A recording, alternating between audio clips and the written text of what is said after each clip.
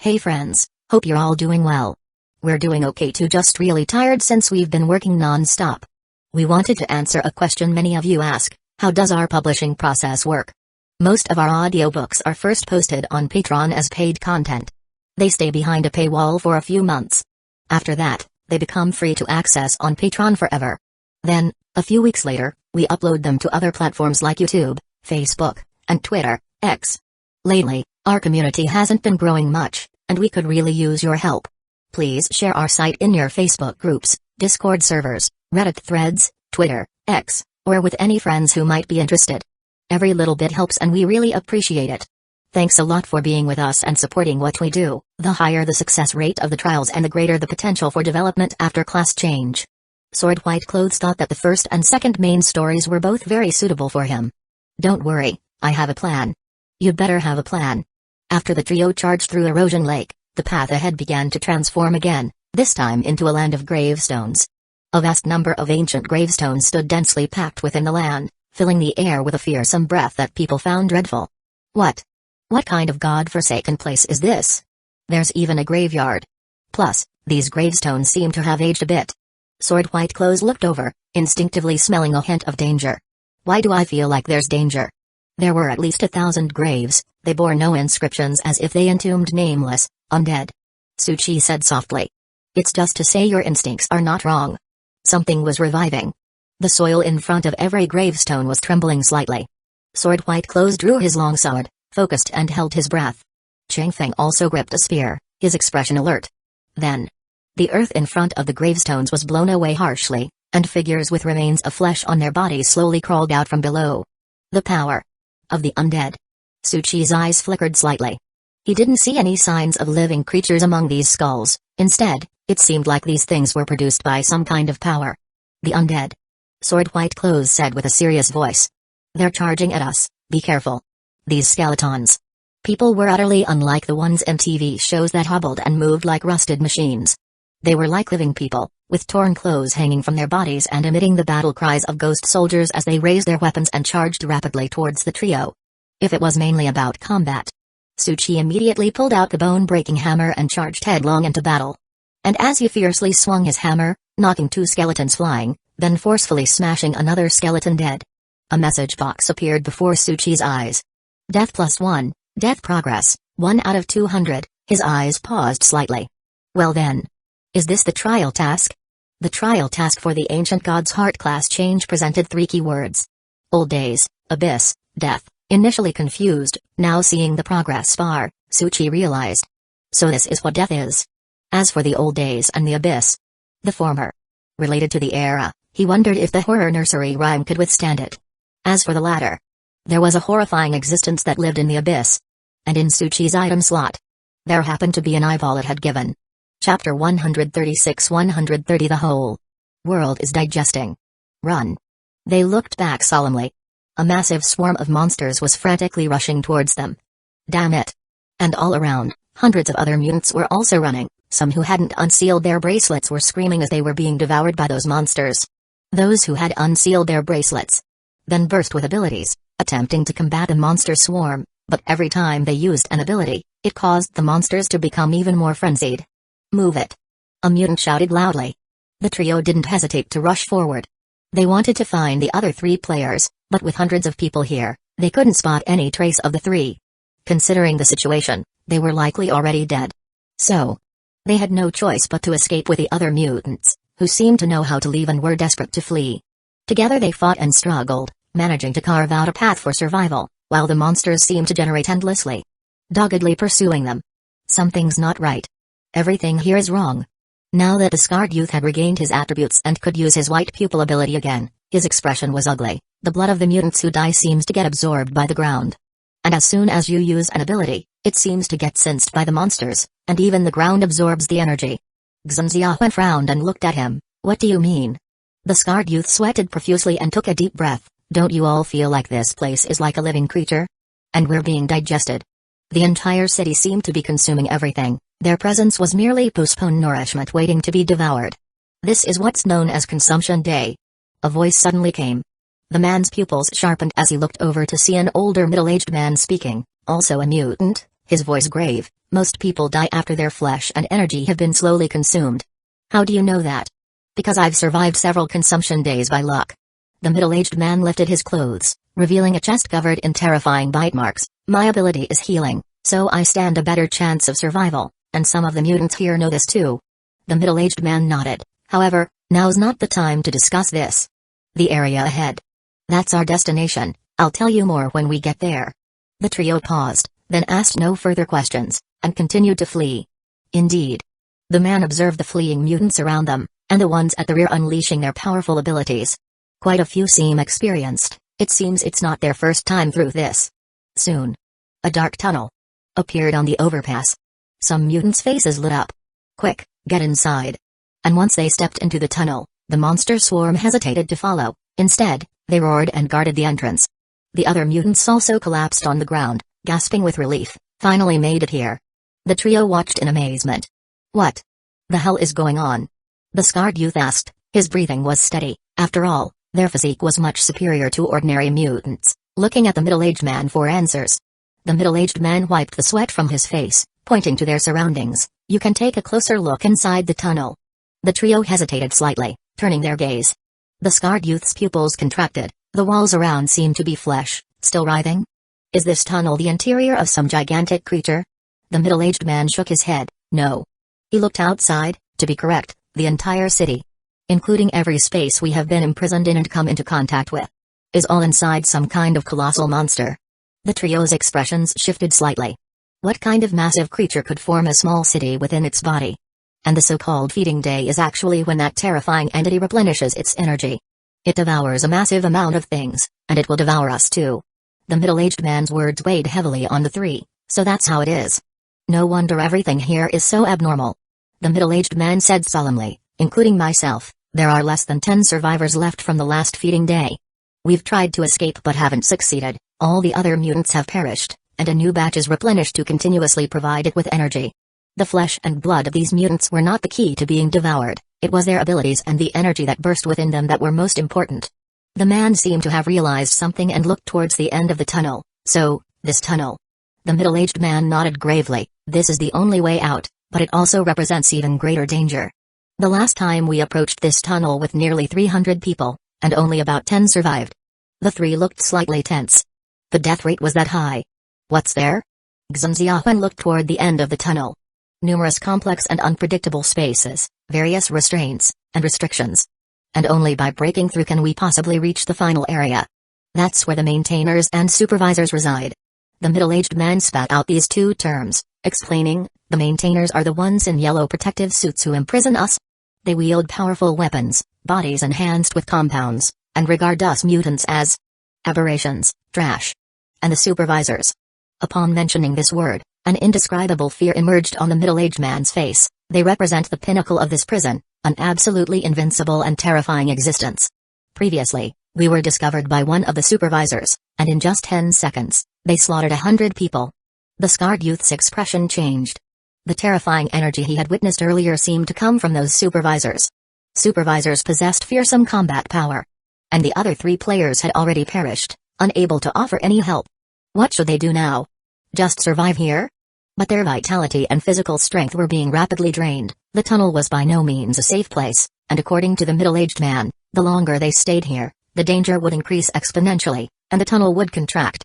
What to do? Wait. Xunziahuan suddenly spoke up. I have a question. He looked at the middle-aged man. It seems we are just insignificant food for this colossal entity, and this so-called feeding day appears to be a game that has been set up. But why? Are there so many restrictions, layers upon layers of ceilings? Is it just to prevent us, the food, from escaping? The middle-aged man muttered, this. He suddenly remembered something. Looking down, I don't know if this information is accurate. After all, it's pieced together from bits and pieces of what those maintainers have said. It seems that in the very bottom space, there is some terrifying entity.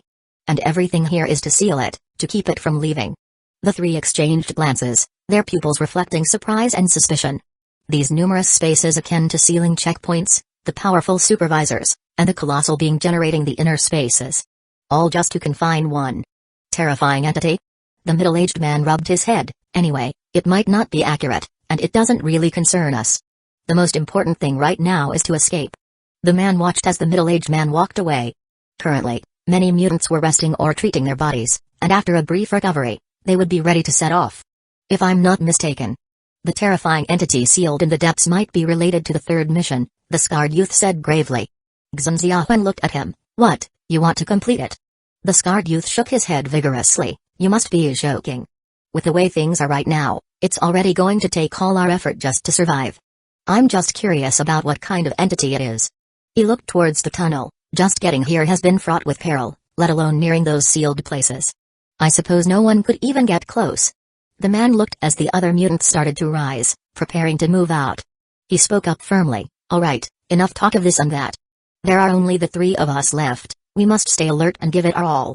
The scarred youth also glanced around. Pity about those other three players. I had wanted to show them the prowess of us beta testers, but instead, they met their end without even seeing action, ending in total annihilation. Chapter 137-131 The third task deep in space. The land of tombstones. Three people were engaged in a fierce battle. Chang Feng roared, a flicker of cold light arrived first, followed by his long spear, charging straight at three skeleton heads like a dragon. With a fierce swipe, and then with bulging muscles, he forcefully penetrated through them. In just a mere 10 seconds, he had successfully killed all three skeletons. He laughed triumphantly. This is my true strength, did you see that? Chang Feng's voice suddenly cut off, his eyelids twitching violently. Because the skeletons around him, which kept shattering, were now falling in large numbers. His eyes were full of shock. When had this happened? So quickly? He looked toward Sword White Clothes. This fellow seemed to have summoned an ancient relic, a small sword, almost like a totem, was etched between his eyebrows, and an aura of spiritual energy surrounded him, absorbing little by little with each enemy he killed. Alright. This was a big shot, and he was also undergoing a class change, apparently on the verge of unlocking his spiritual power. But Chang Feng was shocked to the core as he turned to look at Su Chi. What the hell was the deal with you, a player in the tens of thousands ranking? At this moment, Su Chi swung his giant hammer and the 100-man slaughter blade, carving a path of destruction, his terrifying strength and speed far surpassing anyone else's, violent and absurd. In a situation where everyone else was at level 20, even excluding spiritual power, Su Chi's other attributes were still a cut above the rest. Because after level 10, many people had become aware of the importance of spiritual power, consciously allocating attribute points to it, thereby reducing the influence of other attributes, and started to carve their own paths. Routes focusing on strength, movement technique, or the front-line tank with high physical strength. Of course, all of this still depends on the class change. Different professions dictate different paths, and basic attributes are especially important. About 5 minutes later, all the skeletons in the graveyard had been completely wiped out. The three of us are truly formidable. Chang Feng coughed and looked around. What should we do next? This place doesn't seem to have any passages leading elsewhere. After diverging from the main quest, it seemed they had strayed further and further off course, to the point where they still didn't even know what world this really was. Don't rush. These skeletons seem to be the remains of people who inadvertently wandered here before their deaths, likely other mutants. This suggests there should be information, Sword White Clothes said seriously, observing the surrounding skeletons. Let's search. Okay. Chang Feng immediately responded. Su Chi watched silently as the two searched back and forth. He looked at A, in the distance, strode over, and dragged out the coffin from under the tombstone. Both men were taken aback. You found that too? I saw it when I was killing the skeletons, Su Chi said, his face not betraying a hint of guilt. Sometimes you really can't blame those who get caught cheating, they've tried their best to put on an act. But their frame. They couldn't hide. Chang Feng and Sword White Clothes were not suspicious, after all, this was Abyssal Paradise, a game where cheats were absolutely impossible to exist. If such behavior occurred, it could only come from a skill or trait. Su Chi had already found a logbook inside the coffin, with words on it. And the logbook also looked familiar. Huh? He was slightly startled. This was the same logbook he saw being carried by the hazmat suit personnel standing outside his room when he woke up.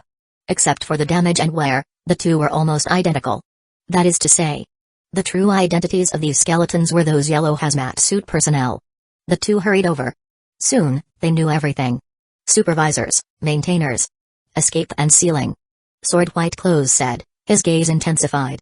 So that's how it is. They learned the basic information about this world, on top of what the other three players knew, and also some newer updates. Sword White Clothes looked at the skeletons around him. These deceased are not mutants, but maintainers who entered this place. It seems they've been dead for a long time. They once entered here, trying to contact the sealed entity, but couldn't even get close and died here. Thus, this place probably became forbidden territory afterward, also known as Pandora. As the name suggests, once the entity is released, something extremely terrifying will happen. And the so-called feast day is when a lot of energy gradually gathers in the land of Pandora, accumulating over time to then annihilate that entity. Sword White Clothes had a strong ability to summarize and condense information, giving a breathless rundown based on the maintainer's own notes, making it comprehensive. They finally had a basic understanding of the worldview and most of the content of this world. Except for that terrifying entity sealed deep within. Chang Feng rubbed his temples. Wait a minute, I think I've found a problem. A very serious problem. Are we now delving deeper into the lower levels? And becoming further and further from the exit? Furthermore, we're getting closer to that terrifying entity. Suchi shrugged. Seems like it. Don't say it so casually. Chang Feng's eyes widened as he looked at Suchi. Our main quest is to survive or escape. Escape was no longer an option. But judging by the number of tombstones, the hope of surviving in the land of Pandora seemed bleak. The engraved characters on the tombstones, the skeletons breaking apart, all seemed to be slowly resetting. Under the power of this place, they were simply unkillable. Suchi said calmly, isn't there a third main quest? Chapter 138-131 The third task. Chang Feng blinked and exclaimed. Isn't the third main line all question marks? Actually, it seems we are heading towards the third main line. Sword White Clothes' voice came slowly, his gaze fixed on the record book as he said gravely. From all the signs so far, we've completely taken the opposite path. This is a place others almost certainly would not reach.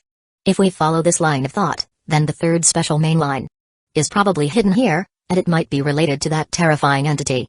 Sword White Clothes glanced at Suchi again. In fact, he had another thing to say.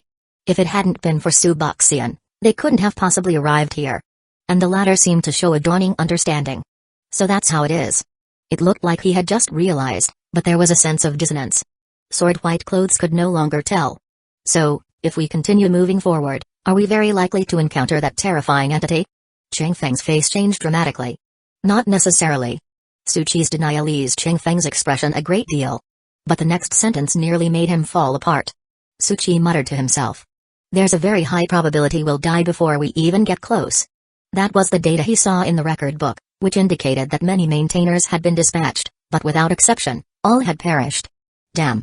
At that moment, Chang Feng saw the broken skullmen return to their coffins and were steadily recovering. What are we going to do then? Whether we move forward or stay here, we'll be consumed to death. Sword White Clothes' expression became extremely grave at this point. He could not die. His trial had already begun, and if he were to die here, it would mean a failed job transfer, and the precious ancient relic would disappear entirely. This was a huge blow for both him and his club. And just then, Suchi looked into the distance. A terrifying ripple suddenly burst forth from afar, exploding like a violent storm. The entire space shook as if it were vibrating. The ground cracked open continuously. The surrounding tombstones also developed cracks, and the skullmen in the coffin shuddered. The three of them could not even stand steady. They were even struck by the impact and sent flying. Chang Feng thrust his spear into the ground, hugging the shaft to avoid being thrown backward, but he was still left floating in the fierce assault.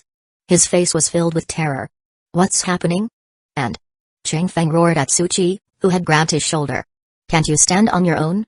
Suchi didn't respond, looking instead towards the source of the impact and said with serious consideration. It's feeding day. It's gathered the energy it absorbed, and that terrifying entity seems to be fighting against it. This must be the impact of their confrontation. Holy shit, even the ripples of spatial fluctuations are terrifying when transmitted over here. Chang Feng's eyes widened in shock. Boom. Boom. Boom. The impacts continued. All the surrounding tombstones cracked, and deep ravines formed in the ground, as if impacted by blast waves. At the same time, eerie sounds approached. Their heads suddenly felt heavy, and they experienced a stabbing pain. Information appeared in front of them. Spiritual power, 3. There are also spiritual impacts here. Sword White Clothes, holding onto a tombstone and his sword thrust into the ground, realized this and looked both grave and deeply wary. The third task is simply impossible to complete. The so-called record book was right. They couldn't even get close. Boom. Boom. Boom. The space behind them vibrated, and the impacts didn't stop, they became even more intense, as if the entity was in a furious burst of rage. And at that moment, the cracked space behind them burst open, and a huge wave of erosion liquid surged forth from the gap. The connecting point was slightly twisted. It was forcibly torn open, revealing twisted illusions. Suchi's eyes flickered slightly, and he spoke softly. "Gentlemen, it seems we can leave this place now." Changfeng shouted. "What do you mean?" Suchi answered. "The record book has. These spaces are all forcefully connected.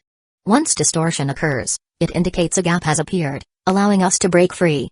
Sword White Clothes was startled, wondering how he hadn't seen that. But he turned to look at the twisted illusion, which indeed seemed to show the phantom shadows of a city, corridors, and more. "You're right, Brother Su," Suchi smiled. Sword White Clothes' gaze hardened, and he said solemnly. "Then let's go with the flow of the impact and get past it." "Okay." Changfeng eagerly responded. He gently pulled up his long spear, and his body was immediately pushed backward by the impact. But at that moment, Suchi's hand, which had been resting on his shoulder, also let go. "Ah! Brother Su, what are you doing?" Changfeng suddenly startled. Suboxian, 1 foot on the tombstone, wasn't planning to leave, smiled and said. "You guys go ahead, I still have some things to do." Sword White Clothes said in a heavy tone. "Brother Suboxian, you're not still thinking about that third mainline quest, are you? It's impossible to complete under these circumstances. The most important thing is to survive and complete the transfer." Sword White Clothes, being a nice guy, hadn't forgotten to remind Suchi even now. "Don't worry, I'm a rational player, I never act recklessly," replied Suchi with a light smile. Right now, he was in the process of completing his character transfer. Death was the easiest to collect, he had completed that. But the Abyss and Old Days were significant challenges. At this moment, Suchi, even though caught in the midst of the impact, saw an information box appear before his eyes. Old Day point collected, current progress, 1 out of 1,000, which meant that within this impact, there was something related to the old days. How could he possibly let it slip by? The terrifying ripples fluctuated even more strongly. The spiritual impact caused both Sword White Clothes and Changfeng to feel their heads swell, and staying any longer would likely be bad news. "Brother Su." Sword White Clothes looked at Suchi, his expression growing more solemn. "We will complete the escape mission as quickly as possible, and by then you should also be able to be transferred out." Typically, once a quest was completed, other players could also get the completion progress, but if their participation was 0, the overall evaluation would be very low, possibly single digits, or they might not receive any experience or game coin. All right, Suchi said, smiling. "Don't worry, if you guys can't get out, I will also complete the third mission." "Don't talk nonsense." Changfeng turned his head back, cursing. "You'd better not freaking die." The two of them then left the area. Only then did Suchi withdraw his gaze, controlling the liquid metal to create spikes under his feet, anchoring himself firmly to the ground so the impact wouldn't whisk him away. He muttered to himself. Old Day point isn't increasing anymore. After the initial point of progress that had appeared, there had been no more movement. It seems I need to move closer. Suchi began to move forward, advancing toward the next area against the impact. He was like Sword White Clothes. Once the death collection was complete, a message popped up in front of Suchi. Death gathered, trial officially initiated. Please note, you still need to gather items from the Abyss and the Old Days. Reminder to players, all this must be completed within this instance. If the transfer is not successful upon exiting the instance, the trial will fail, and the ancient god's heart will disappear. Therefore, Suchi had his reasons to move forward. Most importantly, roar. A wisp of residual phantom appeared before Suchi, dispersing with the impact, twisted like a specter. The next moment, spiritual power, 4, from the information box before his eyes. The greatest threat of this impact was spiritual power. If that's how it was going to be played, Suchi felt the problem wasn't too big. Relying on the liquid metal and dark wind boots, he moved step by step closer, while the space in between shattered, and original dangers. Like the insect nest, the weird mask house, the death gauntlet. They all trembled and collapsed under the impact. This really is quite fortunate. If these areas were to be crossed normally, they would likely be extremely lethal danger zones. No wonder no maintainers dared to come close. I really did get lucky. He murmured to himself. Of course. It could also be a death wish. Suchi looked ahead into the dark space. The horror of the waves and the spiritual impact poured down like from the sky dome. Further, endless black fog churned, containing a terrifying energy bursting forth. As if it wanted to bring destruction to everything. And at the same time, a pop-up window appeared before his eyes. Congratulations to player Suboxian for triggering the third hidden special mainline quest. Please note, this mainline quest is personal and exclusive, and you will receive system assistance. Assistance tool has been delivered to your item slot. Please be sure to check. Chapter 139-132, Who are you? Third main task, increase the possibility of the sealed one's escape. The evaluation of this task depends on the player's impact. Note, in this balance of power, you are just a grain of sand falling through the cracks, but even a tiny possibility might bring a small change to the current balance. Break the balance? Tsuchi raised his head. Black fog fell from the sky like a vortex, absorbing the energy from the sky dome. Within the black fog, there were twisted illusions and terrifying screams. Even just by looking, Tsuchi was affected and his spiritual power decreased. Spiritual power, 15, inside the black fog. There was the sealed existence, launching attacks. Each burst could cause endless thunder, attempting to break the limits of the black fog. But it was countered time and again. Only the terrifying impacts spread out with the ripples of the bursts. You think too highly of me. Tsuchi raised an eyebrow. What sequence of power is necessary to possess this? Tsuchi glanced at the old day's progress, which had now reached 73 out of 1000, although it was increasing, the rate was very slow. Let's see what you've given me before deciding whether to take the risk. Tsuchi could just hang around until the collection of old days was complete. He opened his item slot. After opening, Tsuchi's gaze paused. It was a pendant, delicately made. The pattern was a black flower. Name, Soothing Flower Pendant. Type, Temporary Prop. Quality, Immortal. Function, 1. Calming, reduces spiritual pollution impact by 90%, if impact exceeds 1000 spiritual damage, the excess part is not mitigated. 2. Inspection, each use will have a moment of clarity lasting 1 second, cool down time of 2 minutes, illusions, space, twisted fog, etc. will reveal the true path. The higher the spiritual power, the higher the chance of inspection. 3. Spiritual body, you can leave your body, transforming into a spiritual body. The greater the spiritual power, the stronger the spiritual body. Note, if spiritual power is exhausted, your spiritual body dies, causing damage to your original body. Can it be brought out of the instance? No. Note, this pendant was a limited edition product launched by the Don't Worry, Be Happy company due to a certain legend, because of its special attributes. It caused distrust, conflicts, and public opinion, thus was removed from sale a month after release. Tsuchi's eyes twinkled slightly. This inspection. Could it also have the ability to detect lies? From the note, it seemed indeed so. And this spiritual body. Tsuchi was not new to this term. The black-robed man in Linyu on land used a spiritual body, and the little girl from the last instance seemed to be a spiritual body. Let's check its effect. Tsuchi wore it around his neck. The cold feeling sank into his chest, and instantly surged throughout his body. The calming effect immediately activated, and the surrounding spiritual pollution impact instantly decreased by 90%. Immediate results, Doctor. The surrounding spiritual impacts were directly suppressed, and Tsuchi's spiritual power no longer popped up related prompts. He looked towards the black fog. Directly used inspection. In an instant, the black fog and the polluted energy in the sky dome majestically appeared within Tsuchi's sight. Just as expected, feeding from the upper space to absorb energy, then transmitting it here. However, with only 1 second, the energy paths in front of him disappeared. Let's try getting closer. Tsuchi wanted to approach, but it wasn't so simple. Although he had a high resistance to the spiritual pollution from the black fog, coupled with his ridiculously high spiritual attribute, he could completely defy it. However, his body damn well wouldn't listen to him. His body was genuinely made of flesh and blood, and being able to find a place not to be blown away under this terrifying impact was already considered lucky. Not to mention, terrifying fluctuations and destructive ripples emerging around him. These were all physical damage. Once it hit the body, Tsuchi wouldn't even have time to call the crematorium before being swept away like dust. It seems, I must use the spiritual body. Tsuchi selected a safe spot for his body, formed a barrier with liquid metal, and stayed as close as possible where he wouldn't be affected by the destructive ripples. Then he activated the spiritual body. Shoo.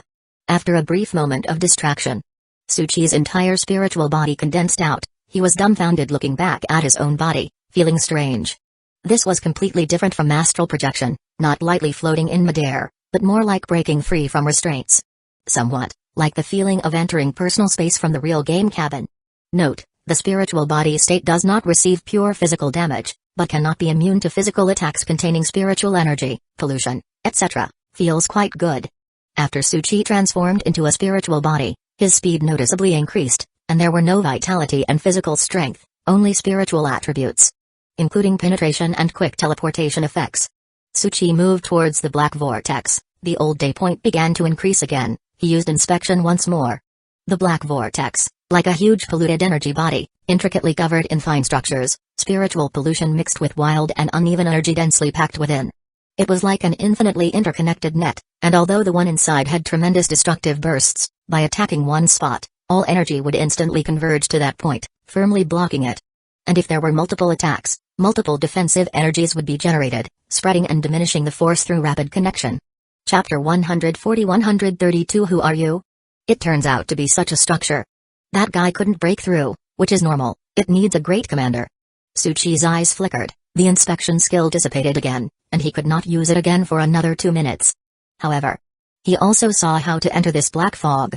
This black fog was like an array, connected by multiple complex matrices, its circuits were intricate but not impregnable.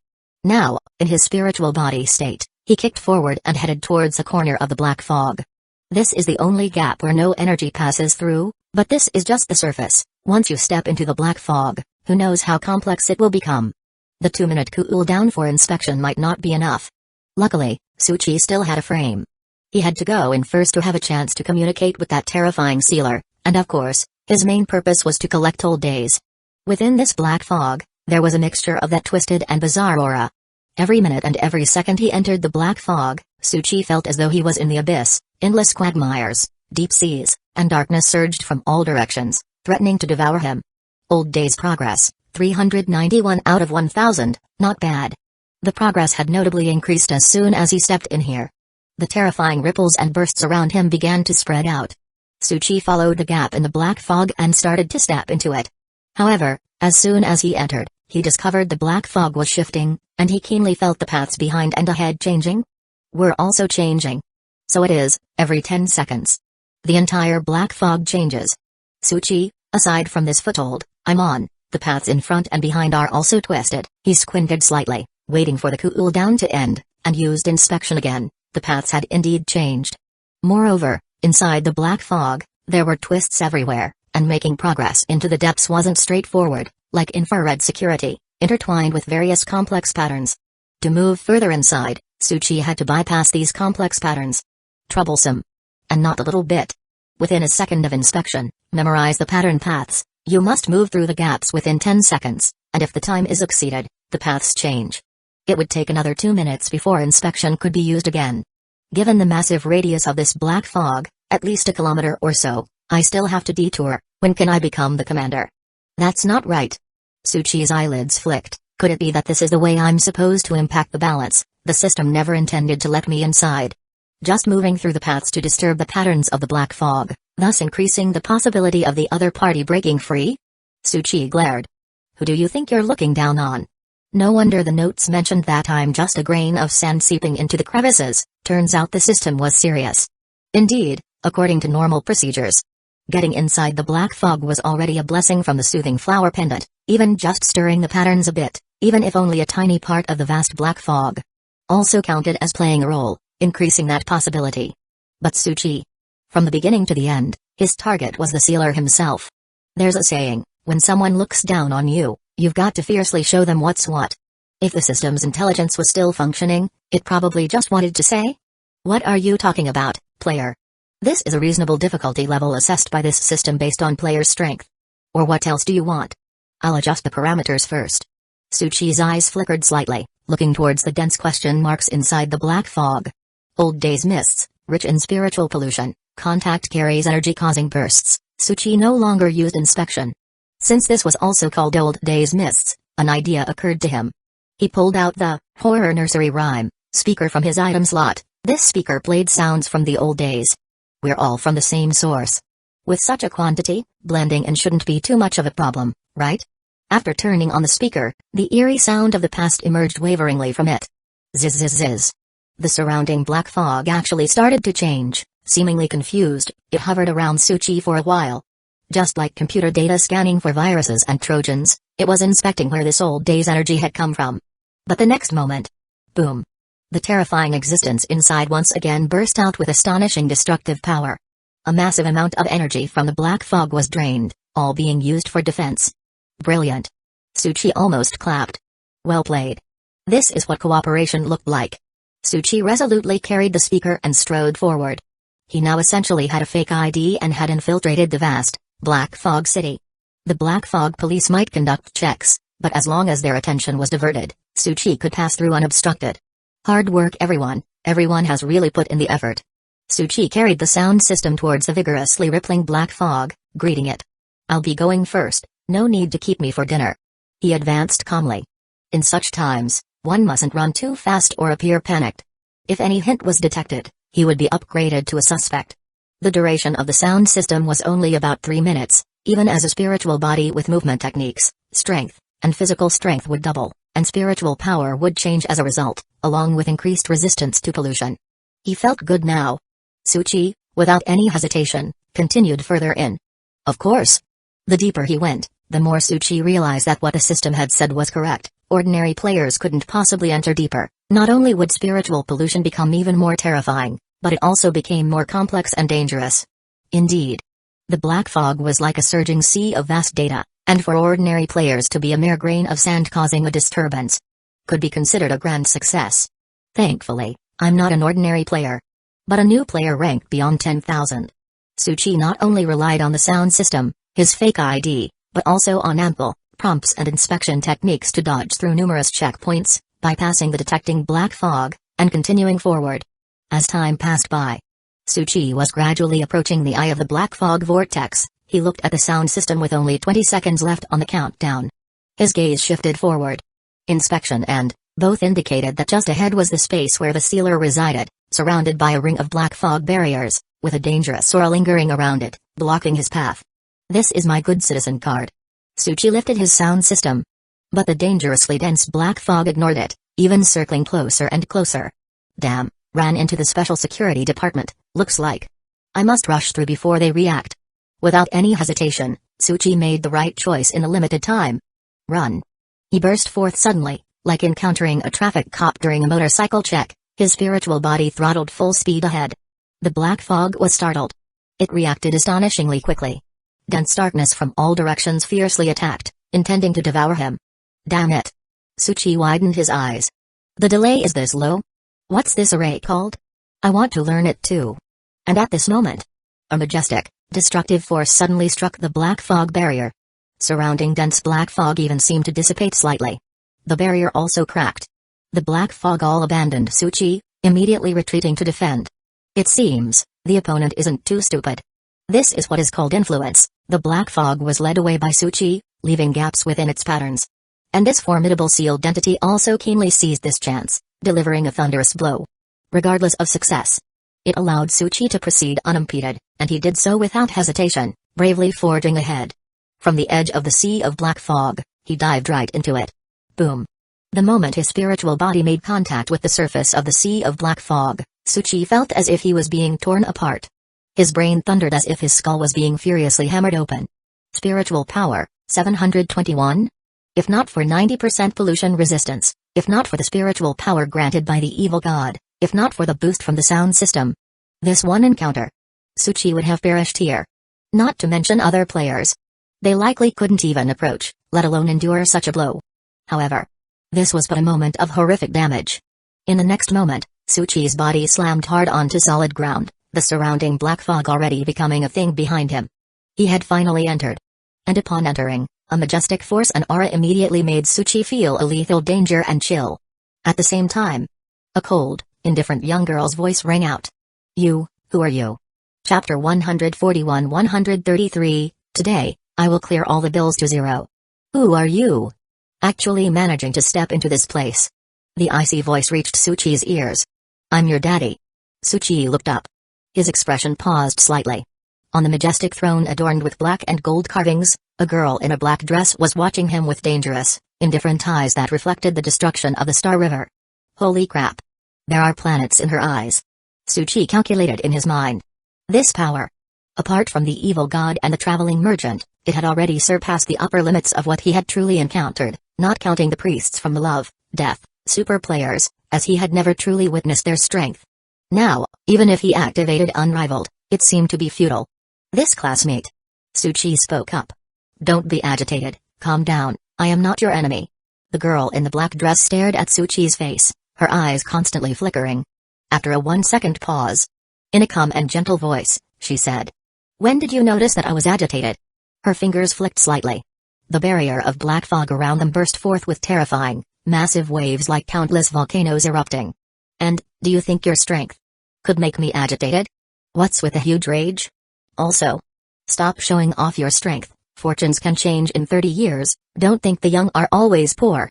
I didn't mean that. Tsuchi, sensing her dangerous power and that calm gaze, continued softly. However, although I may not be strong enough, I can help you escape. Tsuchi looked towards the black fog. For instance, the flaw you just sensed in the black fog was an opportunity I created intentionally. That was a lie. He had merely caught a break by chance, completely reactive. If the girl hadn't made her move, he might have been consumed already. But never mind whether it's true or not. As long as the effect is achieved, that's good enough. The girl in the black dress remained silent. Indeed, there was a slight flaw just now, unlikely to occur in the nearly perfect operation of the ancient mists. If it was due to someone's interference, then it would make sense. But that wasn't the point. After about 5 seconds of staring at Tsuchi, she spoke. You lied. Tsuchi was stunned for a moment. You're pretty sharp, huh? This person seemed even keener than the traveling merchant, but had he given any slip? This is unwarranted slander. Tsuchi declared righteously. We could be open and honest and have a good talk. About a possible collaboration.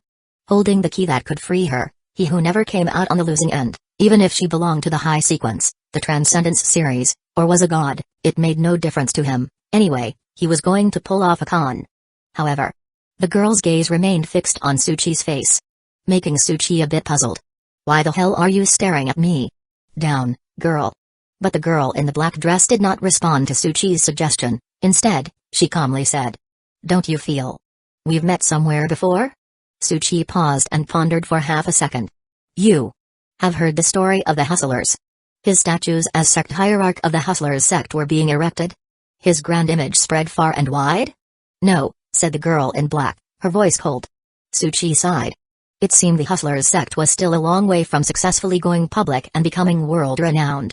Her face, expressionless, continued to watch Tsuchi. Also, there is something odd about your aura. Tsuchi's expression didn't change, but he was somewhat on alert. His own aura wasn't simple, influenced by the evil god, ancient god, and the traveling merchant. Could she sense it too? It might be a mistake on your part, or perhaps it's the result of me wandering all over the place. I might have picked up something unusual. Tsuchi considered before replying.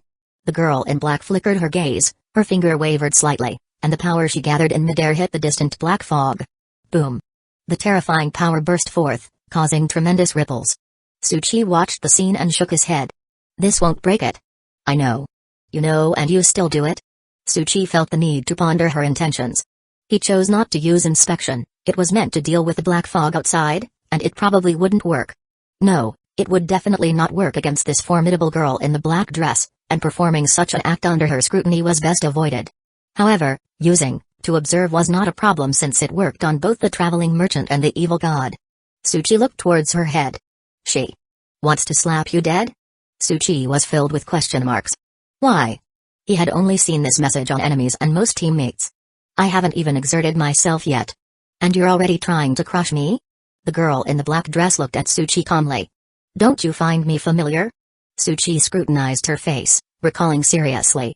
Sorry, I'm kind of face blind. I tend to forget unimportant people and things quite quickly. He even felt a sense of déjà vu when he saw a white cat that had been shaved a few days ago. Okay. The girl suddenly extended her hand, with spirit patterns floating in the air around her, each emitting an astonishing presence. What are you doing? The girl in the black dress did not answer but instead said calmly. I had a dream recently. Although many things in that dream were blurry, there were a few things I vaguely remember, and this strange sense of familiarity seems to come from there. Tsuchi watched as those spirit patterns flew towards the center, seemingly creating some sort of image, and his heart skipped a beat. Because in the image above, something looked eerily familiar. A big and a small figure were running down a street. In the dream, I encountered danger and was chased by countless monsters. Yet at that time, I met someone. He gave me tasty things, protected me from harm, and even sacrificed himself, leaving me alone. You. Tsuchi's expression changed slightly. The other party actually was the master of destruction. That little girl. At first, he only found her face somewhat familiar, but the difference between a child and a teenager was too great. The girl in the black dress watched Tsuchi's reaction, her eyes flickering. She said coldly. it seems. You finally remember. No, who are you again? The girl in the black dress fell into a brief silence, then boom, the entire black fog barrier nearly shattered under an overwhelming force.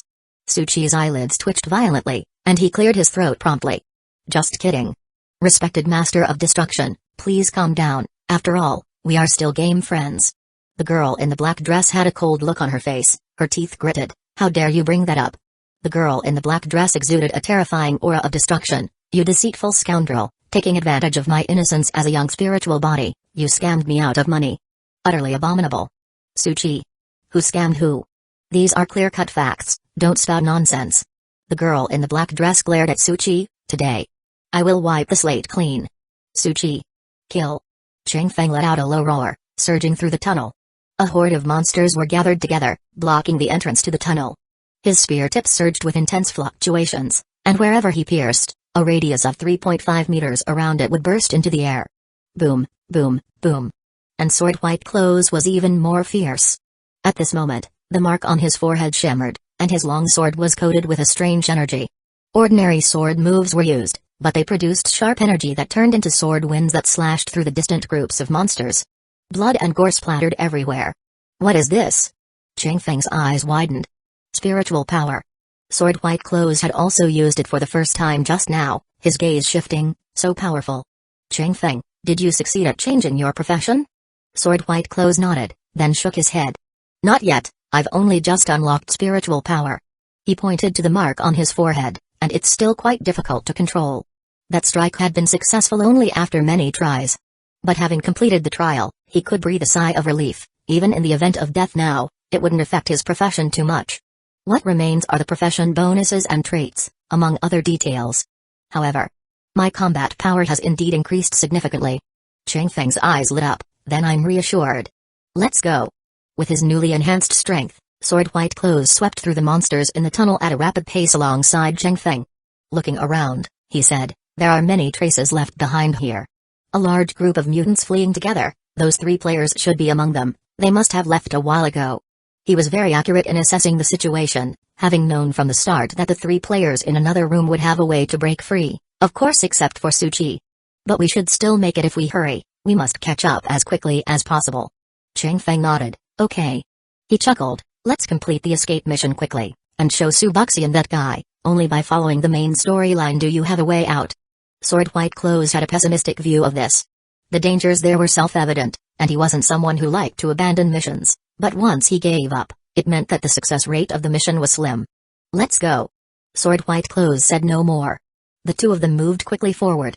Soon, they discovered several connected spaces and traces of battle. They're quite fast. Monsters lunged at them from all around. Chang Feng let out a low shout, his spear piercing straight through one.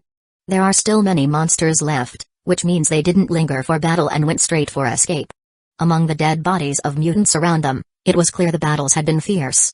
They didn't stay too long in one place and continued to rush forward. Brother Jian. Chang Feng's eyes suddenly darted, spotting an item in the corridor ahead, that thing again. It was the abstract horse sculpture from before.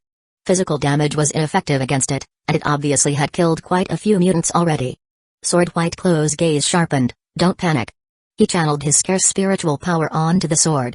The success rate wasn't high, and it seemed that a significant amount of spiritual energy also dissipated. Spiritual power was no longer used directly like data or skills, but instead required players to master proficiency levels. Different people, combined with their traits and weapons, would discover various ways to use it. With a whoosh, Sword White Clothes, wielding the sword infused with spiritual power, successfully penetrated the sculpture. Nicely done, Brother Jian. Spiritual power could be infused in combat, making ordinary weapons capable of damaging eerie beings such as ghosts and specters. Sword White Clothes was already seeing many fresh bloodstains. Let's go. Those people must be up ahead. Chapter 142-134, sweating profusely, aren't you, young girl? As they gradually approached, they heard an intense battle unfolding. Numerous mutants were unleashing their strength against the keepers in protective suits in front of them. Weapons, energy, and superpowers burst forth repeatedly. Meanwhile, Sword White Clothes spotted those 3 players. I'll go help. Sword White Clothes, having just changed professions, moved and his sword flashed with light. The mark on his forehead shone brilliantly. He instantly unleashed strength surpassing his previous level. What's that? Xiaohuan and the others also noticed Sword White Clothes and Qingfeng, their eyes lighting up. Other players, they aren't dead. And they look familiar. The man stared at Sword White Clothes, his eyelids twitching slightly. It's the super rookie from Sword Flower, and he's completed his job change too. All of them were beta testers and could instantly tell the status of Sword White Clothes from the shining mark on his forehead. His strength, speed, and physical strength had all significantly increased. Normally, in such intense team battles, individual combat capability was secondary. However, with the job change completed, the strength that Sword White Clothes burst with quickly alleviated the pressure on everyone. In just 5 minutes, he had forced the keepers back in defeat. They've gone back up 1 level. The mutants shouted. Damn it, chase after them while we've got the momentum, don't let them get away. Charge. But just then, the middle-aged man shouted. All of you, stop. The numerous mutants paused at his voice. The middle-aged man said sternly. Are you all fools? We've reached this final barrier, and we're about to face the real obstruction. That supervisor won't just sit by idle. It's probably waiting for us to head there. At this moment, we should be recuperating and planning. Give it everything in one final effort. That's the most prudent strategy. Qingfeng was moved.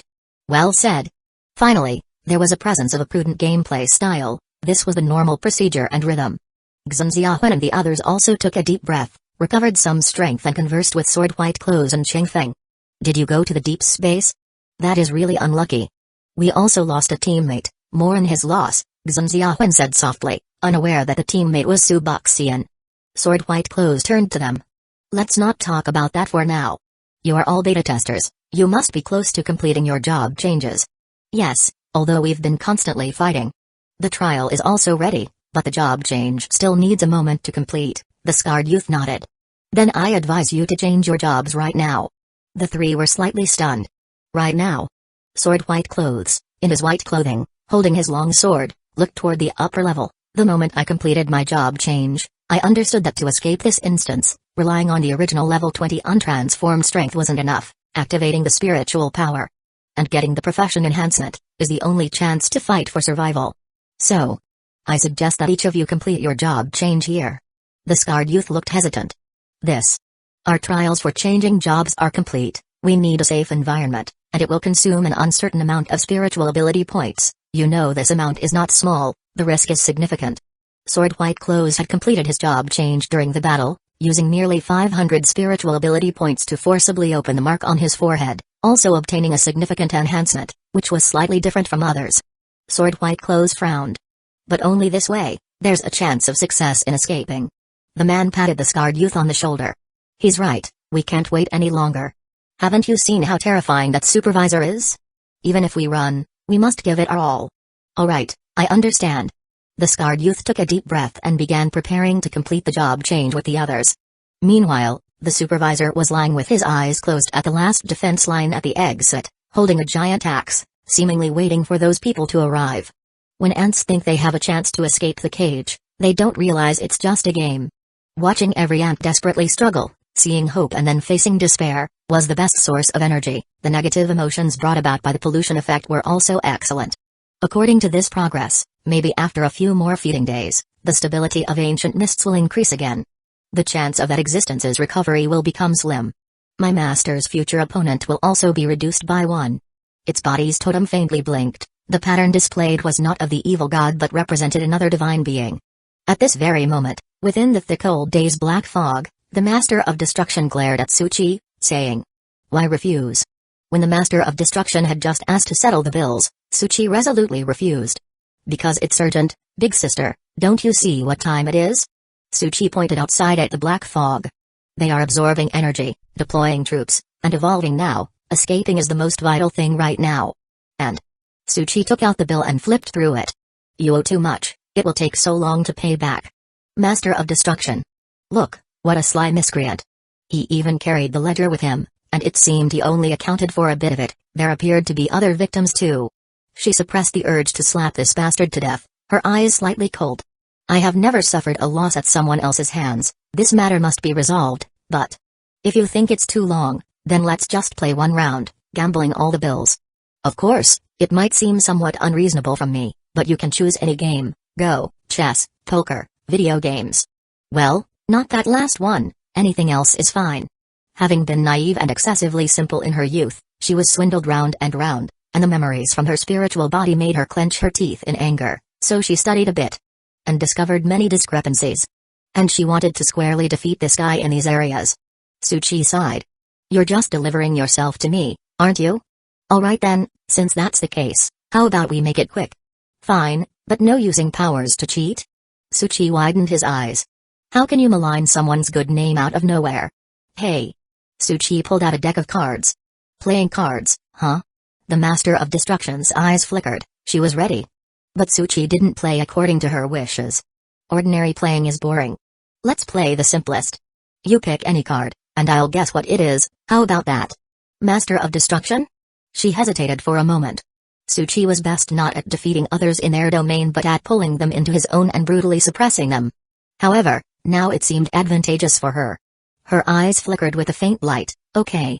Tsuchi then spread out the poker cards. Now, you draw. The Master of Destruction did not immediately start but glanced at the poker cards. All she needed was one look to tell if there was any trickery. After confirming that there were no issues, she softly said, "Wait." Then she placed her finger on Tsuchi's forehead. Tsuchi slightly paused. The next moment, Tsuchi felt the world spin, his entire vision blurred, and then he came to his senses. The Master of Destruction had already withdrawn her hand. I've already drawn. Tsuchi looked at her hand, but it was empty. Don't look anymore, I drew blindly, and I've put away the cards. The Master of Destruction looked at Tsuchi. Your ability is very special, I won't give you any chances. She had previously studied Tsuchi, who seemed able to deduce information from things within his sight. Like some sort of investigative trait, and it was of a high level which she currently could not detect.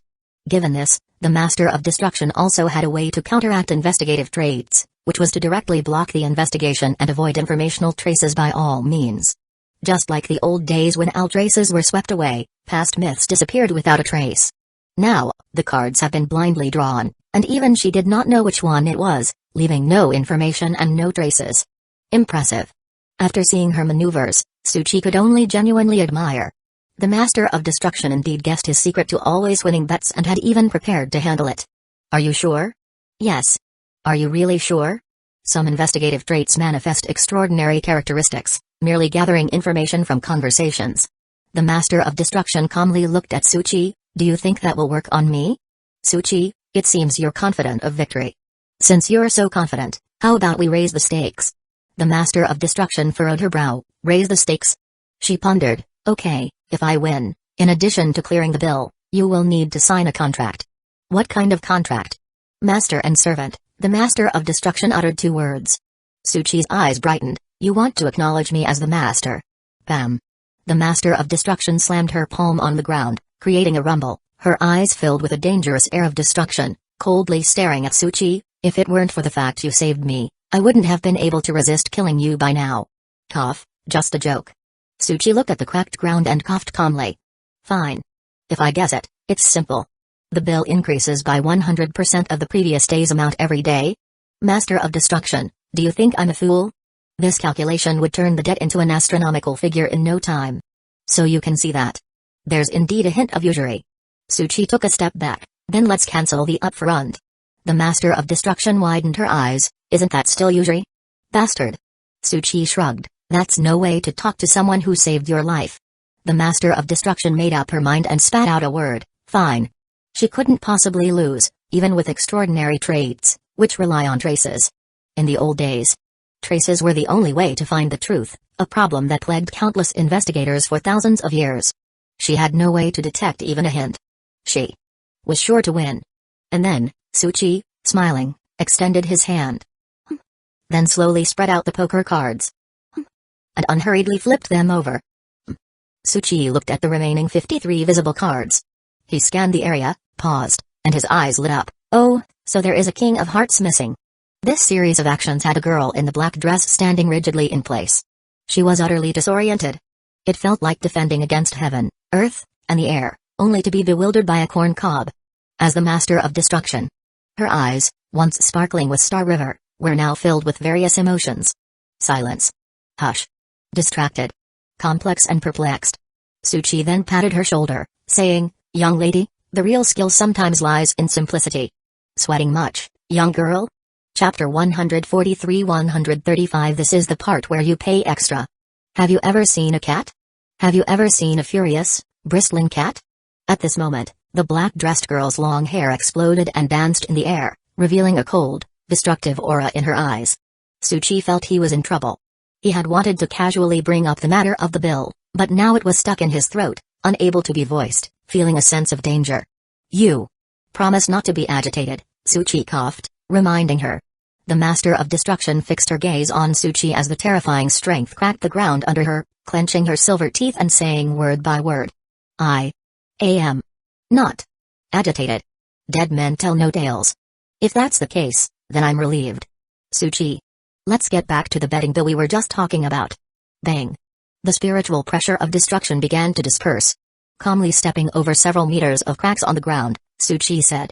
100% daily isn't much of a problem, and if you don't want to pay the interest, you could even pay it off right now. The Master of Destruction looked at Tsuchi with a hint of confusion in her eyes. Using that master-servant contract. Before Tsuchi could finish, the air and ground around him exploded with boom, boom, boom. He really needed to improve his mental fortitude. Look at the traveling merchant. His composure is impressive. No matter how much he is strict, he never gets physical. But it wasn't a big issue. Sensing the terrifying spiritual pressure around him, Tsuchi himself remained unharmed. It seemed, this black-dressed girl still had some conscience left. Alright. No more joking, you brought this upon yourself. Tsuchi didn't tease her further. I plainly refused before. The first move. Shifting the blame. The Master of Destruction fell silent. It really was just as described. Moreover, braving life and death, facing immense hardships to step in here, was purely to take you out of this place. The second move, playing the emotional card. Though a large part of it was to change jobs, but that's not important. At this moment, the black-dressed girl's eyes softened a lot as she looked at Tsuchi, her chilling gaze diminished, and then she slowly retracted her strength. Tsuchi added. Of course, that comes at a different price. The Master of Destruction took a deep breath, pressed her violently throbbing brow, and forcibly suppressed the bursting strength. She felt she had withdrawn her power too soon. Receiving the memories and emotions of a young spiritual body, she wasn't much affected at first, but his arrival stirred her emotions. Stay calm, stay calm. Let's get back to the matter at hand. The black-dressed girl's eyes twinkled like the Star River, looking towards the black fog with a cold voice. This is the ancient mists, carrying vast and complex formations, and infused with mature energy, extremely dangerous. Indeed. Tsuchi did not deny it, the black fog here was terrifyingly abnormal, every step could be lethal. She slowly gazed into Tsuchi's face. And you were able to enter because you were too weak to be targeted, and you possessed some sort of item that allowed you to luckily reach here. This point. The Master of Destruction was right, amidst the overwhelming black fog, Tsuchi had taken shortcuts, and if it weren't for the Master of Destruction attracting a large amount of black fog, he would have likely been devoured before crossing the sea of black fog. And I am different. Once I take a step, this ancient mist will surely erupt, and the killing intent will probably be even more astonishing. I won't be able to pay attention to anything else in full force, and you're too fragile, just a light touch would. She uttered one word. Die. Normal spiritual bodies will also suffer backlash upon death. Before reaching a certain sequence, they would directly die. So, the Master of Destruction calmly said.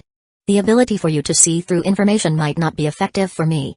Tsuchi glanced at her, and he had already seen quite a lot of information from the constantly refreshing, above her head. Her own strength is weakening, yet the energy structure of the ancient mists is complete. She already believes there is no hope of escape, so, you better leave early, to avoid you, as my creditor, dying here when I eventually leave. Wouldn't that be a great loss? Fair point. Tsuchi said. But are you sure you can make it out on your own? Of course. Whenever I want to leave, I can leave. The black-dressed girl exuded a majestic aura, her divine presence as the Master of Destruction overwhelming. No one can stop the Master of Destruction. Being stubborn, huh? Tsuchi waved his hand. Alright, then I'll go first. The black-dressed girl silently watched as Tsuchi walked past her resolutely and decisively. Yet, just 5 seconds later runtime object she realized the footsteps had stopped. The black-dressed girl blinked and turned around. Only to discover, Tsuchi was sitting with his legs crossed on his own throne, looking down at her. The black-dressed girl calmly looked at him. What exactly do you want to do? Tsuchi smiled lightly. I'm just feeling it out. Yet he revealed some dissatisfaction. But it's quite ordinary. Cold, hard on the buttocks, 1,000-year-old throne may look majestic, but it seems not very comfortable. Not quite up to the soft padded stool I bought on discount at the furniture store. Did I ask for your opinion? The black-dressed girl glared. Tsuchi snapped his fingers. Hence, I'm planning to develop a new kind of throne, one that not only looks majestic but is also comfortable, with heated cushions, back air conditioning, preferably a fan on top, plus massage functions. The Master of Destruction clenched her fists, swearing that she was already controlling herself very well. In this sunless dungeon, she had spent 1,000 years, and someone breaking and wanting to take her out should have been a touching gesture. Considering this feeling of touch and acknowledging her own helplessness, she wanted this guy to leave this dangerous place. But now, she really wanted to slap this guy to death. She truly did. Have you said enough? The girl in the black dress spoke with an icy tone at its extreme. If you have, then take your boring ideas and leave immediately. Almost, that's my request. Remember to add all these features when you build that throne for me, as it should be fitting for the identity of the sect hierarch of the hustlers. Right. Tsuchi looked at the girl in the black dress and said. Just deduct it from the part about the extra payment? The girl in the black dress was momentarily lost. The part about extra payment? That is to say. She pursed her lips slightly. You got one thing wrong, Master of Destruction, classmate. Tsuchi gently extended his hand and held the ancient god's heart in it. Death and the old days had already been collected, and with his other hand, he took out an eye, where abnormal power and the essence of the ancient god mingled. Abyss progress plus 130, Abyss progress plus 134, Abyss progress plus 132, the pendant on his body glowed brightly, his eyes as if they could see everything. Since I could guess those hard-to-guess poker cards, how could I not know what you're thinking? Master of Destruction bit her lip, had she been seen through? But where was the poker card hard to guess? And the next moment, the evil god's eye was devoured by the ancient god's heart, and the abnormal essence burst forth violently. The surrounding black fog surged along with it. Abyss progress plus 21,341, what in the world is this? Master of Destruction's eyes widened, disbelief in her gaze. That heart, that eye. They both possessed extraordinary aura, especially the eye with its terrifying abyss power, which made the surrounding black fog tremble and howl madly. Tsuchi watched this scene, contemplating. This power indeed relates to the old days, and evil god seems a bit different, being the only divine being suppressed in the abyss is also normal. Tsuchi aimed to complete his class transition with this momentum, and thoroughly deprive this eye of its power for his own use, otherwise keeping it there felt insecure. At the same time, he also created a way out for this person. What are you going to do? That thing is extremely dangerous, your body can't withstand its power. The girl in the black dress watched the ancient god's heart pulsating non-stop, her eyelashes trembling, feeling Tsuchi's next move. And as the Master of Destruction said, the mingling powers above, especially the spiritual pressure bursting forth from both the evil god's eye and the ancient god's heart, merely holding it in his palm had already carved blood marks on Tsuchi's body. That's not necessarily so. Tsuchi took the ancient god's heart, which had collected death, old days, and the abyss, and suddenly pressed it towards his chest. Boom. Class transition is beginning, warning. The power of the ancient relic is too vast. Current stage players cannot withstand it, and at the same time, Tsuchi silently activated a skill. Unrivaled. Metal pipes covered the walls, electricity sizzled in the hollow space. A large number of mutants were fearfully watching the figure in the distance at this moment. Holding a long axe, with robust veins on his arms, the aura emanating from his body emitted waves of spiritual pressure. He sat on the 1,000 steps leading to the exit. Squinting, he did not make a move. And the 5 players gripped their weapons with highly solemn expressions, watching it intensely. Supervisor. They had reached the first level, which was also the last barrier to leaving this prison. Numerous maintainers also emerged from all directions, their gazes filled with various emotions. Mockery, coldness, abnormality. It was as if they were watching dead men struggle, seemingly the end predetermined. The supervisor also silently watched them, his eyes devoid of emotional fluctuations, like watching rats. The oppressive aura filled every corner of this space, all the mutants and players felt a heaviness sinking into their hearts. The middle-aged man gritted his teeth, blood vessels popping in his eyes, and shouted. Attack! There was nothing to hesitate about. This was a battle to the death. They would either escape or die here. The maintainers also laughed excitedly and charged. The battle instantly erupted. The 5 players did not move, they watched the supervisor. And the supervisor also watched them, his gaze revealing an interested expression. Interesting. Although you haven't officially entered the sequence, you already possess spiritual energy, not bad at all. And his gaze slightly flickered, staring at sword-white clothes. There's even a naturally strong individual among you. Sword White Clothes listened to the other's monologue. He gave no response, and the expressions of the players grew even more solemn. Because the next moment, a deadly chill had already enveloped him. In that case, the supervisor slowly stood up, his massive body rising upright, his robust strength immediately transmitted as he swung his axe onto the ground, smashing a huge pit. Then it revealed a slightly abnormal smile. Then you guys might as well play with me for a while.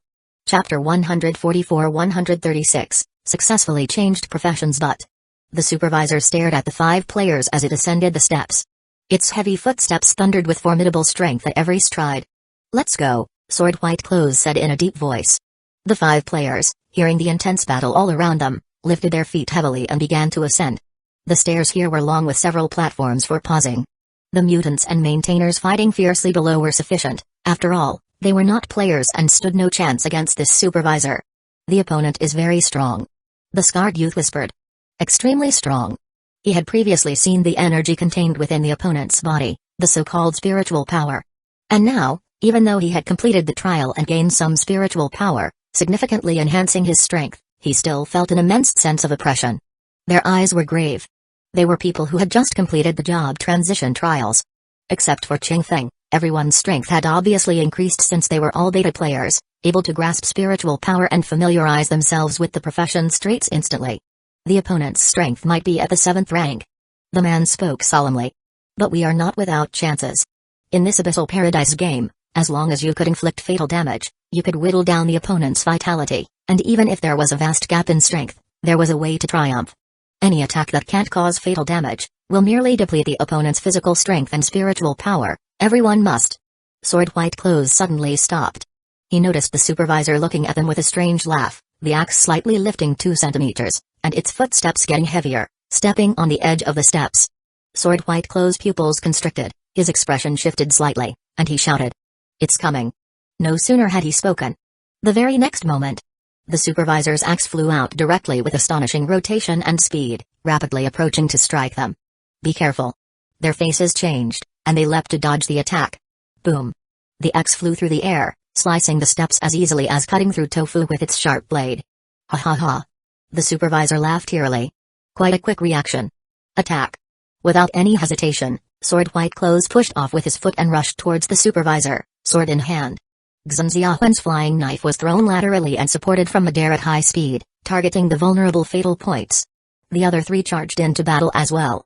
One-on-one offered no chance of victory. It was only through utmost cooperation that there was a glimmer of hope. Such a swift counterattack, huh? The supervisor's blood pulsed in its veins. It scoffed with a smirk. But far too slow.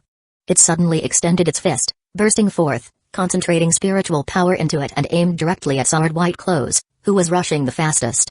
Its other hand didn't pause either, clutching at the air. From afar, the axe trembled slightly, then lifted off the ground and spun back on its original course. Forget what's behind. The man shouted, activating his skills and equipment. His purple-black plate armor materialized, and his skill formed a sturdy layer of stone on top of it. He threw himself towards the axe. Bang! The man and the axe collided violently, both sent flying. Interesting. Instead, the supervisor laughed, missing its axe, but surely its fists weren't just for show? Its fist thundered down towards Sword White Clothes. No need to dodge, I'll handle it. The scarred youth extended his hand, and his skill activated. Mirrored Flower Water Moon, function, rapidly generates a mirror, which blocks incoming attacks and reflects the strength back. If exceeded, the skill fails, looking at the sudden appearance of the mirror. The supervisor did not halt, its voice tinged with interest. Interesting, you really are interesting. It hit the mirror. With a bang, the mirror shattered. The force within the mirror recoiled back, but it made the supervisor take a step back. At the same time, Sword White Clothes, Ching Feng, and Xunziahuan also closed in. Long sword, spear, and flying knife, all covered with spiritual power, burst forth in unison with astonishing power. Without any verbal coordination, they all attacked different vital points. What are you thinking? The supervisor's tone turned icy within a moment. It exploded with spiritual power, twisting its body. The spear was brutally seized, the flying knife sliced through the flesh, leaving only a trail of blood during the burst. Only Sword White Clothes' long sword made the supervisor's eyelid twitch slightly, choosing to dodge instead. It snorted coldly. Get lost. Around the supervisor, the blood vessels seemed to constantly pulsate more rapidly, even the heartbeat was audible. Bang! Just like that, it generated an immense force that knocked everyone away. With a bizarre laugh, the supervisor called, "Axe, come." The deflected axe spiraled through the air and once again landed in its grasp. Not bad, not bad. A bit interesting now, I hope you can last a bit longer. The 5 people's faces turned slightly grim, all silently picking up their weapons and preparing for battle. It was previously stated. Level 10 is when a player leaves the newbie protection period. Therefore, job transition allows players to officially step out of the newcomer's village and qualify to explore the outside world. Right now, Tsuchi activated Unrivaled, and on his attribute panel, his strength, movement technique, and physical strength all changed. But that wasn't the main thing. As mentioned before, the strength of the spiritual body primarily relies on the spiritual attribute, and although the evil god's eye was swallowed by the heart, the effect did not disappear. His spiritual power was nearing 300,000. This terrifying figure made Tsuchi feel an astounding strength in his spiritual body. Integrating spiritual ability points. Please note, spiritual ability points and the ancient relic will create a channel within you, establishing a connection. After the connection is formed, class change is successful. If the spiritual ability points are used up or the connection to the ancient relic is severed, the class change fails. Tsuchi felt the spiritual ability points continuously integrating into his body and immediately sensed a low humming sound, like a roar, a screech. The strength of the ancient relic itself affected the difficulty of the class change. The most important thing was, Tsuchi had also stuffed the evil god's eye into it, not on a whim, but after prepared research with his ability to see unknowns. The most powerful feature of the ancient god's heart was its inclusiveness. Originally, it was in a world filled with pollution, absorbing a vast number of pollutants. And then, it devoured the ancient relic, the phoenix feather, obtained from the Linyu on land. So, Tsuchi had a bold and dangerous idea. He wanted to seal the evil god's eye within the ancient god's heart, completely turning it into a part of himself. The strange power that was bursting from the evil god's eye was formidable. It continuously spewed out shrieks, hums, and spiritual pollution. Although Tsuchi was affected and struck by it, causing his entire brain to ache, he wasn't panicked. Can't my 300,000 spiritual power suppress you? He slowly opened his eyes, and the black fog had been drawn over, bearing the old days aura over the evil god's eye, causing internal strife. Some of the black fog still desperately defended, while other parts hesitated, ready to betray. Not a bad trend. He turned his head and almost jumped in shock. Why the hell are you standing so close? The Master of Destruction was standing right behind him at a very close distance, her cold eyes fixed intently on him. Are you that despicable minion of the old evil god? No. Tsuchi wanted to say, don't talk about my evil god bro like that, but noticing the real emotional fluctuations and the dangerous aura in the Master of Destruction's eyes, he understood that now was not the time for jokes. Lies.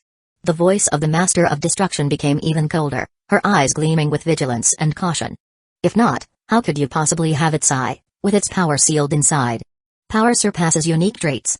It's the one-of-a-kind strength every divine has. Unless it is someone extremely trusted, it would never be given to a second person. That's my number one brother. You still owe a debt, how can you speak like that?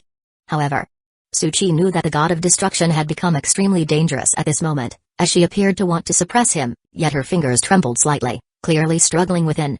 It seemed that the evil god was quite special, even among the other divines. He was an extremely dangerous entity, as the others seemed to be on the ancient battlefield. Only my evil god bro, alone and sealed, with the abyss at his back. Calm down, I've already told you I'm not a minion of the evil god. Tsuchi decided to lay his cards on the table. When you go out, you can ask about the despicable person, and you'll understand, we share a vendetta that cannot coexist under the same sky. Of course, that vendetta mostly came from my evil god bro. I'm more filled with gratitude.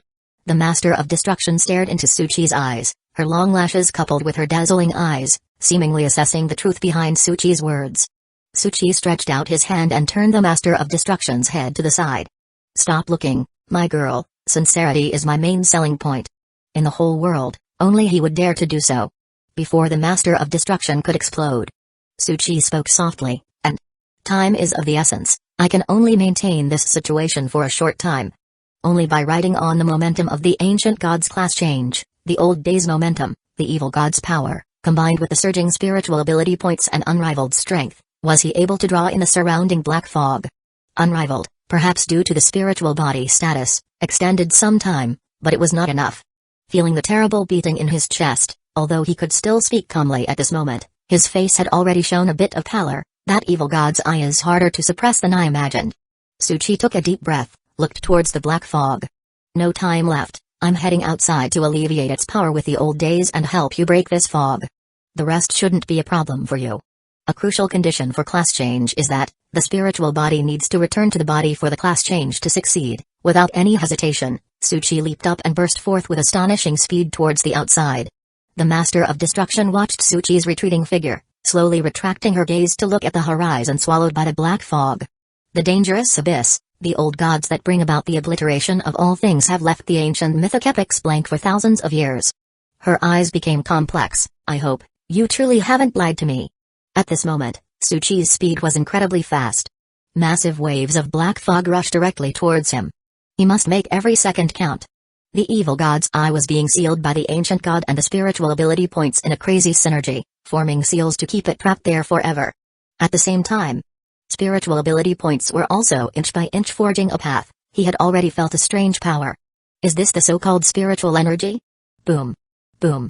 The black fog surged turbulently around Suchi, his heart pounding thunderously with each beat, putting enormous pressure on his body. Success was within reach. The next moment, he suddenly burst out of the black fog's range. At the same time, the ancient god's heart forcibly merged a large number of spiritual ability points, subduing the struggling evil god's eye. Unrivaled had 5 seconds left. Suchi charged straight for his own body. In the last 2 seconds, Suchi collided fiercely into his own embrace.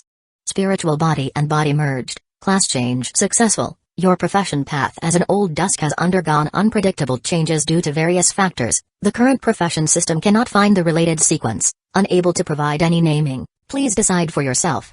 Decide for myself? Suchi lay behind the rocks, falling into a brief silence. Chapter 145-137, Job Change Traits. Do I have to name it myself? Isn't his too ceremonious? Right now, his unrivaled power had just ended, and he was trapped in a period of weakness, unable to recover for 10 minutes. He was thinking.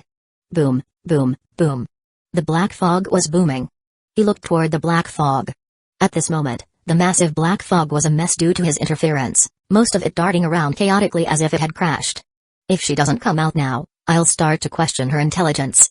Suchi muttered to himself. You. A voice, calm yet carrying an unmistakable chill and danger, rang beside his ear. Who are you talking about? Suchi's eyelids twitched, he looked around but saw no figure. However, he felt an undetectable fluctuation. He hadn't expected the Master of Destruction to be able to hear. Children, remember not to speak ill of others behind their back. This also indirectly proved that the ancient mists were full of holes. Her power could seep through these gaps, and it was only a matter of time before she would free herself. You heard wrong, he said, looking at a rock beside him. I was talking to my pet, Zhao Kaiyang. The Master of Destruction coldly said. Once you escape, stay away from here. I will cause an extremely strong fluctuation if I act.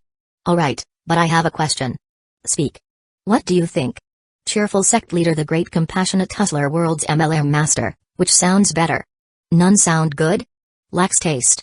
Suchi, hearing the Master of Destruction grit her teeth, struggled to get up with only 10 points of physical strength, plus his extremely low vitality and the sense of being drained of so much power. His movements were uncontrollably wobbly. Her tone slightly sharp, she asked. Are you injured? Just side effects of the power. Did you think activating Unrivaled was easy? The tone of the Master of Destruction softened a bit, she calmly said. Then you should find a hole and bury yourself to hide. I can already feel that a battle is occurring in the uppermost space. Though it's merely a lifting hand matter for me, it poses a fatal risk to you in your current weakened state. Suchi paused briefly, but then he understood. My good teammates haven't been wiped out yet. He was about to ask the Master of Destruction to check the situation over there. But her power fluctuation had also dissipated, seeming unstable. Something simpler is better, then. Suchi entered the Hustler, a tag exclusively his own, self-created by him. This unique sequence was unprecedented and offered no experience guides to obtain any strategies. The path ahead also remained an uncharted murky future. He was just beginning the first step. How far could he go? For Suchi, it was never something to consider. He was only concerned about how far these worlds could support him. New profession sequence confirmed. Name, the Hustler, player profession change successful. Exclusive profession panel is updating. Suchi looked at the prompt box, feeling a powerful aura abruptly filling his heart and pulsing continuously, his blood surging. Medically speaking, This would be diagnosed as high blood pressure and tachycardia, resulting in palpitations. He looked at his new profession panel. ID, Suboxian, level 20, profession, the hustler, unranked, no ascension path, current sequence, 10-9, spiritual power has exceeded 1000 points, has automatically ascended, attribute increase, strength 1000%, movement technique 1000%, physical strength 1000%, spiritual power 1000%, activated when using ancient relic, consuming spiritual energy, spiritual power, 2239, composed by physical strength, spiritual power, current sequence, spiritual ability points, etc. Traits, divine heart, 1, tolerance, you will have an extra trait, 2, pulse, all resistances increase by 20%, in combat state, you will randomly acquire one attribute, please note, special ability will advance and evolve with ascension. Tsuchi's eyes slightly widened, can I still choose traits? As everyone knows, each player has and only has one trait. While the abilities generated by traits are not unique, they all stem from branches extended from the trait, like the two above, no matter how they change, they cannot deviate from the scope of the ancient relic. But, to be able to possess additional traits, that was entirely different. Isn't this basically cheating? As a player committed to a fair gaming environment, how can one tolerate such a loophole? Let me take a look at the other two traits first. Current options, trait I, Undying Bird, 1, Tenacity, will have strong life recovery ability, 2, Death Corridor, activating this ability will leave an anchor point at the area, any death within 10 minutes, the body will return to the position of the anchor point. Trait 2, Spiritual Eyes, 1, Echo, when allocating points, spiritual power will increase other attributes threefold, 2, Concrete, can create illusions within the eye, depending on the difference in spiritual power between the parties, the degree of belief of the target, environmental mimicry, logical surroundings, etc., can materialize and produce attributes and power, the first type. It seems to be a trait left by the phoenix feather. This thing was not simple. The ancient god's heart is very picky, the ancient relics chosen by it almost always have a high level. The below, spiritual eyes, originally from the evil god's eyes. Tsuchi paused, oh, almost forgot. It doesn't have anything to do with evil god anymore. After all, this is now my ability. Tsuchi hesitated no more and directly chose the latter. The profession traits. They generally have two abilities. One is passive, the other is active. The passive and active of the Undying Bird indeed look good, but currently, they definitely can't compare to the abilities of the spiritual eyes. Chapter 146-137, Class Change Traits. The passive skill that distributed points. For Tsuchi had become an absolutely crucial attribute. Its potential for growth could not be left blank, though Ascension would grant an ability increase, but who knew what the requirements for the next level of Ascension were, or if ascending to the next sequence would grant additional traits. No matter what he chose, spiritual eyes were his top priority. When Tsuchi finished making his selection, he felt a surge of new power within his pupils. There are a lot of things that seem worth trying. Tsuchi looked at the countdown until the side effects ended, then walked towards the twisted space illusion. Boom. The man was sent flying, crashing into the stairs, his body covered in wounds, blood gushing out. The scarred youth and Chengfeng were both on the verge of death. Xunziahuan was gasping for air, his flying knives had already dropped quite a few, and his face was pale. Spiritual power, physical strength. Neither is enough. They had just completed their role upgrade, their spiritual power had only just reached around 100 to 200 points, far from sufficient. They opted to drag things out using skills and equipment for a while, but they had also reached their limit. Sword White Clothes stood on the platform covered in blood, he was a priority target for the supervisor. The cold gleam of his sword blades had not yet dissipated. He looked around, falling into silence. The confrontation between the mutants and the maintainers had escalated, but it dragged on and on. They had no escape, nor could they rush to the exit, trapped amidst it all. And the 5 of them were at a complete disadvantage. The supervisor carried an axe, the back of the axe slammed to the ground with a thud, scattering broken stones around. It was also bleeding but seemed unconcerned. What's the matter? You all seem to have lost your fighting spirit. The group remained silent. It touched its wound with a hand, digging out flesh and blood and licked it with a strange smile on its face. Should I say or not, you guys still have something. Just having stepped onto the path of the sequence and you've managed to hurt me. Silently, Sword White Clothes observed the wound on its body. They had managed to hurt it. But that was all they did. The only more serious wound was the result of their combined effort, a desperate final burst of attack. But still, they could not defeat it. No way. The opponent's strength was of sequence 8, and their current spiritual power didn't even meet the standards of Sequence 9. From every aspect, they were far inferior to the opponent. You guys. Back off a bit. Sword White Clothes said with a subdued voice. What are you going to do? Xunziahuan felt a certain solemnity. Sword Seeker. Embodies the sword, and what it's best at is a desperate gamble. The mark on Sword White Clothes' forehead was flickering. He was furiously pumping his remaining spiritual power into it. The air around him began to convene and fluctuate, continuously producing sword chi. The platform under his feet and Sword White Clothes himself were torn open. Brother Jian, you're bleeding. Chang Feng's eyes widened. Sword White Clothes of course knew, but he did not stop. As the leader of Sword Flower, with astonishing talent and a precious hidden ancient relic, he would never give up easily in any so-called desperate situation. Of course, Su Chi was an exception. The weapon type series. So proficient just after stepping in? The supervisor squinted at his sword that seemed like it had been unsheathed, with cold light surging. You truly are. Among these 5, the strongest potential. But. It revealed a ferocious smile. It's useless. Petty fights always give the weak the illusion that they can defeat the strong. Now. Let me show you. What's called power. Sword White Clothes moved. A ripple of air burst from where he stood. Man and sword seemed as one, speeding forward, forming a visible stream of sword chi. An unbearable screech of friction erupted from within. Sword White Clothes suffered backlash, with spiritual energy surging wildly. His vitality and physical strength plummeted rapidly. But he did not hesitate or pause. Come on. The supervisor picked up his axe, eyed it coldly, smashed the platform beneath its feet, and charged forward. Ridiculous final gambles. With his axe strike, it would sever his all-out attack. And then, with fresh blood, utterly end this feast. Die. The axe infused with astonishing spiritual energy collided with a sword chi. It was a clash between two traits, a contest of spiritual energy. But as always, the weaker side loses. Boom. With a sound, the sword chi held only for a mere 5 seconds before it shattered. Sword White Clothes turned pale as the surging spiritual energy backlashed. His vitality plummeted to the bottom instantly. He himself was sent flying out. Brother Jian. Chang Feng's eyelids quivered. Although prepared, who the hell doesn't harbor a bit of hope, even a faint one? But now there was no hope left. The 5 of them had no chance. This is it, we're completely done. Even though death would return them to their personal login space, with increasing strength levels, the penalties for dying would become more severe. And the feeling of real touch was a very heavy matter in itself. Let's end it then. The supervisor also swung his axe up, sneered coldly. Prey without the will to fight was boring. It was time for slaughter. These fellows' energy of despair would surely flow into the deep ancient mists. It was all just a cycle after all. No one could escape. And just as the supervisor moved to step forward, ready to end it all with fresh blood, it raised its axe, but the step suddenly stopped because a set of footsteps was approaching from afar.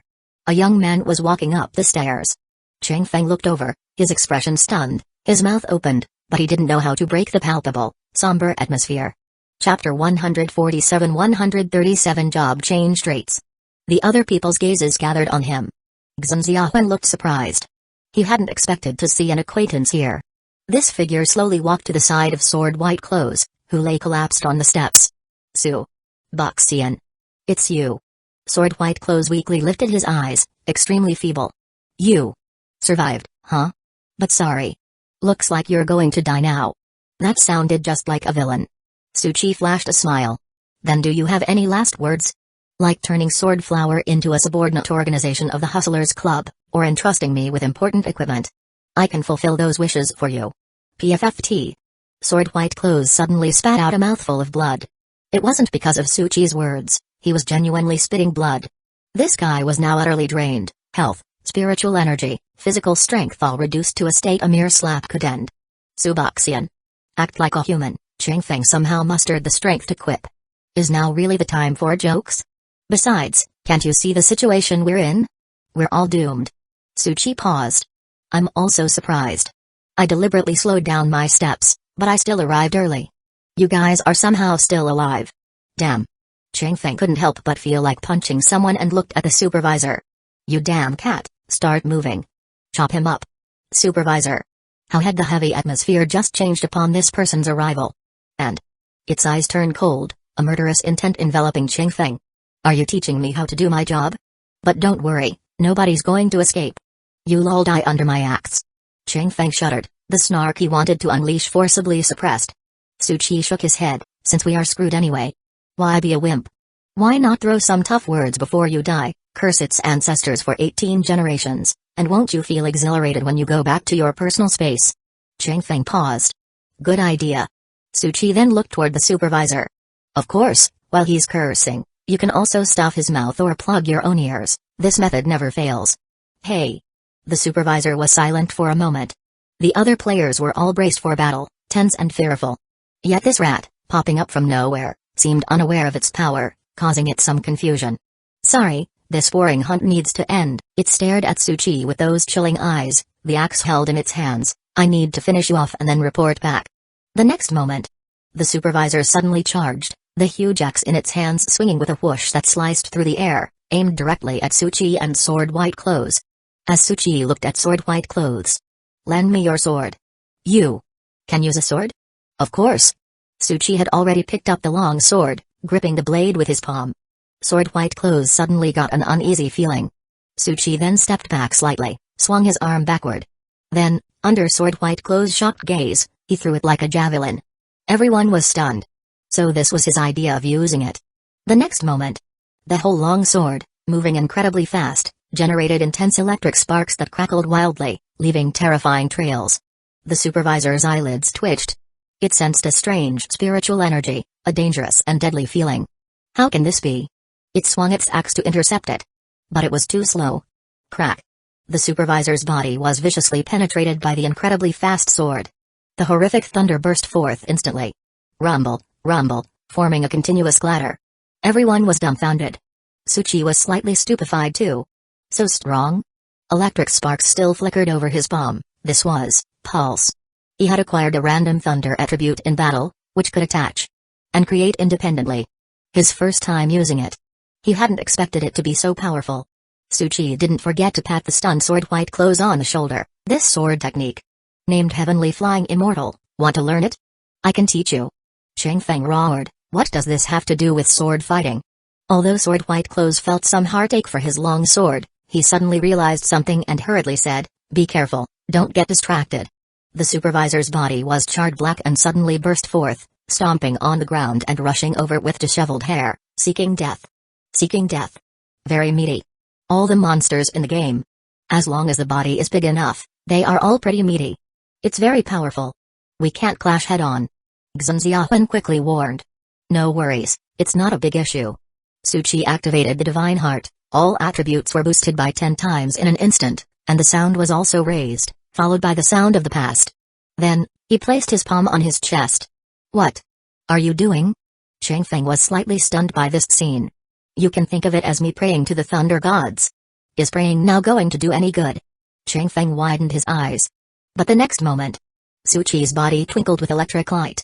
His hair stood on end, and lightning seemed to flow on every inch of his skin. His blood seemed to be gushing at high speed. This was the true power of the pulse. He could use various attributes to create different kinds of battles. Everyone stared blankly at Tsuchi. Which one are you praying to? Tsuchi smiled and said, Thunder God and Lightning Mother and Faraday? And in an instant, Tsuchi disappeared from his spot. Wherever he passed, there was lightning. Come on. The supervisor growled lowly, watching Tsuchi approaching with flashing lightning, striking with full force. Incredible spiritual energy continuously gathered, ready to unleash a terrifying blow. Everyone's eyelids twitched. They could confirm that when the supervisor had fought with them just now, it definitely hadn't used its full strength. The pressure from the gathered spiritual energy had already cracked the ground around them. Be careful. But the next moment, Tsuchi didn't hesitate to initiate blinding. The supervisor's entire head burst into a roar, suffering a spiritual impact. In that instant, all its senses were blocked. Spiritual attack? However, being a 7th-rank powerhouse, the supervisor obviously knew how to break through this trick, fiercely gritted its teeth, and spiritual energy impacted its head again, making it regain consciousness. It stared intensely at Tsuchi. The axe was fiercely raised. Die. The atmospheric pressure was bursting. The surrounding air tightened noticeably, and a strong wind hit them. Is this the real strength of 7th rank? Very strong. But compared to the giant they had faced before, it was still a big notch below, let alone unrivaled. Yet Tsuchi also didn't dodge or retreat, his pupils flickering. A large number of birds filled with lightning shot out from behind him. All heading toward the supervisor. Spiritual eyes, phantom manifestation. The supervisor shuddered. It had already suffered that terrifying paralysis and pain before, and now so many Thunderbirds even gave it a subconscious fear. The gap in spiritual power between it and its psychological state determined the power of the Thunderbirds. Boom. Many Thunderbirds exploded violently. When it swung its axe down, it missed. But Tsuchi didn't come away empty-handed. The 100-man slaughter blade pierced through its heart, and terrifying lightning directly penetrated through, hitting the ground behind it. The supervisor's eyes were filled with a deathly stillness and daze. "Save me." It muttered 2 words from its mouth, not knowing who it was speaking to. And then its body trembled as it knelt down, facing the huge hole blasted by the thunderbolts, its eyes gazing towards the escape exit. "Save me, my lord." But there was no response. Its eyes gradually dimmed, and its body thunderously fell. Chapter 148-138. Can I take a ride? Tsuchi watched as the supervisor fell to the ground, his gaze turned toward the exit. "Boss?" Tsuchi muttered. "Don't pull any stunts when the instance is about to end." He looked at the others and pointed at Sword White Clothes. "Quickly save him, or he's going to die. And throw that corpse down to the battlefield below." Chang Feng was startled. "Why?" Tsuchi looked at him like he was an idiot. Sword White Clothes, weakly, opened his mouth. "Once the supervisor dies, the maintainers below will inevitably collapse, and the battle will end." Chang Feng coughed and lifted the supervisor's corpse. "You could have said that earlier. I'll go and end the battle below right away." At this moment, Tsuchi's thunder attribute, which pulsed with the end of the battle, turned back into spiritual energy and re-entered his heart, disappearing without a trace. The thunder attribute obtained from this battle gave Tsuchi a new understanding of the pulse ability. This attribute wasn't attached to the surface of the body, but burst from the heart, transforming the entire body, every inch of flesh seemingly carrying the thunder attribute altered by spiritual energy. Even for a moment, Tsuchi felt his flesh could turn into thunder. Of course. For now, it seemed to be just an illusion, given that it was a newly acquired strength, powerful yet unfamiliar, still somewhat alien. However, if I continue on this trend of ascension, perhaps I could possess multiple attributes simultaneously, and my body could transform along with the elements? Becoming light might be right around the corner? Anyway, from what I can see now, the abilities of Divine Heart possess limitless possibilities, and showing good performance is also the manifestation of spiritual eyes. Both are still in the beginning stages, and figuring out their full potential will take some time. We won. We won. At this time, the loud cheers of the mutants could be heard from below. The maintainers, upon seeing the supervisor's corpse, collapsed very quickly, as normally, everyone almost instantly lost the will to fight, going from stupor to scattering and fleeing in less than half a minute. "Don't pursue them." The middle-aged man stopped the other mutants who wanted to give chase. He frowned. "Our priority is to get out of here. Everyone, gather at the exit gate quickly, we'll all push it open together." The mutants immediately began to move. The exit was a huge door, extremely thick and without any mechanical or electronic opening. It could only be opened by pure manpower. This was also why the first thing Tsuchi arranged after killing the supervisor was to end the battle. Otherwise, if too many mutants died, they might not even be able to push open this door, making it a hidden difficulty of a second task. Everyone pushed together. People quickly gathered beside the massive exit gate. Every mutant was excited, placing both hands on the door. Push. Everyone strained their muscles, pushing the huge door together. They were just a stone's throw away from escaping to safety. Excitement showed on every face, as if they were about to leave this horrific prison. Crack, crack, crack. The giant door trembled lightly, revealing a crack. Everyone's faces lit up with joy. "Quick, keep pushing." They didn't need to fully open the door, just enough space for everyone to escape through. "Suboxian, put your back into it." Chang Feng, seeing Tsuchi standing behind like a supervisor, couldn't help but say. "Even the injured Sword White Clothes is helping. I clocked out after fighting the boss. What's wrong with slacking off a bit?" Tsuchi leaned one hand on the rock of the door. "Besides, I'm considering what kind of world is outside this door. Is it really as we speculated, inside the body of a huge monster? Damn, can you think and push at the same time?" It seemed that rushing out so quickly was not necessarily a good thing. Tsuchi didn't respond. After all, they still didn't know which one of them was the boss mentioned by the supervisor. He stared at the massive door in front of him, a door that was very old, its surface worn smooth over time, where once there would have been images engraven, but they were eroded by time, leaving no trace. Only he could see the past messages. Creator. Stone Giant. Number of times opened. 10. The images on the door. Marked with the totem of a divine. And I don't recognize it. According to the information Suchi got from the Master of Destruction, currently, all the divines of all worlds were not present in the present world. Either sealed in the ancient battlefield, not yet recovered, or in the abyss. Even the Master of Destruction of this world was just a spiritual body. Her real body lay asleep in the ancient battlefield, and then she manifested as unity into Trinity, childhood, adolescence, complete form. The childhood spiritual body held the power of reset, taken back by that middle-aged woman, and had her memory synchronized. As an adolescent, her spiritual body held 3 other powers. Although powerful, it was only the tip of the iceberg compared to her real strength. Otherwise, how could the ancient mists hold her? Speaking of this, Suchi suddenly remembered. I almost forgot about her. Hasn't she come out yet? At this moment, with a violent tremor, the giant door was pushed open by everyone, creating a space to go through. Finally. We can leave. Go. The mutants rushed out one after another through the gap, and Suchi could see behind the gate a large cave corridor, with dim light shining in. That's the exit. Quick. They ran towards with excitement. Let's go out too. The scarred youth said. I'm curious about what's outside too.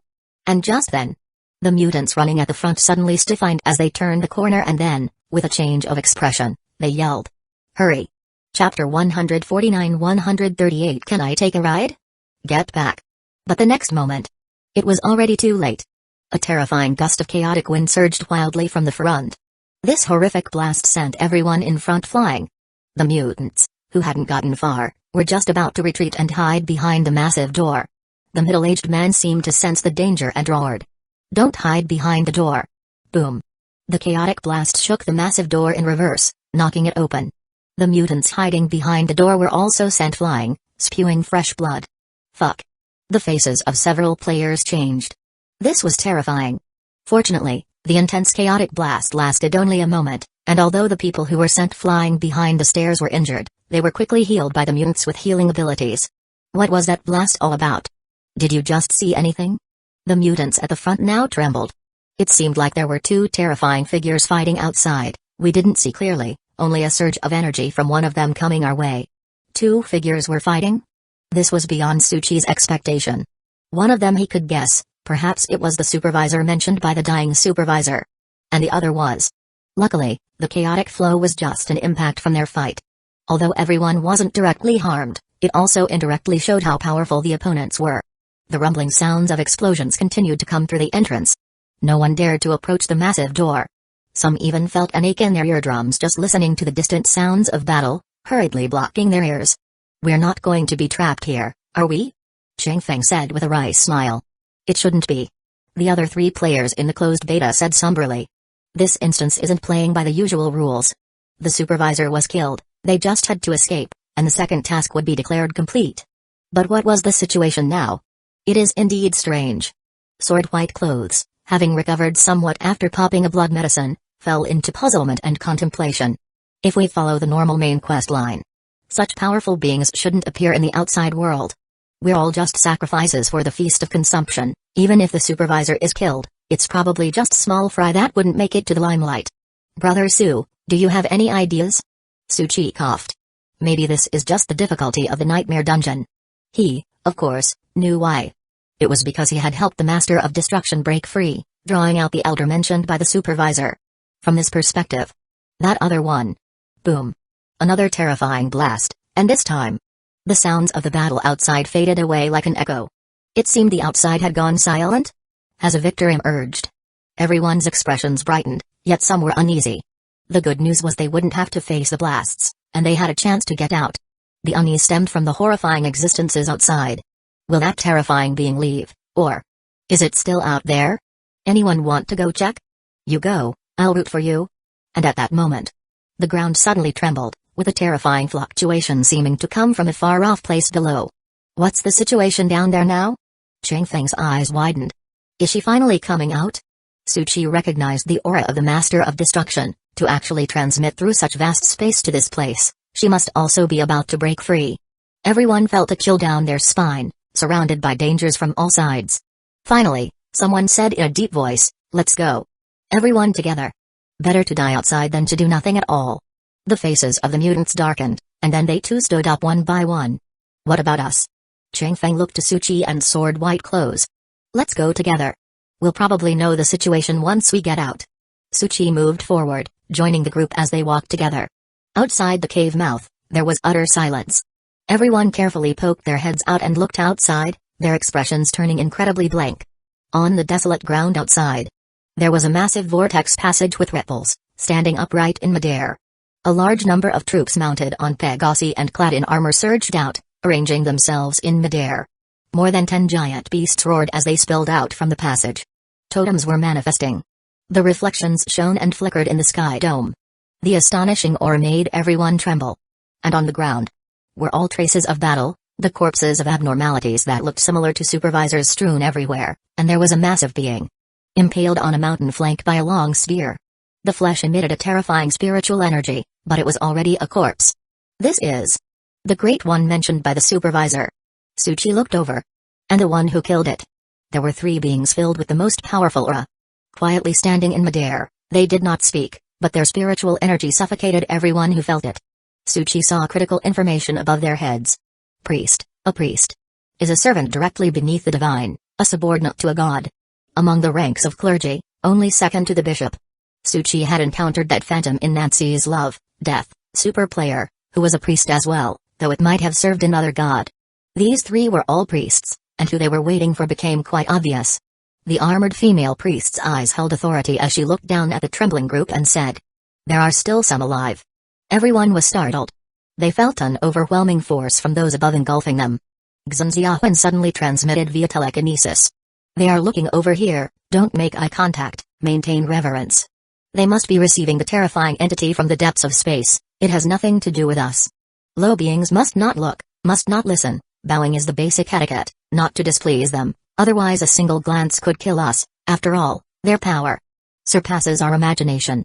Changfeng and the others hastily averted their gaze and respectfully lowered their heads. Tsuchi glanced at Xunziahuan, noting that this guy had previously claimed to come from paradise and indeed knew more than he had imagined. Changfeng nudged Tsuchi urgently. "Stop looking around, lower your head." Tsuchi did not avert his gaze. Surrounded by a powerful lineup of troops, giant beasts, and manifesting totems, the changes of the totems in the sky dome, the terrifying aura of destruction spread to every corner. A stream of question marks continued to appear, a sea of complex information flooded in, overwhelming him. And most importantly, there were, on one of the western dragons, deep crimson. Riding it for 10 minutes might lead to a reward. The scene was dominated by powerful beings, including the dragon. It breathed out hot air, its flames almost melting the mountain, and its power was extraordinary, with also highlighting the high level of danger. And then, the 3 priests looked down upon Tsuchi, who had raised his head. A weak mortal who has just stepped into the sequence. Somewhat disrespectful. However, the gaze is odd. Another female priest pushed her gold-rimmed glasses up, holding a long ruler in her hand and silently said. His gaze shifted up 25.37 degrees, seemingly looking at the tops of people's heads. "Can you clear the area before the Lord comes?" The armored priest asked calmly. "I fear they might disrespect the Lord later. An insignificant little fellow." "I will warn them," said the robed female priest with a light laugh, her voice reaching everyone's ears, including Tsuchi's. "You may leave from here, retreat a kilometer, do not listen, speak, or look. Only after the return may you depart." Everyone's faces brightened with joy. Indeed, these high beings did not care about them, as long as they showed reverence and did not misbehave, they could survive. "We thank the 3 lords for your leniency." Xunziahuan and Sword White Clothes among others immediately expressed their thanks. They knew the ones before them were untouchable personages, and their statuses as super rookies and beta players would not help. "Let's go. Hurry." Numerous mutants immediately acted as instructed. Changfeng also hurriedly followed, but halfway through, he suddenly realized. "Wait, where's Suboxian?" He looked back. Tsuchi was not with them but standing in place. He considered his second mission, retreating a kilometer, was actually considered a successful escape, and although there was a 10-minute teleportation window provided, he would inevitably miss the dragon. It was a pity. Wasn't that guy coming out yet? No, once she came out, his third mission would be considered complete. And he was counting on a free meal and drink. It seemed he had to deal with it himself. Tsuchi felt their gazes beginning to shift. He raised his head and said, "Great lords, I have a small request." Everyone's eyes widened. "What the hell were you doing?" He extended his palm and produced a jade gemstone he had secretly snatched from the Master of Destruction's throne, dazzling and precious, not to mention filled with the heavy aura of destruction. "Could I exchange this for a 10-minute dragon ride?" Chapter 150-139 Instance on Tsuchi was sitting atop a giant dragon, the wild wind whistling for 300 miles, as they flew amidst the sky dome. Three priests remained silent, looking at the jade gemstone in their hands. This was the very trade item that the mortal had just pulled out, as easy as inserting a coin into a playground machine at the supermarket entrance, in exchange for some playtime. The priest clad in armor silently watched the dragon in the sky. I don't understand why you would satisfy his request, even though he holds a gemstone with his highness's essence. But it's possible he merely found it. The spectacled priest's eyes flickered with a reddish-white glow as she softly spoke. Found it? Sister Ella, what kind of joke is this? This jade gemstone comes from the throne, which I personally designed for his highness, and the location of the throne is right in the middle of the sealed ancient mists. If the mists hadn't been cracked open this time, letting his highness's strength transmit out and establish a connection with us, it would have been impossible to find this place. Her gaze settled on Tsuchi. Such a feeble mortal, yet able to obtain it. The most likely explanation is that it was a boon from his highness. Master of Destruction? How come I don't know this? Of course, if we guessed wrong, it's not a big deal, she said calmly, pushing her glasses up her nose. The Earthfire giant dragon will take him far from the ground, heading toward the sky dome. If he has nothing to do with his highness, even though the fire dragon won't kill him directly, he'll have to at least consider how to land. 5 players 1,000 meters away looked up at the giant dragon in the sky. Changfeng said blankly. Subuxian actually got on it. He watched the dragon flap its wings and soar through the heavens, gritting his teeth. I'm so jealous. No, what nonsense. Xunziahuan also silently observed the scene. It had only been 3 days since last seeing Subuxian yawning while fighting the night demon. Now he was already riding a dragon. Something felt off. Sword White Clothes fell silent. He seemed to understand why Subuxian, a remarkably bold man who had met with a group of super rookies, not only possessed extraordinary courage but also unfathomable strength. At the same time, he understood why Subuxian's ranking was so low, disregarding the main storyline, acting brazenly, even challenging the limits of teammates and enemies, haphazardly dealing with nightmare-level challenges. At that moment, boom!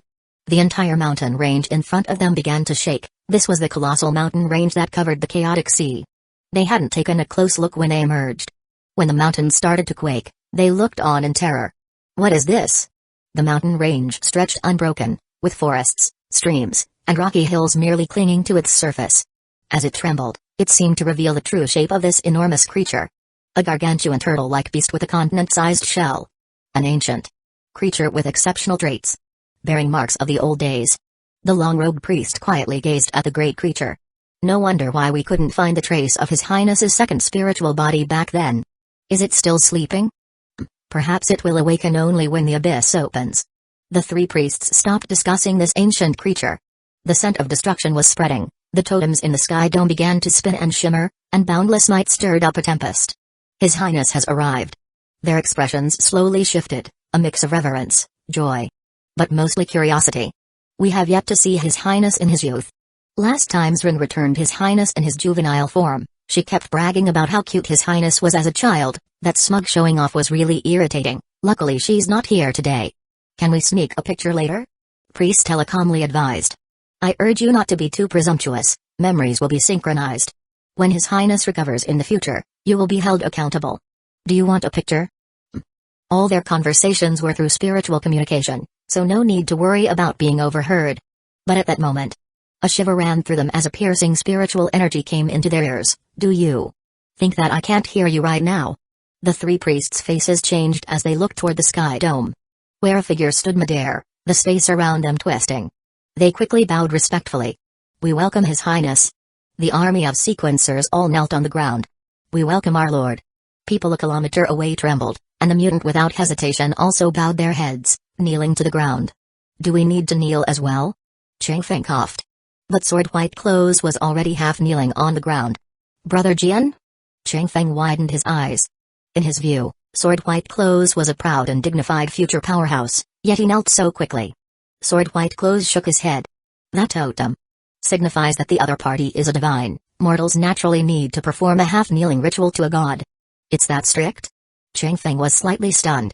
The other 3 internal test players also half-kneeled on the ground, bowing their heads with respect. Xunziahuan said. This is something you must understand. After entering paradise, one will come into contact with high beings, especially divine entities. And we, being in a lesser position, must comply. Changfeng half knelt on the ground.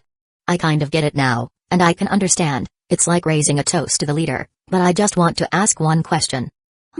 Where's Suboxian? What's his deal? At this moment, Suchi was up in the sky dome, surrounded by roaring winds, yet with spiritual energy to shield him, he would not be swept away directly. It seemed that spiritual energy had many uses, being semi-datified and semi-practical. However, he could only cover his body or weapon surface with spiritual energy for now, he couldn't yet release it outward. Chapter 151-139 Instance ONs. All 3 tasks have been completed. Now, all we need to do is wait until the transfer time ends, and that should be it.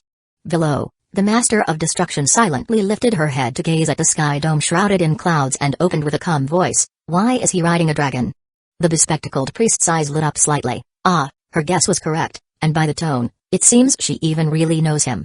She quickly extended her hand, revealing the brilliantly dazzling gemstone. "Your Highness, it's like this. This person has a gemstone from your throne, we believe it was bestowed upon him by you.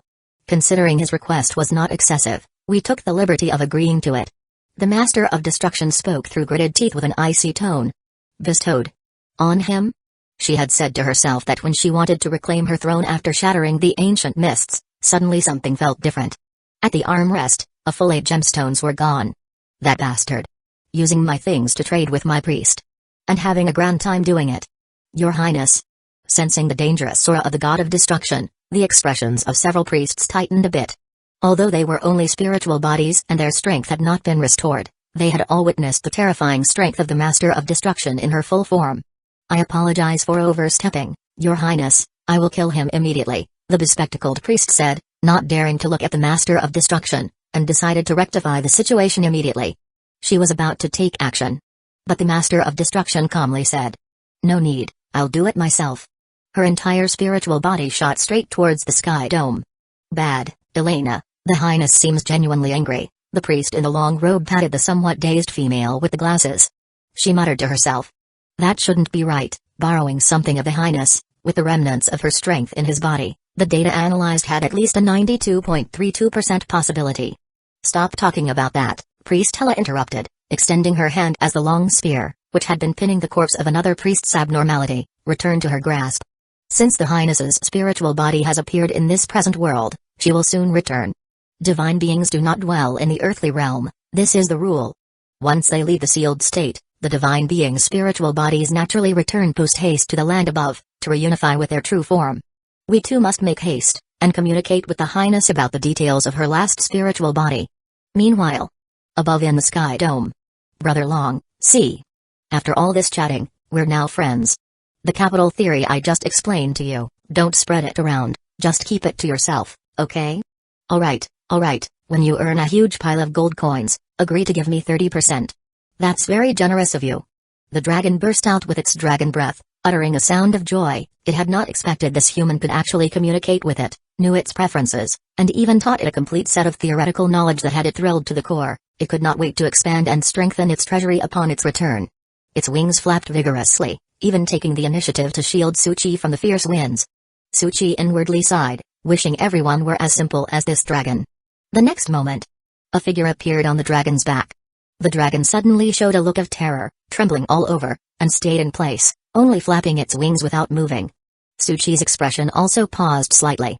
He silently turned his head and looked at the Master of Destruction not far away, her demeanor calm, continued to fly upwards, at the fastest speed. The dragon immediately started flapping its wings, heading toward the sky dome. And at an extremely fast speed. "Slow down. Brother Long." Suchi's eyelids twitched as he saw shockwaves generating constantly around him. He couldn't stand still and started falling down towards the dragon's underside. At that moment, the Master of Destruction extended a finger. "Stop." Suchi's body stabilized, a radius of 1 meter around him was protected by spiritual energy, but the fierce wind continued to thrash his clothes as he yelled. "Up!" Instead of "stop." "Couldn't you just make it slow down? Seems like you really don't want to be thrown off." The Master of Destruction spoke softly to herself with an even gaze. "That's simple, staying put will cost 1 gemstone per second, slowing down will cost 10 gemstones, and for a safe landing, that'll be 10 times what I owe you. If you can't afford it, I can keep a tab for you, of course, with the same interest as you gave me." "Suchi, that's a bit unreasonable. Learned from you." Bad news. This gal had finally caught on, the real trump card was to play the rogue. And moreover, she knew how to use her overwhelming strength to do so, and I had no way to counter it. I missed the principal traveling merchant. Day 1.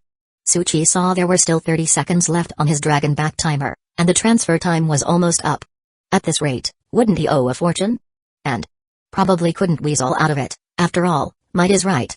The tab that gets noted could well be righteously cleared with this burst. Even with climbing up the pole he would own a mountain of debt. That won't do. Respected Master of Destruction, about the gemstones. They can all be synthetically made in my possession. They don't represent any value. Tsuchi's voice yelled out amidst the wind. I have something whose value surpasses it. The Master of Destruction narrowed her eyes slightly but did not accept. Tell me about it, but I'll be the judge of its value. This is bad, really bad. She learned the essence and completely controlled the rhythm. Tsuchi reached for the pendant around his neck, lamenting deeply. This is something I've worn for a long time. A pendant that has been passed down from my grandfather's generation. It is a treasure to me, more valuable than that cold gemstone. No, it is priceless to me. It is also thanks to it that I was able to break through the ancient mists. Soothing Flower Pendant. A temporary prop given by the system, it possessed extraordinary power, especially its inspection ability which had already exceeded the norm. It seems now I can only hand it over to you. Maybe that will satisfy you. System. Is this even yours to give away? Tsuchi just opened the pendant in his palm. The fierce wind directly blew it over to her. The Master of Destruction caught it in her hand, looking at the Soothing Flower Pendant. She indeed felt an abnormal aura from it, different from ordinary items, containing a kind of power with exceptional traits. And Tsuchi looked at the top of her head. Desires it but wants to settle the debt, and at the same time, make you owe a debt? How pure and innocent the spiritual body was in its youth. Why did it have to learn such bad practices when it grew up? Tsuchi glanced at the time, and his eyes paused for a moment. Done. It seems you're quite satisfied. I am not. She scoffed. This thing only compensates for what's already transpired, but for every second that follows. She hadn't finished speaking. Tsuchi waved his hand, smiling. Let's cut this short then, until next time. The very next moment, he leaped off the dragon's back. The violent wind caused him to spin as he rapidly fell behind, plunging downwards in a frenzy. The Master of Destruction's eyes widened. Was that tens of thousands of meters? He, a mere mortal, just jumped. However, the next moment, she furrowed her brow deeply, because Tsuchi's presence vanished, or more accurately, a transmission force had whisked him away. And the same force was now coming for the pendant in her hand. Scram! The Master of Destruction shouted coldly. Power burst forth from within her body. She harshly severed that force. System. Request higher Paradise Power Intervention. Request denied. Please return. The Master of Destruction, feeling the fading power around her, knit her brows. This force comes from power. And it seems familiar. She, who had not set foot in the present world for a millennium, missed out on much information, and this spiritual essence would soon return under the influence of the rules, for though the spiritual energy was lacking, her transcendent sequence, the divine rank, still stood firm. That guy. Not a single word of truth. Nonetheless, it was not a big problem. The Master of Destruction withdrew the power between her fingers. That guy couldn't run away. Just now she had pinned him, and at the same time, she left something on him as well. The moment she would meet the third completely spiritual body in the future. She wondered how splendid his expression would be. Heh. She let out a series of chilling cold laughs. The three priests also slowly appeared in the distance, shivering at the sight of the coldly laughing Master of Destruction. What happened to your highness? I don't know, but her laughter scares me. The mortal who angered your highness seems to have vanished as well. Within their hearts, they speculated, how miserable. Not even a trace of his essence left, it's all gone up in smoke. Chapter 152-140, The Undercurrents of the Ranking Battle. Player Subuxian has cleared team instance number 3,218,915, game difficulty, Nightmare, game score, 100, settlement in progress. Awarded perfect level dungeon clearing experience points along with 22,394 game coins and 1,333 spiritual ability points. As the MVP of this game, you have additionally earned a 30% bonus in experience, game coins, and spiritual ability points. Successfully completed 3 optional tasks. The third task's progress has exceeded the limit, earning a lottery chance at a higher level in the current sequence. Lottery linked with player's sequence. Instance summary. Congratulations, player, on successfully taking the first step out of the sequence, unlocking sealed powers. However, like the fluttering of a butterfly's wings, Your series of choices may also determine your future direction. Tsuchi's gaze flickered slightly, as he was curious about the system in Paradise. The system seemed to have multiple levels of intelligence. The authority of power among other things varied. Whenever there was a summary, it seemed to pose enigmatic questions. At this moment, Tsuchi looked at his friends list, which was constantly updating. Sword White Clothes requests to add you as a friend, Changfeng requests to add you as a friend, Xunxiahuan requests to add you as a friend, Brother Oat plus 23,213? Brother Oat again. But clearly, it wasn't the same Brother Oat he encountered in the previous team instance. Since the launch of the leaderboard, numerous Brother Oats had been continuously adding from the list, and though there was a restriction feature, Tsuchi hadn't activated it yet. Have I, ranking over 10,000, also been targeted? After adding the 3 people, Changfeng simply greeted him and then logged off. Whereas Xunxiahuan was already offline but had left a message. Please be careful of the people from Free City in the ranking battle, this guy. Beta tester. They are different too, some couldn't successfully enter Paradise, and some were kicked out of it, with Xunxiahuan belonging to the latter. He initially approached me and revealed information about Paradise. The message now piqued Tsuchi's curiosity once again. This guy wasn't just simply kicked out. Brother Suboxian. Just then, Sword White Clothes came over to greet him and straightforwardly extended an invitation. Interested in joining Sword Flower? He was different from Left Hand, not just because of resurrection tools or other things, but because he clearly sensed the uniqueness in Tsuchi. Sword White Clothes had a keen sense of identifying strong players and believed Tsuchi had a promising future. I might consider, but first I need you to answer a question, Tsuchi asked. Someone told me to be wary of the people from Free City. What is happening there? After a few seconds of contemplation, Sword White Clothes sent a voice message. Free City, huh? There have been some signs recently. Paradise is never just a simple place of harmony, every area has its own rules. You never know how many forces are involved behind the scenes. Free City, in particular, is a place of chaos. You should be aware of the cultists. There are countless people in Free City leaning toward the Abyss camp. They have become very dangerous. Tsuchi fell into thought. I see. Information naturally flows out whenever occurrences happen in the game. Cultists, the Abyss, including Paradise, etc., were hardly secrets to many players, yet the internal situation in Paradise seemed more complicated than imagined. The Abyss camp also represents the faction led by the Abyss evil god, comprising not just cultists, but also a vast array of other malevolent abnormal organizations and powerful entities, forming part of the Abyss camp. Also, among the top 100 in the ranking battle, at least 30 are from Free City, possibly including evil cultists from the Abyss camp. Such a mixed composition? Yep. Sword White Clothes was honest. These are internal details, usually not disclosed. Anyways, Brother Su, you'd better watch out, those leading the leaderboard have almost all successfully changed classes. Although the information is not complete, one can foresee. The ranking battle will certainly be a fierce struggle. No wonder top clubs like yours invite me. Coming together to discuss collaboration. Are you sure we invited you? Isn't it you who forcefully sat down with us? Sword White Clothes previously thought Buxian's club the Hustlers was just something Suboxian bluffed about, but having seen Tsuchi's personality and way of doing things, he believed that the other party might truly have such an intention. However, an organization newly founded by solo players, with no resources, background, or strength, would inevitably only have one path, death. Sword White Clothes was about to extend an olive branch again. Tsuchi's voice came through from the other end. Anyway, thanks for the information. I look forward to our 2 top clubs deepening our cooperation. We'll talk next time. Sword White Clothes silently listened as Tsuchi ended the call. He had underestimated his opponent's limits. Thinking about whether to join or not was clearly just a ruse to extract information, but the never mind since he was indeed helped in the dungeon. Wait. It seemed that except for the final killing of the supervisor, there wasn't much help, and deviating from the main storyline and falling into crisis along the way all seemed to be because of him. Sword White Clothes felt a suffocation in his chest. Had he also been manipulated? Boss, you don't look too well. The superstar rookie of Sword Flower Club looked at Sword White Clothes curiously. It's nothing. Sword White Clothes rubbed his nose bridge, let out a helpless sigh, and shook his head. Just came out of the dungeon, feeling a bit tired. Ah, that doesn't sound like something you would say, boss. Maybe take a rest. No need. Let's not talk about this, bring me the information on those people first.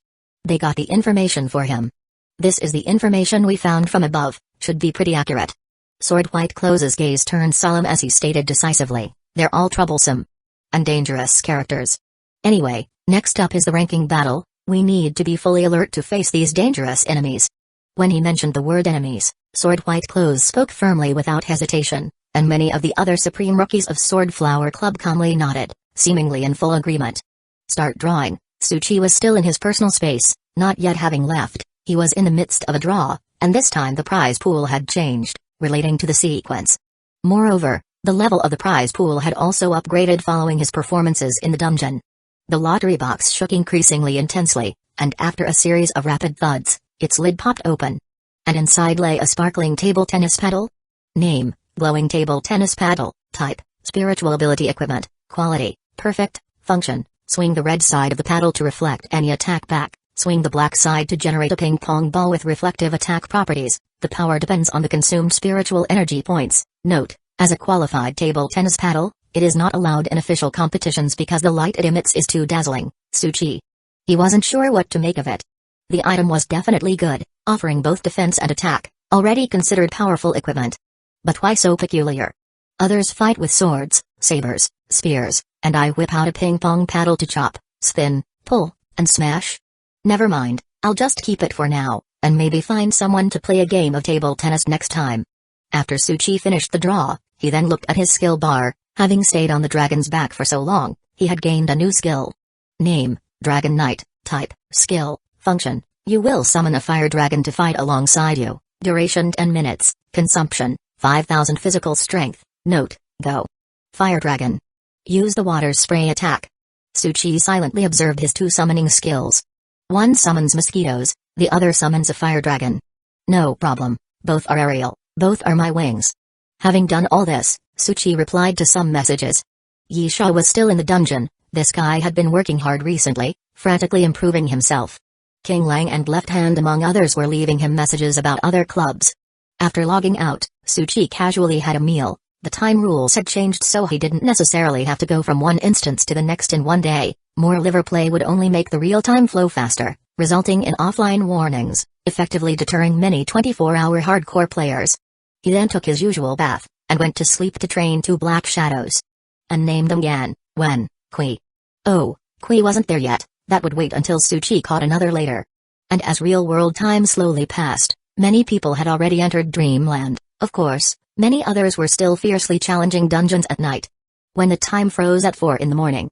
At this moment, a notification suddenly popped up silently from countless people's phones, from the official website, from computers. Written in a few sparse black letters. The 12 Worlds tournament will officially begin, a few brief numbers. Declaring that the undercurrent ridden ranking battle had formally begun. Chapter 153-141, Ranking Battle begins. Lounge area of Hall 24. Over here, Left Hand beckoned to Tsuchi. Tsuchi walked over, glanced at the surrounding people, leaders of the top clubs from before, none of whom had brought companions or were in a public area. That was normal. Previously, everyone had gathered and made a high-profile effort to cooperate, deliberately for certain hostile clubs to see. But now that the ranking battle had officially started, they no longer needed that gimmick, but instead had to go all out to prepare for everything. Brother Su, we meet again. Sword White Clothes took the initiative, greeting him warmly. Tsuchi nodded, looking at the others. Speaking of which, you guys aren't planning another contentious meeting like last time, are you? That won't be the case. Left Hand reached out and pulled out a stack of materials. Right now it's mainly about exchanging information. This is what I've got regarding the so-called 12 Worlds competition. You might want to take a look. Each person received a copy of the information, which Tsuchi observed was collected from multiple channels. Currently, the competition format is unclear, but it's very likely to be points-based or elimination-based, as it involves all level 20 players across the server. It's a huge number. As for the so-called 12 Worlds, they are probably divided into 12 regions. Left Hand softly added. For specifics, we'll have to wait until 2 o'clock this afternoon. That was when the ranking battle would begin. Left Hand was the first to share information, displaying sincerity. A few others from the other clubs then also spoke up. I also have some intelligence to share, learned from above in the paradise. The worlds we enter in the competition are highly likely to be linked to various factions? Someone frowned. Does that mean we might enter worlds under some kind of sanctuary? Many powerful beings commanded respect and strength that could dominate a world, unfazed by corruption. Yes, that means we could really be making contact with real factions, maybe even entering worlds under the sanctuary of the 7 Spirit Kings. That's too far for us. Each Spirit King is a terrifyingly powerful existence. At most, we might come into contact with their lower-tier organizations. Someone shook their head. But it's also a good opportunity to increase our prestige, while being cautious, of course, since hostility and abnormalities are more common. They were aware of their limitations. Once they entered these worlds, they would do best not to stir trouble and remain humble, because once inside the paradise, these factions appeared more frequently, and with many worlds interconnected, nobody wanted to enter an instance only to find their own wanted posters plastered everywhere. Of course, this was also a way to increase their prestige. Wait. Left Hand suddenly paused, looking at Suboxian, a bit startled. I almost forgot. We've discussed so much but haven't explained. Brother Su, you might not be aware of these things, right? About the factions, Spirit Kings, the Abyss, etc. After all, you don't know much about the paradise. Suchi had heard of the Spirit Kings before. Russell had once offered Sky Gold to one. Presumably called the Sunset Spirit King. It seemed the mixed fish piano was also offered up. No big deal. Suchi paused. After all, I never prepare when gaming. I just skip over all the different plots and worldviews, and sometimes the unknown might be the most interesting, right? This was a serious ranking battle, the Abyssal Paradise. It wasn't some run-of-the-mill game you were playing. The big shots in the paradise were all pouring vast resources into it. Attitudes from the top powers were very serious and urgent, but it all seemed just interesting to you? Sword White Clothes silently regarded Suchi. Having observed him during a previous instance and spent some time together, he believed Suchi was serious. Right. Finally, Sword White Clothes also produced intelligence about the competition's formidable contestants. Among the 12 regions. If anyone encounters these individuals, please be extra careful. They were extremely well prepared for this ranking battle, having gotten hold of the opponent's skills, equipment, and other information from various clues. Everyone nodded gravely, as the competition was crucial, the situation complex, and the enemies dangerous, so there wasn't much beating around the bush. The intelligence sharing was more or less complete. Wait, have all of you finished talking? Everyone was taken aback, looking at Suchi. Suchi spoke softly. Then let me also share a piece of information. Many knew that Suchi was neither a super new talent of any club, nor had any relation with the paradise, so where was his information from? From the data I currently hold. Suchi, this hall has an exceptionally large number of people. What kind of information is this? And what does it have to do with your so-called data? And at least more than 7 sets of eyes have been constantly on us here, though, of course, they shift their gaze as soon as you look at them. Sword White Clothes paused, his eyebrows knitting slightly. Are you saying we are being watched? Left Hand shook his head. That's not necessary, this kind of surveillance serves no purpose. Suchi spoke calmly. They are monitoring the time you leave, just by estimating when you will enter the competition. They inform people above, and have potentially bribed hundreds or thousands of players to match with you and then either act in their script or secretly sabotage you? Everyone's expression darkened. Such underhanded tactics? Left Hand, however, was surprised. Suboxian. How do you know all this so clearly? Suchi muttered to himself. I have to mention that a month ago, while playing the game, someone actually accused me of cheating. They created over 50 accounts just to target me, acting and feeding kills. That's too much. What happened next? Then, both of our accounts got banned? You really were cheating. Suchi remained calm and composed. That's rude. Can this ability, appearing in an ordinary online game, really be called cheating? It's called triggering an Easter egg. Can you blame him? Fortunately, Abyssal Paradise is genuinely fair and open, unlike other games that might wrongly ban him. Sword White Clothes coughed and said. Anyway, everyone should be aware of this and try to stagger the times. Gradually, everyone's expressions grew solemn and serious. Then they began to disperse. They still had to continue communicating with the upper echelons, securing their prepared trump cards. This time, the undercurrents in the dark were about to turn into raging waves in the open. Inside the paradise, many upper echelons were watching everything intently with deep gazes. It's starting. Just like those few internal tests. Although the rules have been constantly changing over the years, and this time is not as brutal as before, but this session is the most extensive, the most intense, with the most resources poured in, and a large number of super rookies making a grand slaughter. Someone cackled, I wonder who will be able to enter that place that countless people covet and rush towards. Time passed by the minute and second. And all players had entered the game early, quietly waiting in their personal space, with the number of people increasing. The online count probably reached its peak today. Fortunately, Abyssal Paradise had no server crashes, otherwise, with so many people Other games would have crashed by now. Tsuchi also returned to his personal space. He checked the friend list. Night Guard was still in the instance. Lately, this guy was unreachable in real life and there were no messages from him in the game, and even though the competition was about to start, he was still in the instance. That's not right, maybe. His access was masked by some authority in the paradise. Tsuchi remembered Night Guard's background. He had been indeed mysterious lately, with his last message saying, "Brother Su, I'm going to do something big, wait for my return." He wouldn't be going for a sex change operation, would he? Then, at that moment, it struck 2 o'clock. The clock's chime resonated in every player's personal space. And the sound was coming from outside the room. Ding. Tsuchi looked outside the room. In the black fog, it was as though an ancient bell echoed back, eerie and ancient, vibrating everyone's minds. Almost at the same time, Tsuchi and countless other players also saw a flickering message box appear in front of them. Dear players, the 12 Worlds competition has officially begun. All players above level 20 are eligible to participate, and the competition will be divided into 12 different regions, where players will likely encounter a series of universes, worlds, backgrounds, and forces. During the competition period, all other matchmaking channels will be closed. The rewards for this competition are potential reward, sequence reward, destiny reward and ultimate, and specific methods to boost rankings will be explained after players enter the instance. Tsuchi paused slightly. There was one last sentence, written in a different colored ink, twisted and squiggly, like a bug crawling or some kind of curse. Although it was just seen with the eyes, it felt like it was whispering in the ear, chuckling, and as if giving a warning. New players, you seem a bit too foolish and weak, starting with an insult. And why does this tone sound like the one who sent me the paradise invitation? Like a sailor who has not yet sailed out, has not yet stepped on the path to the future. Being complacent, having not witnessed the true grandeur of waves. Thinking you understand the face of the world, it's really laughable. It was indeed laughing, like a throat glued together chuckling, like a cold mockery, growing louder and more eerie, making all players' scalps tingle, a chill entering from the back and spreading through the body. It feels like being heart-wrenchingly, desperately unique, Tsuchi commented on the laughter. The laughter gradually ceased, but it still echoed in all players' ears like tinnitus, followed by its raspy voice continuing to resonate oddly. And now, before this grand ship of the paradise sets sail, no matter how madly you fight, how fiercely you slaughter, how hard you try, don't forget.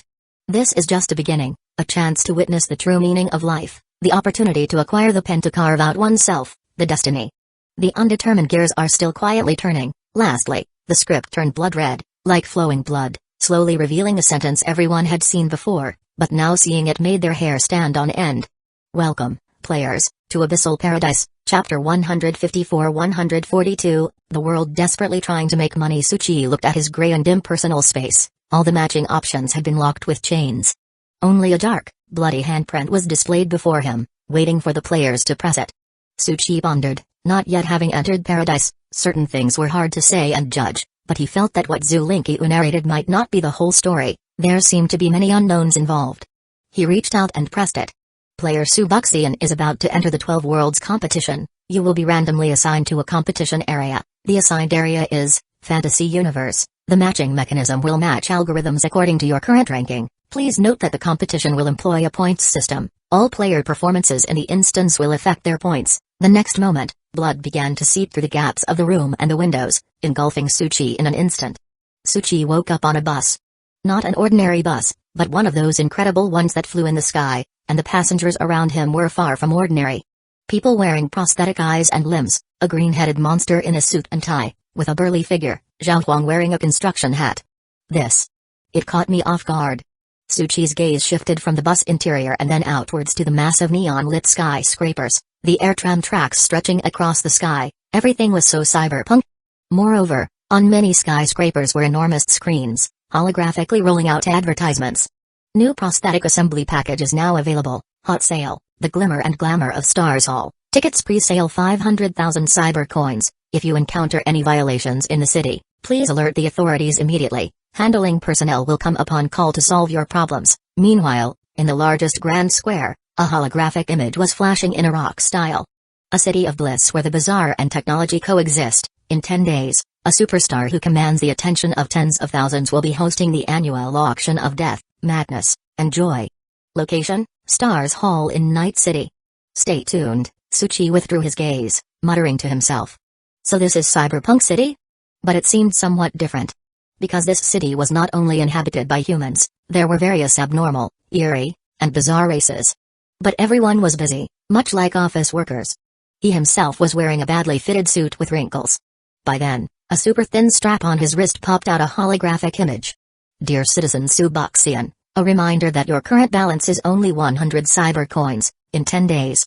The costs you will have to pay include citizen status fee, rent, water, electricity, clothing leasing, internet fees, totaling up to 8,213.23 cyber coins.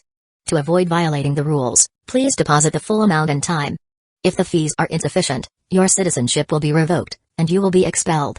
He quietly processed the information, realizing he was indeed broke. Even the suit he wore was rented. And now? What was he supposed to be doing? The bus slowly stopped at a cloud platform. Meanwhile, his wristwatch also reminded Suchi, you have arrived at your destination. 20 cyber coins deducted, balance now 80. Suchi raised an eyebrow. What kind of expensive crap is this? He grabbed his briefcase and disembarked from the bus. I understand now. This is a world where prices skyrocket and capital inflates. And I. Suchi glanced at the interview materials and advertising signs prepared in his briefcase. Seems like I'm going to a company interview to preserve my identity? Please note, current instance player count, 1,000, each player will start with 10 points. Note, if your points drop to 0, you will be eliminated from the competition and can't participate in the Conquest. Current world's key term for increasing points, consumption. Suchi quietly noted the system prompt. This city apparently had thousands of players and, based on appearances, should be divided into different areas. Regarding the keyword consumption? Suchi mused. The bus fee seemed to only add 0.1 points. Too low. What can my remaining 80 cyber coins buy? A lollipop. Soon, Suchi found himself mistaken. Because a freaking lollipop cost 199 cyber coins. He couldn't afford to buy one. Pathetic, freaking pathetic, not just broke but also having a pile of fees to pay. Suchi decided to first check out the company where he was about to interview. Thousands of players were competing in this city, and since the way to earn points was to spend, they would inevitably work frantically to earn money. Moreover, the higher the luxury, the more points earned. Of course, the first thing to do, Suchi had to successfully secure this job. He quickly reached the company he was interviewing for, Mysterious Processing Containment Company. The area was crowded with prospective employees. So many people? In the fast-paced cyber city, money is everything. No beating about the bush, money was the real boss, and without contracts, wages are settled daily. Failure to meet the requirements or death meant another person would replace them. Everyone seemed desperate to get into this company. Suchi quickly entered the hallway outside the interview venue. He noticed the presence of other players, his arrival catching their attention. In a city with thousands of players, if most of their starting conditions were similar, the chances of encountering each other would greatly increase. Chapter 155-142, The World Desperate for Making Money. That is to say, there are other players, at this very moment, also interviewing at other companies. Everyone is desperately trying to make money, to boost their points. A middle-aged man actually smiled and greeted Suchi. Looks like you're the last player among all the interviewees. Anything to say? Time. The young man pointed to the holographic time on the wall. Half a minute after you entered this area, no one was allowed to enter anymore. So, apart from those other interviewees, only the 5 of us are the players recruited by this company. Apart from the middle-aged man and a young man, there was also a female player and Fatty. Next. At that moment, a cold voice came from inside the interview room. Someone was thrown out, burned all over, with skin split and flesh open. This really isn't a normal interview, is it? Fatty's eyelids were twitching. That's the 7th one now, said a young man with glasses, shaking his head slightly. Being known as the Abnormality Containment Company, of course it's not that simple. I predict that making money in this city, even with a regular job, carries a high risk. The young man pondered and analyzed clearly. However, fortunately, based on my understanding, every company has a promotion system, and they don't look at seniority, only ability, which is also a way for players to earn money and pull ahead. After all, the way to gain points is through spending. Only when you make enough money and have status can you afford high expenses. Suchi looked at his ID, Rainier Vale. It seemed he was a player skilled in gathering information and analyzing. So, I suggest that the 5 of us should team up, make use of our respective advantages, and strive to advance in position to earn cyber coins, suggested the young man, and the other 3 agreed. What do you think? Player Subuxian? Rainier Vale looked at Suchi. In his view, The arrangement by each company was akin to dividing players into teams, and since that was the case, then the 5 of them had to work together. I think. Tsuchi mused. Instead of working ourselves to death and spending our earnings on our bosses' cars and houses, we might as well go for something bigger. I have a way that makes more money. The others looked surprised. What is it? He paused. On the way here, there was a bank? Rainier Vale coughed. Don't joke. Robbing a bank in this city is a grave crime. According to the information I saw on the way here. It's simply not possible. Tsuchi with interest. Why? The reason he was last to arrive was that he had stood outside the bank for a long time. He truly intended to go through with it. Any criminal action will be swiftly dealt with by the enforcement squads. They are very powerful, nearly insurmountable in terms of armament and strength for players. Rainier Vale shook his head. Plus, once you commit a crime, your citizenship will be revoked, and you'll be placed under a citywide warrant. Then you'll be in an endless state of being hunted down, especially in the cyber world where electronic eyes and tracking technology are everywhere. Unable to make money, also unable to boost points, so almost no players choose this path. Rainier Vale believed that after telling him all this, the young man in front would no longer consider such a dangerous route. So, better to focus on the upcoming interview instead. It should be an opportunity given by the system. If you don't pass, you can expect to be in a quite difficult situation. Tsuchi gave an okay gesture. Don't worry, I'm not reckless. He wouldn't act recklessly now, after all, he was without information or much certainty. Best to see what the company had to offer next before deciding. How to rob the bank. Rainier Vale was unaware of the dangerous thoughts in Tsuchi's mind. He was still analyzing what kind of interview it could be. And soon enough. Not many remained in the interview room, several people had been eliminated. Some were unhurt but pallid, exuding an air of desperation. They seemed to be people at their wits' end. Without this job they'd have no income, soon to be expelled, a situation almost akin to being dead. Looks like it's just you 5 left. A holographic head with a flashing red light appeared at the entrance of the hallway room, as if sizing them up. Come in together. Rainier Vale silently signaled everyone to be careful and then took the lead in walking over. After entering the room, the lighting was somewhat dim. Behind a long table, there sat a person with an invisible face, wearing a mask, with a body that was modified. And there were no chairs in front. Rainier Vale stood first in line. From the very start, he had been gathering information, and he also believed he should be the strongest in terms of experience and ability among the 5 players. Then he simply had to be this leader. No matter what happened in the interview, he was psychologically prepared. Where do you come from? The interviewer did not even ask for a name. Slums. Rainier Vale began. But the interviewer calmly cut him off. Slums? I'm not asking you where you live, but the world you're originally from. Rainier Vale's expression stiffened. The original world. Damn, he almost forgot.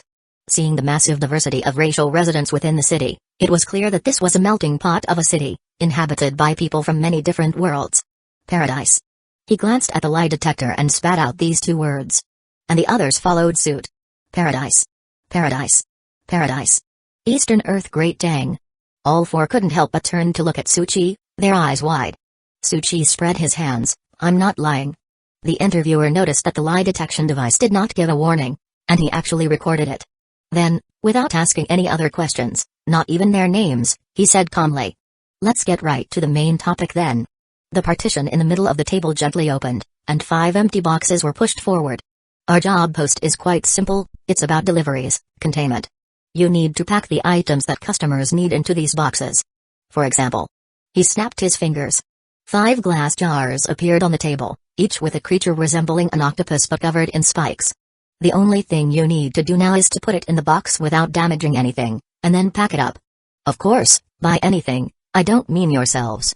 Rainier Vale took a deep breath and nodded. Understood. Tsuchi looked over. That octopus abnormality, with spines all over its body, had considerable strength, was venomous and had strong aggressiveness, but was extremely low in intelligence and had weak spiritual power. His pupils flickered slightly. Rainier Vale was also quietly conveying the message, don't provoke it, don't touch the spikes, and be as gentle as possible. It's best to not make any sound at all. The others were cautiously operating by the various detailed indications stuck on the glass jars. And then, hand it over. The glass jar in front of Tsuchi had already been opened directly. And the octopus was reaching out a tentacle, shaking hands with Tsuchi like a little dog? Rainier Vale's eyes widened. How did you manage that? Tsuchi snapped his fingers. Trick of the trade, don't forget it's all in the technique. He discovered that his spiritual eyes contained the origin strength of the evil god Abyss, and although it hadn't shown directly, it had a high priority of influence on all sorts of abnormalities. Since abnormalities are the result of pollution, and the power of pollution comes from the Abyss, with the evil god being the ringleader of pollution. But there were limits to the influence. Stand up, Tsuchi commanded, and the octopus abnormality propped itself up with its tentacles. Front flip. The octopus gritted its teeth and performed a flip in midair. Back flip. It did so again. Do a 720-degree spiral flip. The octopus came to a standstill, clueless on how to proceed after a long while, caught in a dilemma right there. But at that moment, due to excessive stimulation, it seemed to shake off the influence. Then, anger erupting from within, it actually let out a roar and charged at Tsuchi with its tentacles. The next moment. Smack. Alright, in you go. Tsuchi slapped it into the box and deftly closed it. Rainier Vale and the others watched this scene in shock, and the interviewer fell silent. What in the actual hell kind of move was that? Chapter 156-143 Brother, I'm about to have a breakdown under the careful operation of everyone. The other octopus abnormalities were also confined in jars. Although their approaches differed from Tsuchi's, they still managed to complete the task. Not bad. The interviewer tapped the table lightly. Indeed, you are somewhat more capable than those people. You can join the company, but I must remind you, these few items are just the lowest level of containment in the company. There are many more dangerous items that are not so simple. Moreover, the hourly wage is 100 cyber coins. If you can contain more advanced pollutants, you can increase your wage. Several people's eyes lit up slightly. Tsuchi glanced at them. Look at your pitiful selves. You're excited about this? Outside, a lollipop costs 199 cyber coins. What are you glowing for? Moreover, the mentioned promotion is just an empty promise, while also encountering more dangerous containment items. Under arrangements, everyone began to enter the company, preparing to officially start their work life. Rainier Vale whispered, remember, our most important priority is not only to make money but also to raise our status. Currently, nearly 1,000 other players are also taking actions like us, initially competing over who can earn money faster, but more so to gain the opportunity to make even more money after a position upgrade. Then there's spending on certain items. I'm not sure yet which items, categories, increase points the most. He fell into thought. I'm still unclear about this. But Tsuchi spoke softly. Luxury goods. Everyone paused. In this city, some people don't take money seriously, squandering it wildly, living a lavish and decadent life, indulging in luxury goods that are worth far more than their value, while at the same time, there are people who can't afford rent or utilities, have no savings, can't eat enough, lack warm clothing, and face unemployment and the risk of being deprived of their identity. Busy. Yet accomplishing nothing. Tsuchi muttered to himself. This is indeed an extreme characteristic of cyberpunk. This was the situation for every player at the start, not to mention most of the inhabitants of this city. I don't want to say this, but it's kind of heartbreaking, a female player with a ponytail sighed. An older man responded quietly. It reminds me of... Bro, stop talking, please. I admit, I'm about to break down. Fatty's tears were about to fall. Can we just play the game and forget everything else? Rainier Vale looked at the group, emotional just from a few words from Tsuchi, and fell silent, looking toward their destination. He had to add. We've arrived. It seems like we have to start working to earn money. Tsuchi and the disheartened crowd entered the so-called warehouse under guidance, a huge space where employees of the same position, each distinct, clearly came from different worlds as the interviewer had said. Everyone was also assigned areas, equipped with transport channels and a holographic screen, seemingly for communicating with customers from all walks of life. Let's work, workers of the soul, one day we will rise above the others. Fatty clenched his fists and encouraged. I'm going to. Good luck everyone. If there's any issue, come seek help immediately, we're all in the same boat now. Okay. Rainier Vale watched as the group's spirit somewhat recovered and he exhaled. At least everyone was making an effort. In this city with thousands of competing players, nothing was certain. Nobody knew what would happen next. Suboxian, I'm going to work now too. Okay, off you go. Tsuchi watched Rainier Vale walk away. He himself was not in a hurry to return to his workstation, even though the display showed that leaving for just 5 minutes would start deducting wages. 500 cyber coins each time. But he was not anxious. Tsuchi took a walk around, observing the items being transported at various workstations, having some realizations. I think I understand now. It must be that the stuff Russell bought initially, the transfer station was here. An earlier team instance, a spaceship loaded with various abnormalities and pollutants, flying toward Danki Star. And the items on that ship were all tributes for the Sunset Spirit King. It seems he finally found a source. Well, let's get to work. Tsuchi returned to his workstation. He still owed debts, planning to earn some startup funds first before assessing the situation. However, even in such a large company, the work hours were not something ordinary people could handle, working 5 hours in the morning, resting and eating at noon, working 9 hours in the afternoon, and also working overtime. Aiming for 14 hours of work a day. Tsuchi noticed another thing. No matter the position, no matter how poor, everyone dressed perfectly decently, wearing suits, ties, formal shoes, collared shirts, and work pants. Homeless people dressed in ragged clothes seemed impossible in this city. Every person looked neat and clean, presenting a kind of stateliness. Is this because of the industry and city's subliminal rules? Tsuchi roughly made a judgment. In this city, appearance represents the image and can even influence job interviews, and also has to match the cyberpunk vibe. This was why. Even if they didn't have money, everyone would still rent a decent outfit, and not just for the interview. Even after the interview was over, they wouldn't return it but would continue wearing it in every aspect of daily life. It seemed like they were proving to others that they had jobs and were doing well. Tsuchi also started working.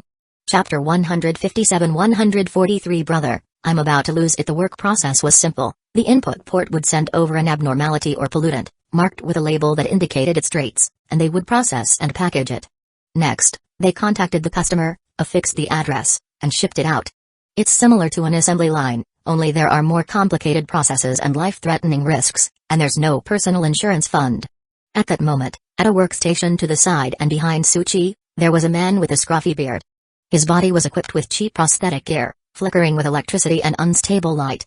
Just then, he suddenly screamed as a blood-stained thorny flower violently pierced his eye. Save. Save. PFFT. The thorny flower pierced straight through. The man's struggles gradually subsided, and only the electricity that hadn't dissipated yet flowed within the mechanics, causing his body to twitch. Take it away, clean it up, then recruit the next packager. The handlers quickly received the instructions and came to deal with everything very efficiently. Once they were seriously injured or even killed by a pollutant or an abnormality, there would be no compensation. No contract, just a cold cash transaction. And the rules of this city?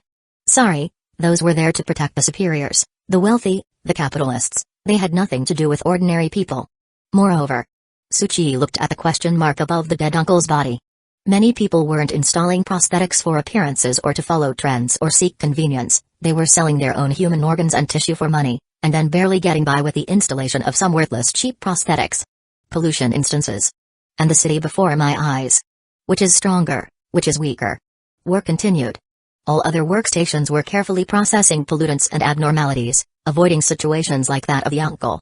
Only Tsuchi's station operated at an extremely fast pace. Whether it was abnormalities or pollutants, under his spiritual eyes, they were all like good babies. As long as you didn't provoke them or let them react, they were no different from a regular assembly line. Therefore, Tsuchi quickly completed his daily target and could continue working at more than 10 times the rate. But, alright, starting to get bored. Tsuchi disliked monotony. Indeed, he could ascend gradually with this ability and become the king among workers. Commonly known as the super worker. But it was no damn use. And he couldn't slack off, as there were obviously a large number of electronic eyes and holographic detection devices watching them. At this time, that guy is talented, remarked the interviewer, seemingly paying attention to this area. He narrowed his eyes and said softly, "It's time to promote him." Tsuchi also received the message quickly, telling him to go to another area. "Congratulations, Citizen Suboxian, your company position level has been upgraded from lower class to level D, your cyber coin earnings per hour raised to 200. Hey! Finally, I can buy a couple more lollipops." Rainier Vale and the others were startled and looked at Tsuchi. "That fast?" Tsuchi replied calmly. "I'll go up and check the situation first. You guys work hard and do a good job. Next year, I'll find you guys a sister-in-law." 2-8. Workers at other stations cast envious and jealous glances, then buried their heads and worked even harder. The promotion system was clear-cut, ensuring enthusiasm to a certain extent. But in the outrageous consumerist desires and frenetic conditions of this city, the money would always flow upwards. Meanwhile, as Tsuchi stepped into the next area, he also received a reminder. "Attention, you will be handling requests from higher-level customers. You will also face more dangers." Interesting. It seems that continuing to ascend could grant access to higher-level information and even more. However, the company's screen provided could only be used for communication with customers, not for playing games, searching, or any other extraneous activities, and each employee's communicator would also be cut off from the network, almost eliminating the chance of leaking or probing for information. But Tsuchi had a way, which was to chat. Customers who could send and buy things here were considered middle class with a certain amount of capital.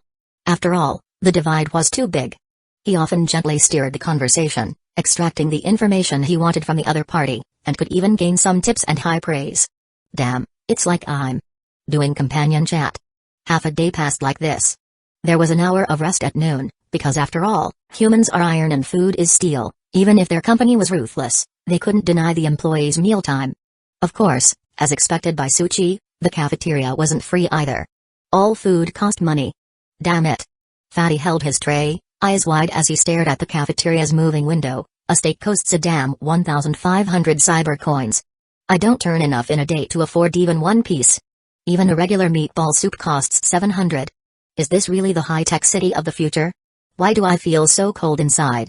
Tsuchi said calmly. Don't bother looking, that food isn't prepared for us. He pointed elsewhere. That's where we should go. At the other side of the cafeteria, a crowd swarmed, buying not food but various nutritional compounds, goo, unsatiating edible mixtures. That's cheaper, you can buy it for 100 cyber coins, and besides maintaining life's basic functions, it seems to have no other benefits. I can't work here even for a day.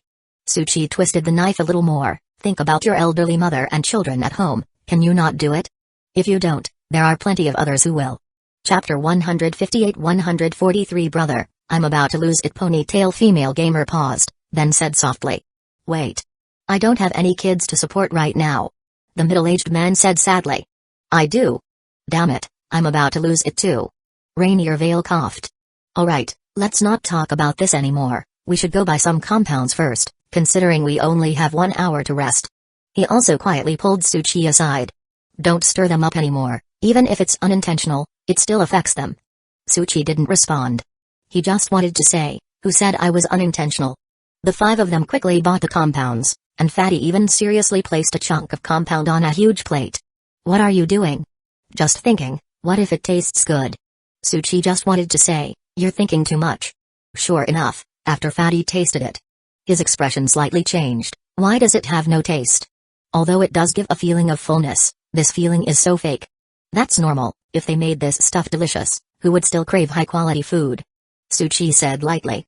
He now understood why a lollipop could sell for more than 100 cyber coins. Food is the epitome of luxury consumption. Everyone sighed. Ah, isn't this the fantasy universe? How come it feels like all the illusions have been shattered? Rainier Vale coughed. Let's talk about promotions instead. Now that we're getting the hang of it, we can speed up a bit and might soon advance to the next level. Right, Buxian, do you have any experience to share with us? You're already at level D, right? Tsuchi held up 2 fingers. First, this technique is hard to teach, you guys better be steady. Second, I'm actually at level C now, earning 500 cyber coins per hour. Everyone's eyes widened. You're freaking outrageous. You must be cheating. Speaking so realistically and sadly, yet doing better and advancing faster than anyone. How is this any different from secretly studying relentlessly in a dorm room? Jerk. Rainier Vale's eyes lit up instead. At this rate, Buxian, you might be able to climb the corporate ladder to a higher position, then gain advantages and also help us. Well. Tsuchi shook his head. I'm afraid that's not possible, this position at most could only go up to level C. Level B positions are usually for minor supervisors, level A for top leaders.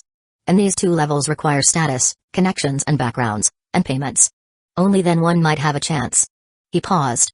In short, all kinds of restrictions, breaking through them isn't that easy. The 3 sighed quietly.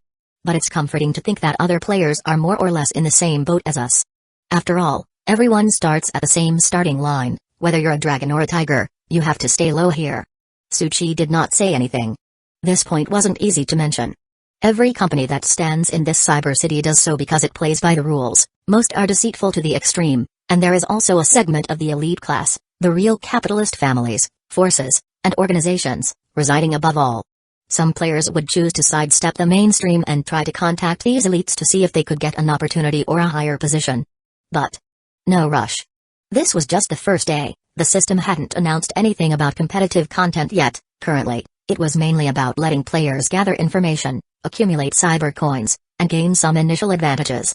Soon, everyone returned to their stations. Being late, leaving early, unauthorized departure, and slacking off would all result in a deduction of cyber coins. Everyone was busy. And Tsuchi returned to his district. Although he had now reached level C and was making more money, he was still a delivery person, packaging parcels. But none of that was important. What was important was that he also managed to meet some high-class clients. Maybe they weren't truly from the elite class, but they clearly had nothing to do with ordinary people. And the things they bought or sent had obviously changed, although involving many more outrageously dangerous items. There were also antiques, paintings, and even pointless trinkets. Also, the prices were ridiculously high. Almost all starting from $1 million. Filthy rich second generations. Now that I think about it, I should give Rainier a couple of punches. Having just come out of somewhere and preparing to enter a championship, Rainier sneezed. And these items are also something employees wouldn't dare to steal, once discovered. No, discovery was inevitable. There would be only one outcome, being stripped of citizenship and burdened with a massive debt. Then being sold to a human trafficking organization. Let's continue. Tsuchi kept on gathering information, learning about the various elite layers within the city, and understanding some organizational powers. But it was difficult to make deep contact. After all, as soon as he showed this proactive tendency, he would be detected and warned. It's really tightly guarded. This made Tsuchi hesitant to proceed. He could obtain the other party's preferences and interests through, and then contact them, but with these restrictions, unless the client made an active request, it was generally hard to continue. At this time, however, a client with the ID, Florence Grace, came online. Isn't his ID slightly familiar? Which rich auntie has logged in?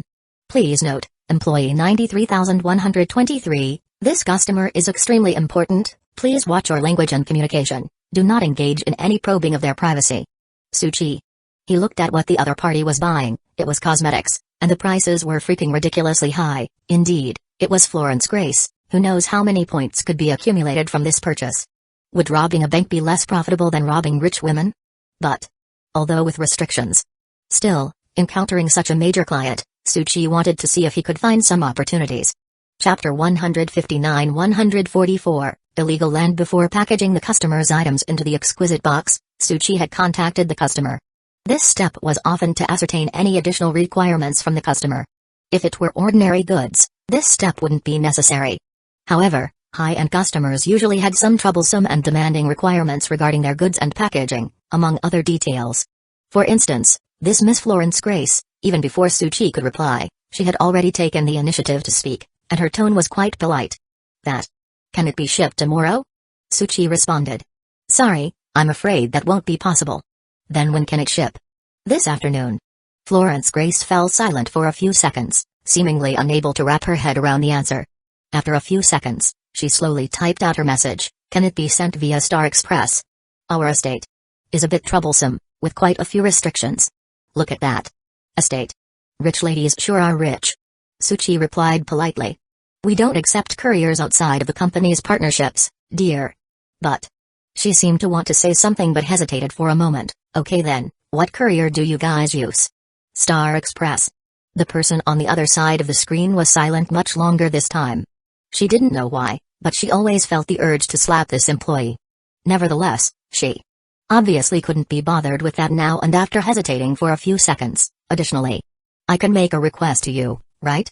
I would like you to place a Super Dream MR412 inside. She paused, tentatively asking. Is that possible? Tsuchi raised an eyebrow. Something wasn't right. Judging from the account level, the customer was clearly a long-time client, often purchasing various luxury items. However, the person currently using this account seemed like someone not very familiar with online shopping. And Super Dream MR412? Tsuchi knew about it. It was a miniature virtual internet connection device, quite valuable. He was about to reply. Just at that moment, Tsuchi's eyelid twitched slightly as he was slowly shown a, delivering Super Dream MR412 to the customer will reward you with Super Dream Hacker Agreement, just hand it over?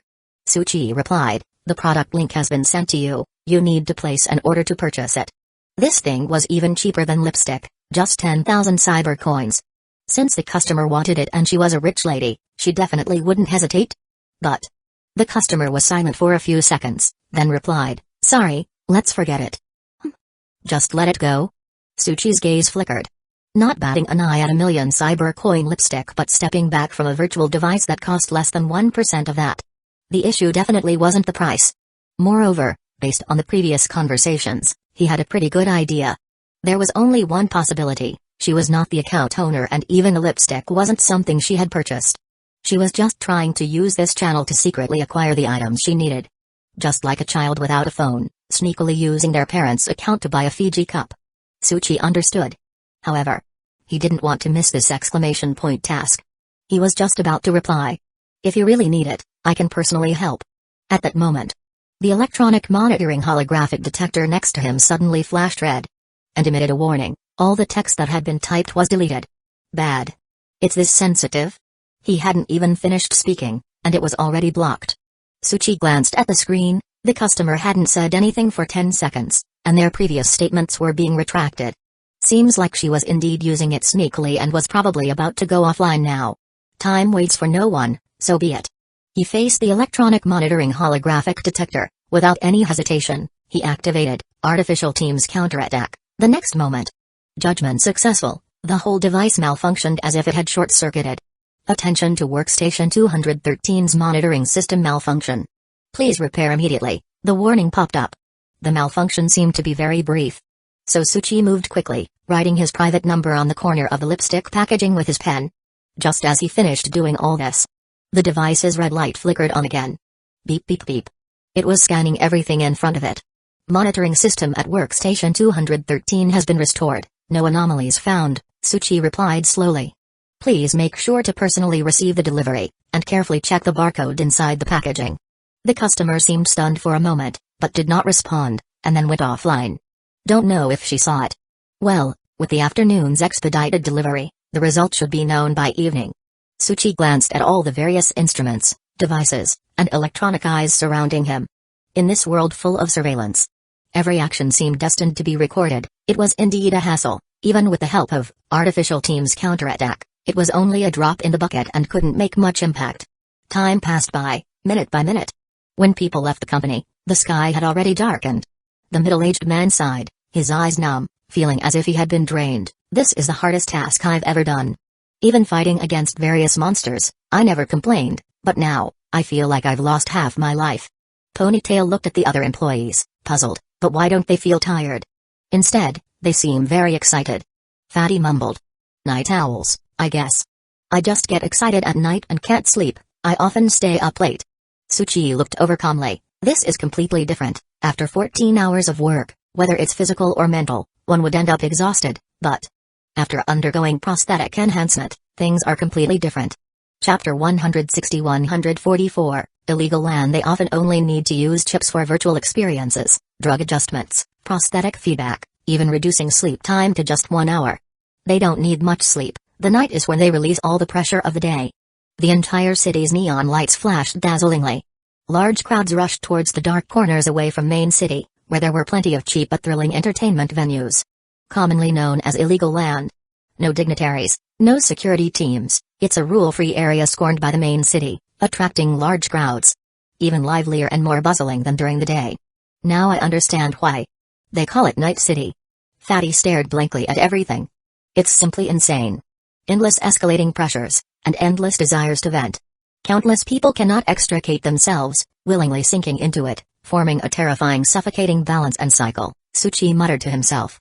Everyone fell silent, even Rainier Vale sighed. Fatty scratched his head. So, what's next? We go back and sleep? Suchi, sleep?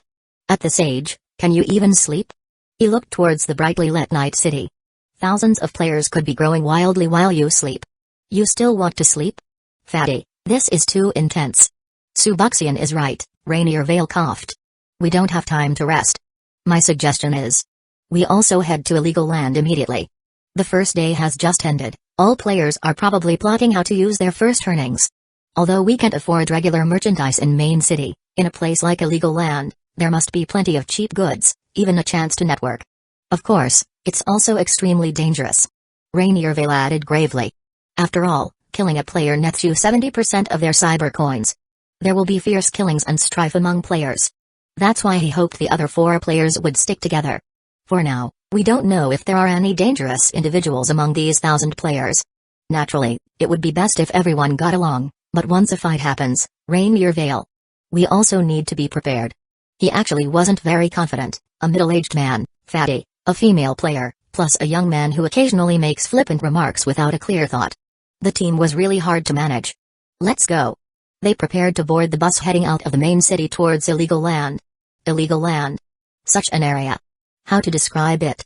Stripped of the modern, high-tech, fantastical neon urban exterior, illegal land more closely resembled a retro city district, with its dirty, messy environments and chaotic atmosphere filled with all sorts of people.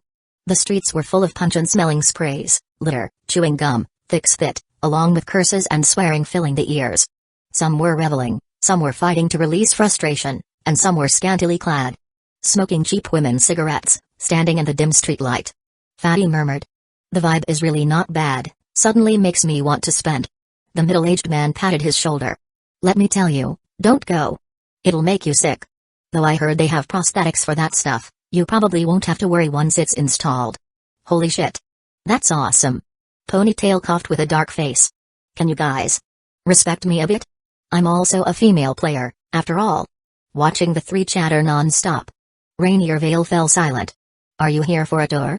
While he was cautiously assessing the surrounding environment, gathering information. But fortunately, Subuxian was not involved in this irrelevant conversation. No, wait. Rainier Vale's eyes widened, looking into the distance. He's actually gone over there. At that moment, Suchi had already walked up to a scantily clad lady. He hadn't yet spoken. The price is 200 cyber coins. The lady, heavily made up, exuding a mix of cheap perfume and cigarette smoke, took a drag on her cigarette and exhaled a dense cloud. Just pay and leave, sweetie? But Suchi lifted his wristwatch. 1,000 cyber coins. The lady was startled, then smiled seductively. Looks like young man. You want something thrilling? That's right, Suchi smiled. Come with me. The lady headed deeper into the alley. Suchi waved at the others. You guys go gather information first. We'll meet here in 2 hours. Rainier Vale and the others fell silent. I thought he was a decent person, the ponytail female player murmured. Fatty was also stunned. I was just talking, didn't expect him to actually go. The middle-aged man envied. He can actually last 2 hours. Are you fucking serious? Rainier Vale sighed. He looked around, noting many people were staring at them. He frowned slightly. Don't stand in the middle of the road, it's too conspicuous. Let's all first get a feel of this place. As they dispersed, several people with mechanical arms, squinting slightly. His companions have left. Then let's cut the chatter and get ready to make a move. In this illegal land, there was no absolute safety. Danger lurked everywhere. They moved towards a house inside. At that moment, the lady had already led Suchi to a room deep inside. She slowly unlocked the bedroom door, then sat on the bed, cigarette in mouth, gauging the time and distance. How do you want to play, sir? Not often we see a guest throw down 1,000 in one go. Whatever you want to try, I can give it a go.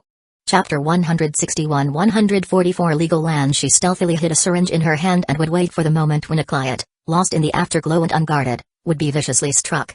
Almost no one could defend against it. And then they'd be at the mercy of others. Literally at their mercy. All the money, human tissue, organs, and so on were under their control. This was the maximization of value and one of their main sources of funding. After all, countless people disappeared in the illegal land every day, who would care about the lower class? This was the insane night city. This was the law of the jungle in the illegal land. But she furrowed her brows slightly because Suchi didn't come closer. The lady asked with a seductive tone. What are you waiting for, dear client? Suchi hesitated and said awkwardly. Sorry, I'm a bit shy, embarrassed really. You're spending money to play but you're embarrassed? What the hell is this act? Then let me help you, she said softly as she stood up, smiling. Suchi shook his head again. No, I don't like being passive. I prefer taking the initiative. The lady thought there was something wrong with this man. She smiled and asked. Then what do you think we should do? And the next moment, Suchi proposed a solution. How about this? My shyness stems from us being strangers to each other, not knowing each other well. Shall we have a chat first? A chat my ass. The lady clenched her fist that hid the syringe, maintaining a smile. All right, talk to me. I'm listening. I'll introduce myself. I am Subuxian. I don't like being idle. I like to find things to do for myself and I'm not a fan of following the rules. Spent most of the daytime feeling a headache from the assembly line, so I chose to come here to relax. I'm also good at quite a few things, have won a number of awards, people call me the sect hierarch of the hustlers. Listening to Tsuchi's incessant talk, the lady's expression became a little dazed. Is he nuts? Normally, some clients do like to babble, but only after the deed, not before. And what's with all this nonsense you're spouting? Who's listening? What being good at things, what sect hierarch of the hustlers, what wanting to be the boss of Night City? The lady couldn't stand it anymore, she couldn't wait any longer. She quietly sent a message to her accomplices, asking them to get ready, and then slowly approached. Keep talking. I'm listening. But, you do seem quite stressed, dear client. And I can't just do nothing about it, right? Let me give you a massage first. Okay. Tsuchi didn't refuse, but murmured to himself, actually, coming to this place is much more relaxing than during the daytime. Of course, this place is meant to bring everyone happiness. A vent for all stress. Indeed. Tsuchi murmured, it's like coming home, feeling like you can finally do whatever you want. Really? The lady slowly pulled out the syringe, her tone tempting, and soon I will make you feel even happier, never wanting to leave. Thank you, you're really quite nice, starting from you was definitely the right choice. Of course. She slowly approached Tsuchi, and then viciously plunged it in. Meanwhile, Rainier Vale and the others were also gathering information, their expressions gradually becoming solemn as they realized that this place was indeed dangerous. Amidst the chaos, two powerful forces were entrenched here. Giles' crowd ran a large number of nightclubs, bars, pleasure venues, peddling various illicit drugs, along with several gambling parlors and live animal fighting venues. Another power was the Black Emperor, who mainly dealt in weapons, prosthetics, and heavy firepower. Their merchandise was all in branded products, and behind the curtain, they were involved in robbery, brawling, murder, and all manner of evil activities, including the trafficking of human organs. We're in trouble. We mustn't provoke these two forces, even though they're not as powerful as the main city, they are still formidable entities for players. This was more than just ordinary cyberpunk, with many of their prosthetic bodies patched with pollutants, embodying abnormal shapes, not to be underestimated in combat. Moreover, Rainierville looked solemnly at a group of people in the distance. There are also a number of other players seeking opportunities to join these two perilous forces. Chapter 162 145 Hope Subuxian doesn't get affected. Tsuchi pinched the empty syringe between his fingers and muttered to himself. I see, full anesthesia. Apart from speaking, my body can't move at all. Awesome, awesome, do you have any more of this? The lady and the other three were lying on the ground, paralyzed, glaring at Tsuchi who was sitting in the chair. We are high-ranking members of the Black Emperor gang. Got it, and then? Tsuchi rummaged through a nearby cabinet, pulling out a surgical knife set and a row of electronic tools he had never seen before. You guys have quite the assortment of tools here, seems like you do this kind of thing often. He took the tools out of the cabinet. All four were transformed bodies, their numerous prosthetics serving various functions, mechanical palms that could shoot lasers, electronic eyes with surveillance capabilities, a high-explosive hand grenade tucked in the abdomen, a biological power pump, even mixed with abnormal flesh, not only compatible with the prosthetics but also providing additional traits. This was the reason they possessed superhuman strength. If you dare to touch us, our boss Adam Hammer definitely won't let this slide. Tsuchi, however, put on gloves. Looks like your boss really is a man of loyalty. What are you going to do? The four's eyes widened. What do you think? Tsuchi looked at their fearful eyes and slowly pulled out the surgical knife. Don't be afraid, this is something you do often, isn't it? And don't worry, I just want what's inside your bodies. Once I extract it, you'll naturally be able to live. Their fear uncontrollably radiated from their eyes. They were all too familiar with this procedure. Many customers watched in numb horror as their body parts were removed piece by piece, only now the roles were reversed, it was they who lay there. The four's eyes trembled. How can you not trust me? I always keep my word. They had no choice, they were at the mercy of someone else. It seemed like the other party was just interested in the prosthetics inside their bodies, and if the operation went well, they might still have a chance to survive. The movements were quite professional. There was even a disinfection step. Though the body was fully anesthetized. Even though this meant losing their valuable prosthetics, they had to accept their fate. Right. Tsuchi, holding the surgical knife and the mechanical tool, asked. How are these things used again? The four's eyes widened in shock. So you don't know jack shit. Don't glare at me, I'm short on time.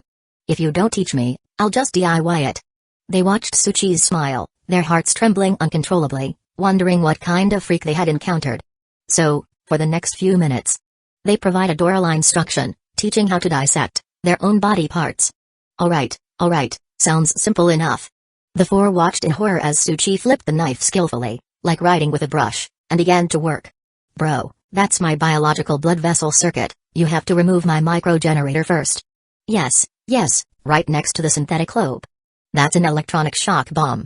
Please be gentle, don't set it off, or the mechanical prosthetic will malfunction. This is my controller, the port contains the internal access data for Black Emperor locations. Fuck, I'm bleeding out. Stay calm. Tsuchi held the surgical knife.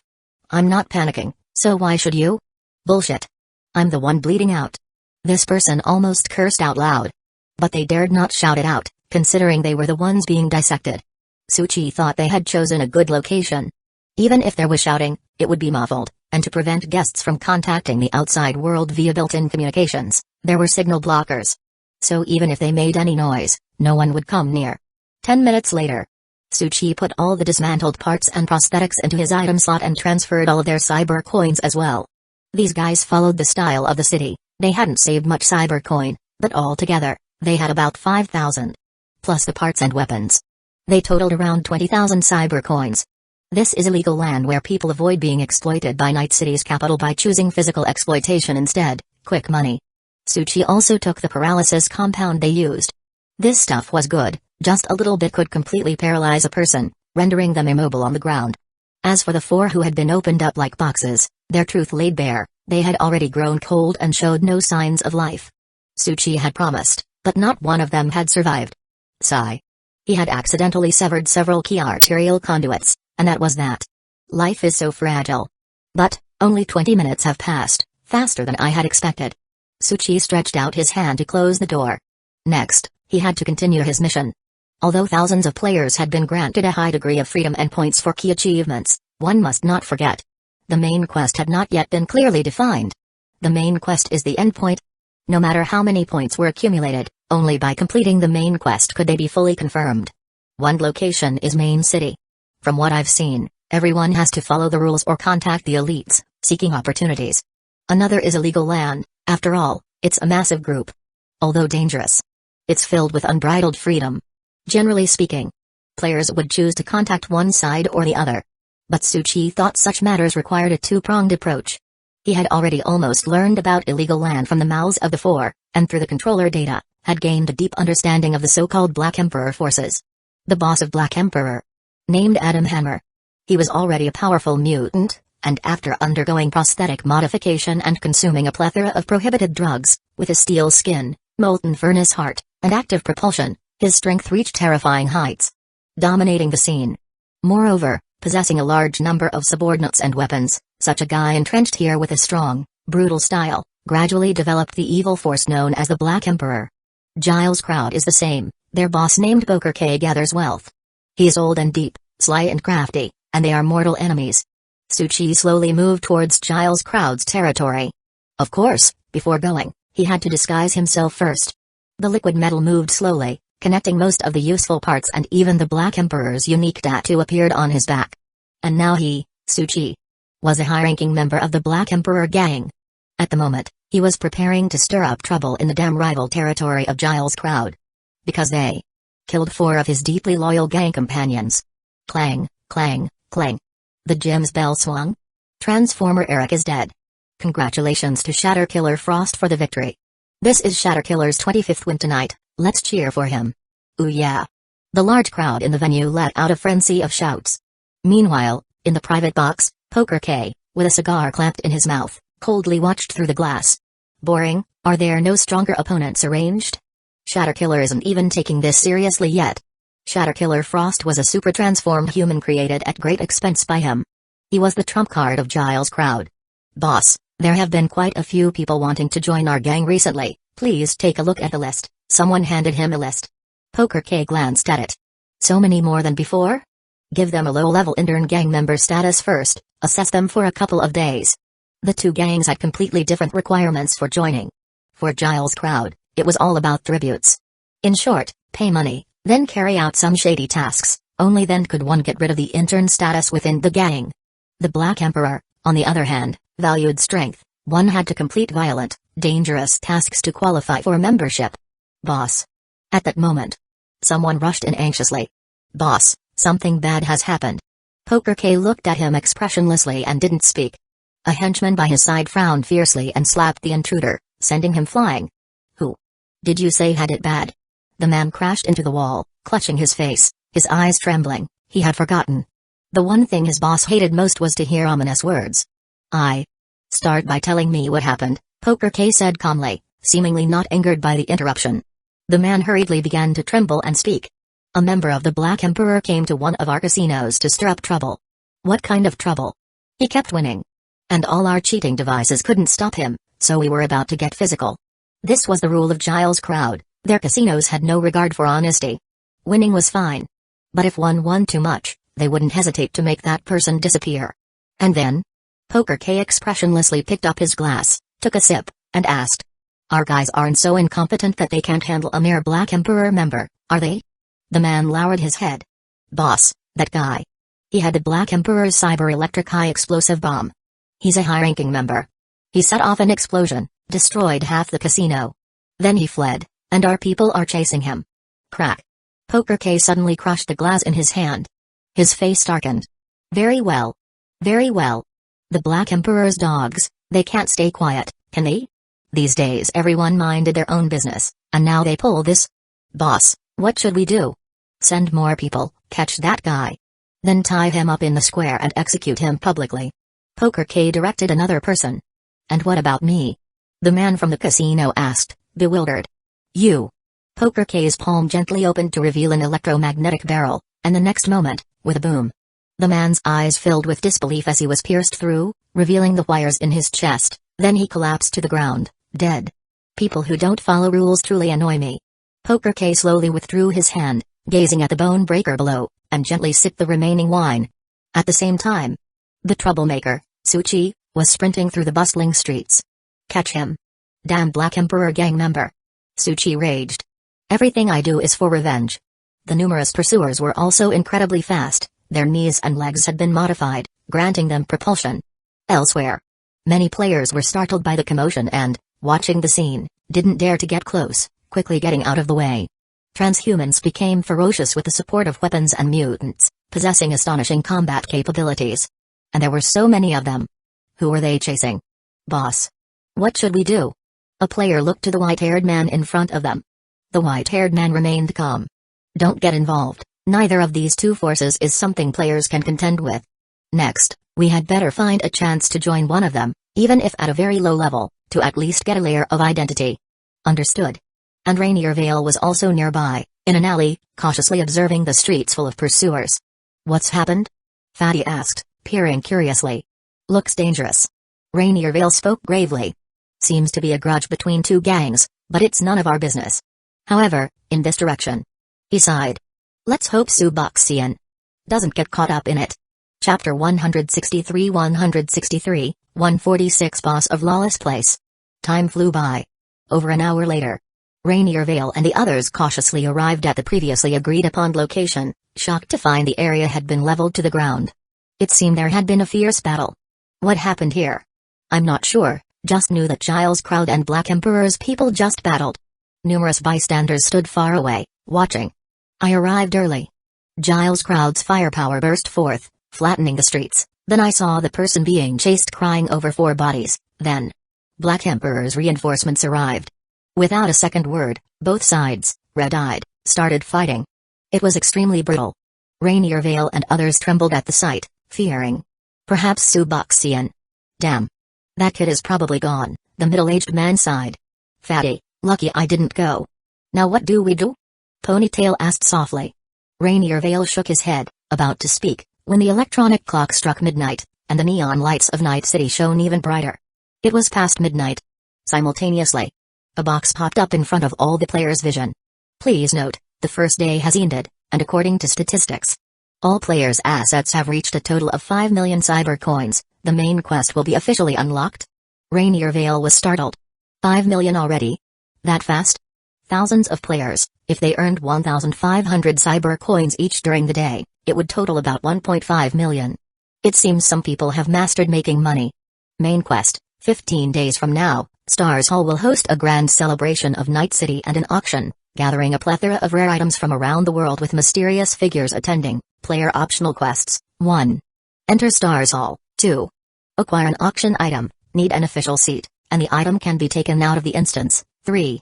Reach 100 Alliance prestige, at least 100 VIP seats must have a deep impression of you. Please note, if a player is killed, they'll lose 1,000 points to respawn, elimination if points drop to 0, and 70% of their cyber coins will be plundered. Rainier Vale's face tensed. Did you all see this?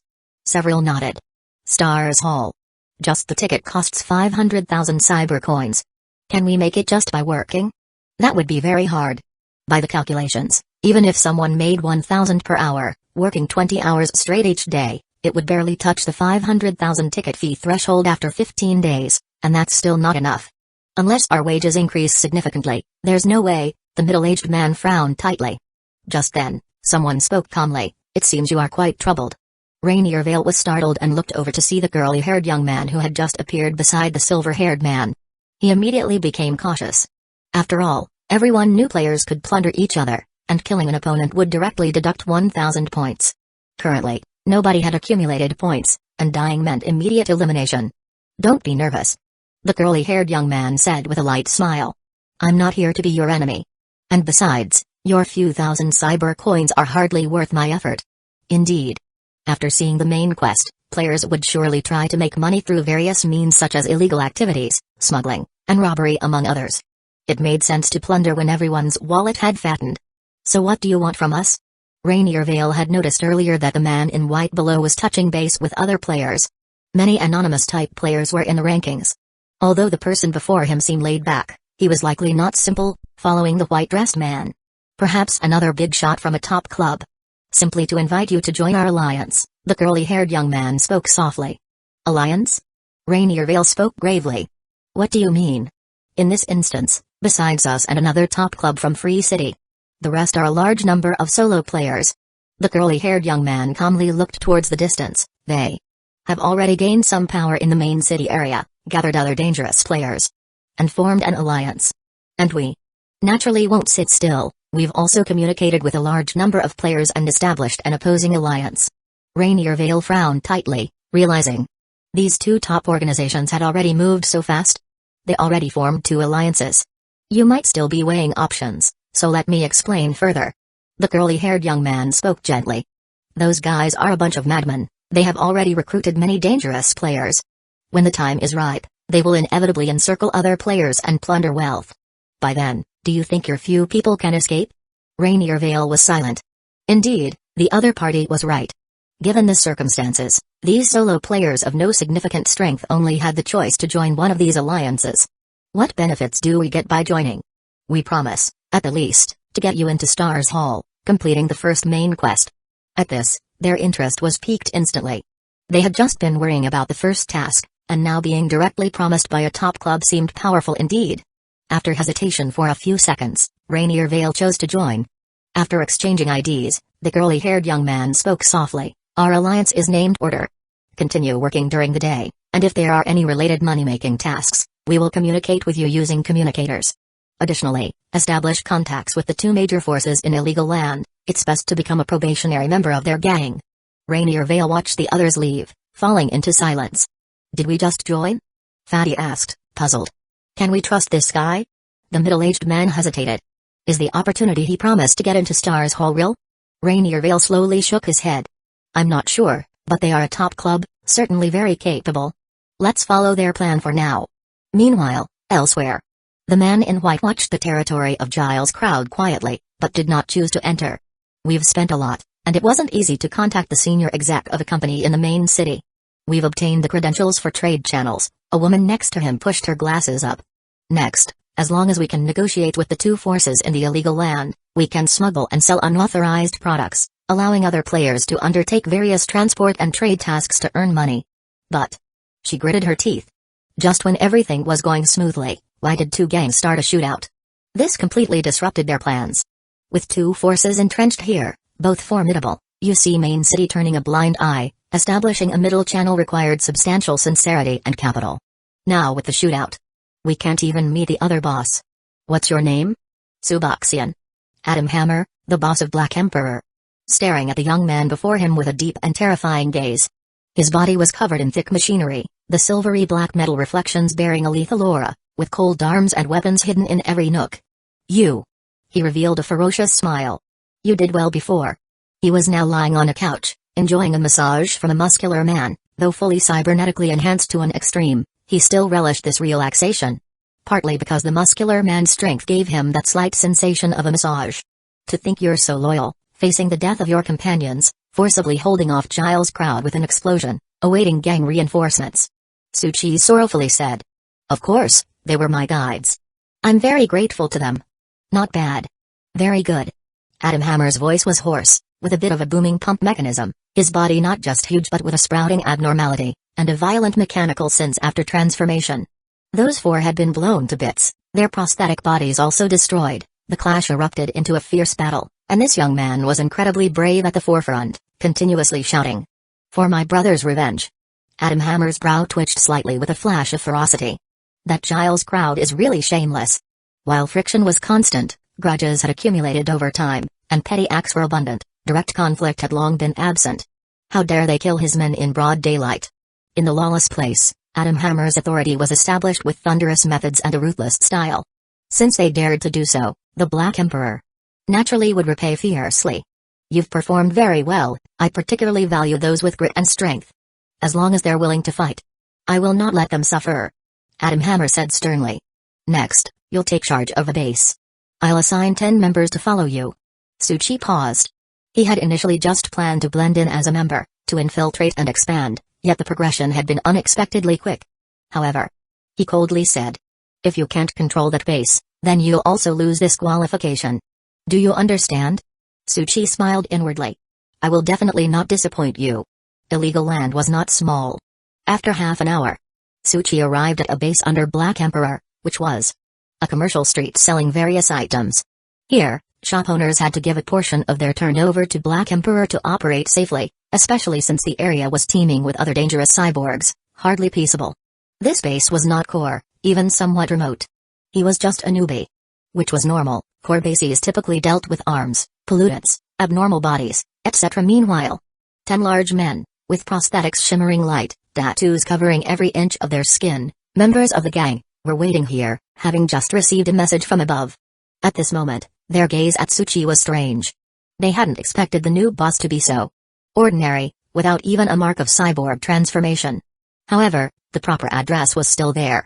Boss Su. Tsuchi smiled and waved his hand. Very spirited. Are we going to collect protection fees now, boss? As just mentioned, collecting business returns from the various stores on this street amounted to collecting protection fees. From the look of this long street, there were at least 30 stores and venues.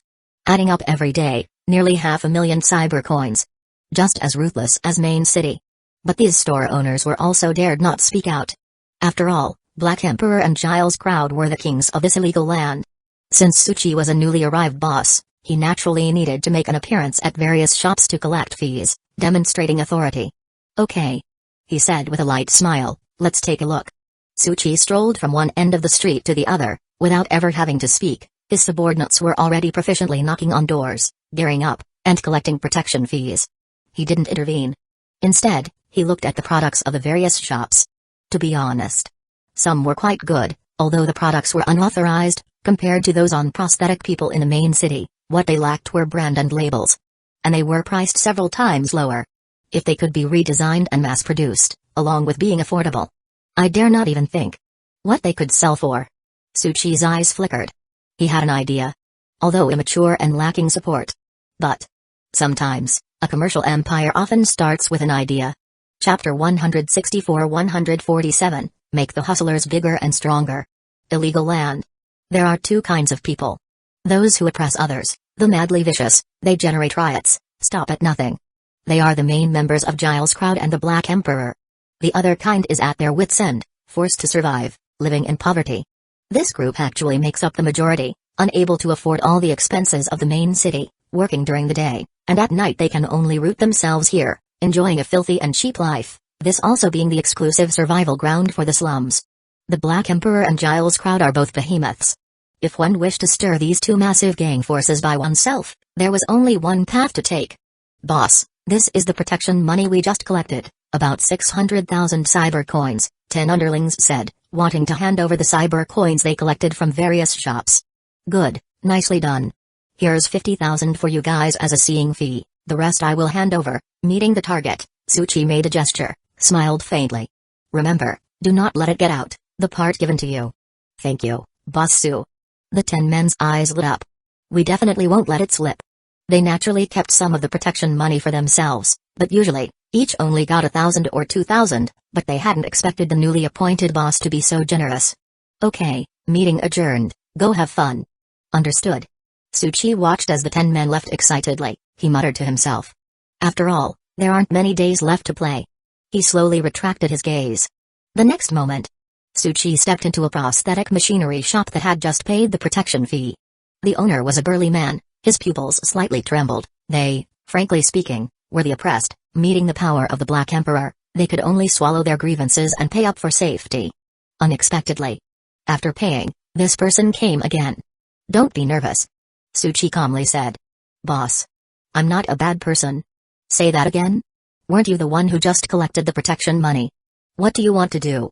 The burly shop owner quietly asked. Me, I'm here to buy something. Tsuchi slowly revealed the 50,000 cyber coins he had collected. Using my money. To buy my stuff? What do you want? He asked, a hint of anger in his eyes. They had tempers too but had been enduring for survival, but even if the other side was too outrageous, they had no capacity to retaliate. After all, how could his shop stand against these two big gangs, only able to compromise and seek peace? Well, Tsuchi looked around his shop, tapped on the counter of the prosthetic weapon selling counter. I want quite a lot of stuff, you might have to bear with it. The burly shop owner clenched his teeth. Say it, I can handle it. That remains to be seen. Tsuchi showed a smile. After all, what I want to talk to you about is a very big order. A very big order? What does that mean? Now the burly man was also stunned. And who are you? 5 days. The curly-haired young man silently observed everything chaotic in illegal land. 5 days. Giles Crowd and the Black Emperor have been fighting fiercely for a full 5 days, and it's getting more intense. It's almost reached a life-and-death situation. They must be crazy. He shook his head. Right now we don't even have the chance to meet and negotiate with the opposing boss, let alone establish channels to make money from the margins. If it weren't for a supplier named the Hustlers appearing, establishing a supply chain for us, stabilizing other players, our camp would probably have already collapsed. Shashili, the man in white, remained silent. Everything that happened in the past few days indeed varied from their plans. Conflicts between Giles Crowd and the Black Emperor were uninterrupted. There was no respite. It seemed someone lit the fuse, directly causing the hatred between both sides to burst out. They naturally couldn't interfere. Moreover, that supplier named the Hustlers took 2/10 of our profits hard, the female player with glasses sighed. As if they had us completely under their thumb. No matter what, Shashili was calm. It's already operating now, and all the money is for obtaining points, so there's no need to get too caught up. After all, the real rivals are the lunatics from Free City. We need to stabilize our footing before they make a move. That is the ultimate goal. Meanwhile, in Free City, people were in a reception room of a building called Life Group, led by a young man, ID, Netherworld King. Life Group is one of the top elite in all of Night City. A super commercial empire that creates and develops all prosthetics. Netherworld King, his expression somber and cold, gently said. If we succeed, that will firmly secure our position in the Night City processing department. This was their route, clinging to the elite. By bribing, heavily investing resources. To get the power and position they wanted. Although it was a loss-making business initially. But once in the later stages, they could use the authority of the Night City Emergency Processing Department to carry out the cleanup and sweep of illegal land. At the same time, besiege the other players. Carry out a massacre. To take all the cyber coins they had earned into their own pockets. So, rather than saying it's about obtaining points, but in the end, everything is ultimately about fighting. Netherworld King revealed a profound smile. But Shashili indeed lives up to being a core member of the top club, establishing a camp in illegal land in just 3 days and getting it operational, but he can't play better than me. Chapter 165-147, Striving to Expand and Strengthen the Hustlers. At this moment, footsteps echoed through the corridor. The Netherworld King immediately stood up, straightened his clothes, and put on a respectful expression, looking to approach. But it was an assistant who came out. Sorry, guests from the emergency handling department, Today is the chairman's daughter's health checkup day. We cannot receive you. The Netherworld King's eyelids sank. He looked at the transparent glass, in the distance below. A middle-aged man with pale hair was affectionately pushing a frail girl towards a car. I understand. The Netherworld King took a deep breath and forced a smile. I'll come back another day. He left with the others, his gaze slightly dark. Someone whispered from behind. Boss, according to our investigation, isn't that guy's daughter supposed to have a checkup once a month? Why is it happening again now? I'm not sure, but since our plan has been disrupted, and we've missed the chance with this magnate, then we select another one. A faint spiritual power began to emerge around the Netherworld King.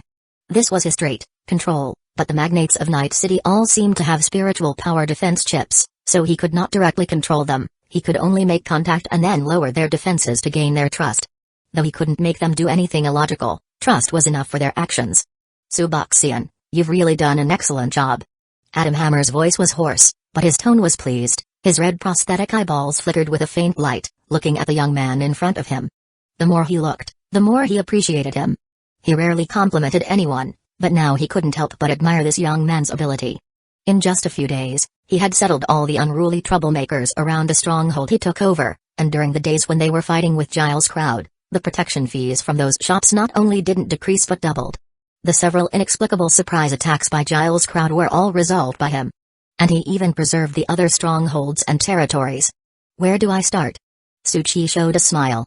It's all thanks to the boss's prestige. I'm already more than happy to be able to contribute to our gang. Adam Hammer's eyes flashed slightly, though pleased. He squinted and gave a raspy chuckle. Don't talk about that flattery. I don't like that sort of thing. Don't like it, yet why put up airs? Suchi pretended not to see. No matter who it was, they liked to hear compliments. You've proven your ability, so you should be given greater responsibility. Next, you can take charge of a weapon factory stronghold for our gang. Adam Hammer's gaze was deep, with a slight sense of oppression. I remind you, that place is not for fooling around. You will have 100 gang members stationed there, and if you make any mistakes... His metal arm suddenly pointed several red lights directly at Suchi's forehead. A lethal aura and pressure spread. Grace and might combined? Suchi's expression did not change, until the red light on his forehead slowly faded. The machinery on Adam Hammer's arm retracted like scales. Swish swish swish, go ahead. Suchi said with a smile. Then boss, see you next time. Although Adam Hammer had not made a move, that sense of oppression and aura were truly dreadful, and his strength was definitely above average. Wouldn't others be sweating profusely? But for Suchi. If it weren't for the fact that there were many people outside, he would actually like to slap the other's face. As soon as Suchi left the place, he then saw in the distance, many cyborgs, muscular and with an abnormal aura flowing out, all tattooed with the mark of the Black Emperor. Others already scurried away at the sight. Suchi, however, approached calmly, and each of them watched him intently. Then, they all shouted in unison, Brother Su, hello. Suchi showed a faint smile and extended his hand. Keep it down a bit, the neighbors still need to sleep. He. Also, Suchi tossed a bunch of holographic virtual coins. Whoever got their hands on them, considered it a transfer. Take it and spend, brothers. The many gang members' faces lit up. Thanks, Brother Su. To get by in a gang, two things are a must. Strength and generosity, and Suboxian greatly exemplified the latter, especially since his cyber coin income now reached millions a day. And he was never stingy. After all, even throwing money around could earn points, although not a lot, but the money would soon come back, so it was no big deal. After Suchi dispersed from these people, he changed his clothes, covered his head with a hat, and slowly headed towards the slums, taking many turns before entering a secluded building. He gently opened a door. Here stood nearly 40 figures, all of them were owners of big shops from various streets. At the same time, as they caught sight of Suchi, their eyes lit up. Su. Chairman. Suchi glanced at them. Have all the street chiefs from the Hustlers' Chamber of Commerce arrived? Simon. That is, the burly man from before, scratched his head. Two haven't arrived, they've probably been delayed on the road. Then dock them 2 little red flowers. Simon. Although he had been around him for a few days, he was still not used to the other person's way of thinking, but that didn't really matter. After all, this young man had already changed the fortunes of all their merchants. That night when he said he wanted to discuss a big order, Simon hadn't taken him seriously and didn't trust a person from the Black Emperor. Unexpectedly, the other party had gone on to talk with shop owners from other streets and managed to bring out a large batch of goods. which instantly sold out and at an extremely high profit. It was unbelievable. Now, more and more merchants were gathering, production of the ordered goods was relentless, and they were selling without pause. Now so many had gathered to form the Hustlers' Chamber of Commerce led by Subuxian. Simon's gaze grew fervent. Suchi glanced at him. Your eyes are too dirty, dock a flower for that, too. Simon. Hell, even for that, you dock it. No, that's not right. What well-read flowers, it really doesn't matter. Suchi looked to everyone and said softly. Alright, stop getting distracted, that guy selling the pleasure prosthetics. Don't bring your stuff here, turn that thing off, it's like a damn drilling machine. Next, I'll lay out the order requirements. In fact, Suchi didn't do much himself. He simply stirred up the war between the Black Emperor and Giles' crowd, so that both sides would be too busy fighting each other to pay attention to anything else, and he continued to fan the flames in the following days. After all, he couldn't let them rest. Then, Suchi used all the money he had amassed to secure a supply of goods. Then he made contact with Shashili and other players who had gathered players to form camps, which indeed saved Suchi a lot of effort. Moreover, through the Super Dream Protocol, Suchi created a complete, unrestricted, risk-free purchasing and delivery quest system that connected everything. In short, once there was a demand for an order, each player would very quickly receive a mission on their wristwatch and then head straight to the shop's location, with an automatically generated route that would swiftly deliver the goods to the main city. Once the transaction was successful, the cyber coin for the order would instantly be deposited into the recipient's account. This is the cyber delivery service of the Hustlers Unlimited Company. While it wasn't anything novel, this system bypassed Night City's network system, undetectable, uninterceptable, and even the major companies were clueless about it, dramatically shortening the front-end and back-end processes. The profits, with the increase of merchants and customer base, were rising as the tide lifts all boats, with every day's figures breaking the previous day's records. Why do I feel like I've come here to start a business? After leaving the slums, Suchi muttered to himself. He slightly moved his wrist, and a silver-white wristwatch slowly materialized. This was that Super Dream Protocol. The reward he had gotten for delivering the Super Dream MR412 to that existence. Its function was to hack into networks and perform interference, simulation, deduction and so on. It could be considered an incredibly skilled smart hacker, as bypassing Night City's system was far from simple. At that moment, someone sent Suchi a message. I went for a health check today. The doctor didn't tell me the results, but my father looked very concerned. This was the purchaser of the Super Dream MR412, previously using the account Florence Grace. Suchi had also been keeping in contact with the other party in recent days. In light of this, Suchi decided to offer some comfort. He slowly typed a reply, "Don't worry, don't be too pessimistic. Maybe it's your father who has the health issue." The other party. Chapter 166-148, Thorough Purge. The other party fell into silence, unable to speak for a long time. It seemed they were really comforted, a single sentence warming her for the entire winter. A terminally ill young miss from Life Group. Completely buffed up, Suchi murmured to himself. After obtaining the Super Dream from the other party, within 2 days, Suchi had turned Life Group upside down. Of course, it was Life Group that he was investigating. Life Group, one of Night City's top 3 business magnates, was founded by Saigong Qing, who controlled the research and development of prosthetics, having an amazing talent on the path where machinery and flesh converged, leading to its catastrophic growth until today. But such a giant was helpless against his daughter, Saigong Xin's illness. Normally, the prosthetic and the nerves would form a connection, exchanging data instantly, melding together as one. However, this also made the nervous system susceptible to influence, descending into madness, belligerence, and personality loss. Eventually losing humanity, commonly known as cyber mental illness. As for Saigong Xin, she was afflicted with a terminal neurological disease. Although she hadn't installed any prosthetics, her nervous system was weakening day by day, and like a chronic poison, her body was also affected, with her functions declining. A year ago, she could still stand and walk, but now she could only sit in a wheelchair. Indeed, because of this, Saigong Qing restricted her from any mentally strenuous activities, always recuperating in the manner, aiming to alleviate her symptoms. Even so, her disease continued to devour her life force unrestrained. "Sorry. My mother just came knocking at my door." I got startled and threw the Super Dream under the bed. Suchi did not immediately respond to the message. In a dark alley, several transhumans slowly emerged from the shadows. They were members of Giles' crowd, apparently staking out to assassinate someone from the Black Emperor. After all, the two gangs had now completely torn their faces off, determined to fight to the death. Suchi pretended not to notice and also checked the other party's message. The Super Dream got its corners bang up. Ms. Saigongzan actually talked quite a bit after obtaining Super Dream, even if trivial matters became part of the message, although it's all monotonous daily routines in the manor, she never tired of it. After all, confined to a manor and suffering from a painful terminal illness, everything was consuming her limited life force. She probably just wanted to record these in Super Dream. What a sensible girl. Suchi was moved by this. Then, he gently coaxed her, obtaining vast amounts of internal information from Life Group. It seems to be no big deal, I can still chat, and messages are being sent successfully. Yay, boom. Suddenly, a surge of energy from the dark cannon towards Suchi abruptly attacked. He slightly shifted his body, dodging it, then grabbed another mutated transformed body with a long sword leaping out from behind the shadows. By the way, when you said you wanted to join Life Group, were you serious? That was his excuse at that time, and she helped plan and revealed a lot of insider information. Suchi flipped his sword, the cold light flickering along the circuit lines, crackling past. The transformer's entire shoulder was severed, revealing the prosthetic wirings inside, and it screamed out in pain. After all, despite some attenuation, the deeper the wounds, the stronger the pain felt.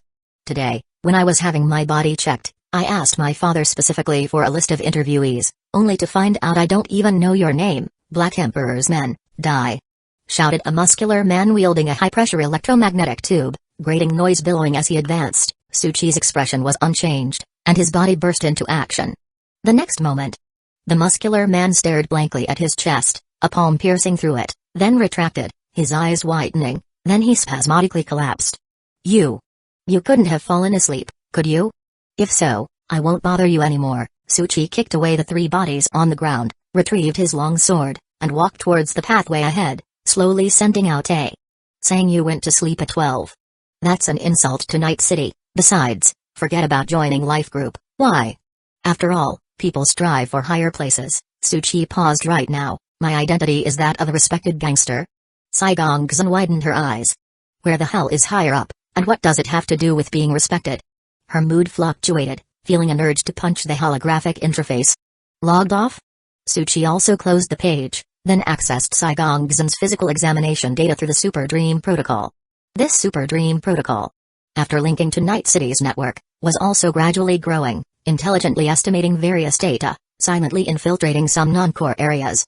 No wonder her father looks so distressed, his daughter is experiencing full body decay. Powerless to help, and not much longer to live. The data showed all of Saigongzan's abilities, all below a normal person, and further deteriorating. The Life Group line was pretty significant. The Hustler's Chamber of Commerce might quickly swallow the entire illegal land, but to grow bigger and take root in Night City without the support of a top giant, that would still be extremely difficult. After all, although it had only been 15 days, he had also planned for later. The Hustler's sect needs a chamber of commerce that could span across 10,000 realms. Of course, it might compete with the traveling merchant, but it's not a big problem. Then it's time to speed up the process. Founded the Hustler's Chamber of Commerce had already included hundreds of shops across Giles Crowd's territory, aside from initially negotiating in person. Later it was mainly other shop owners under Simon's lead who covertly spread the word. After all, Suchi had set up a reward for inviting new shops. For each shop pulled in, corresponding cyber coins would be earned. The more valuable the shop brought in, the more they earned. For buyers, it was the same. Suchi had not restrained himself. Both users and merchants were continuously expanding, and the daily orders and turnovers had reached an astounding level. Hundreds of players naturally couldn't withstand such a growth in orders. So, Suchi recruited more runners through intermediary channels, this time targeting the poor, and similarly offered generous subsidies. 3 days then passed. Simon, worried, sick and extremely anxious, burst through the door. It's bad, President Sue, something big has happened. The Black Emperor and Giles Crowd have noticed something wrong. They've started to scale back their stance recently, and they're keeping a tight watch over the streets. They've started issuing prohibitions. Suchi was calm, as if he had anticipated this. In these few days, he hadn't stirred the flames, and with the forces gradually building up, the Black Emperor and Giles Crowd, the two local dragons, had finally noticed something wrong. Having eased up from the fight, now our channels are restricted, and they are also scrutinizing the Hustler's Chamber of Commerce closely. What should we do? Suchi pondered and pointed to a machine next to him. Simple, help me make a pancake. At a time like this. You're still eating pancakes? Simon's eyes widened. Wasn't this something significant? He exclaimed urgently. Both forces will soon understand our model, and after they do, I fear they will completely take it over. Tsuchi slowly applied a layer of starch, calmly saying, "That's exactly what we want them to know?" Simon couldn't understand. But Tsuchi clicked his tongue lightly and said, "In any case, don't rush, let the pancakes cook a bit longer." The fourth day. Simon came again, his expression even uglier than before. Those beasts. After they understood the profits involved, they ordered everyone to triple the protection fees. They took over all the channels and even demanded high fees. Tsuchi calmly said, "Let them do it." He had already instructed Shoshili and many other players to hold their forces recently, and had also temporarily disconnected the system. Simon cursed in anger, yet he was powerless. Just when he saw a glimmer of hope, a good day ahead, they were pushed back to the old ways by the Sam gang. And why at this time? Simon's eyes bulged. "President, you're still eating pancakes." Tsuchi calmly reminded. "No, today this is a hand-grabbed flatbread." Simon's eyes widened even more. "Does it make a difference? You're getting more and more impatient. Be careful about losing merit badges, and also what's the use of being impatient?" Tsuchi said calmly. "Do you think you can dare to resist?" "Why not?" Simon roared out these words. After he roared, he immediately regretted it, his eyes dimmed slightly, and he opened his mouth. "Sorry. Resist?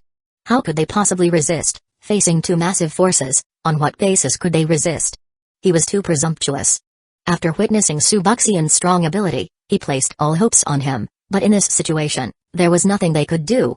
The fifth day. Simon arrived somewhat later than before, his body bearing injuries, his eyes also redder with anger. "It seems there's been a change today." Tsuchi paused. "Many shops have united in opposition, but those bastards didn't care. They smashed all the opposing shops. Many of the poor were beaten back. The previously collected cyber coins were forcibly taken back. Damn it, damn it. Those bastards simply aren't human."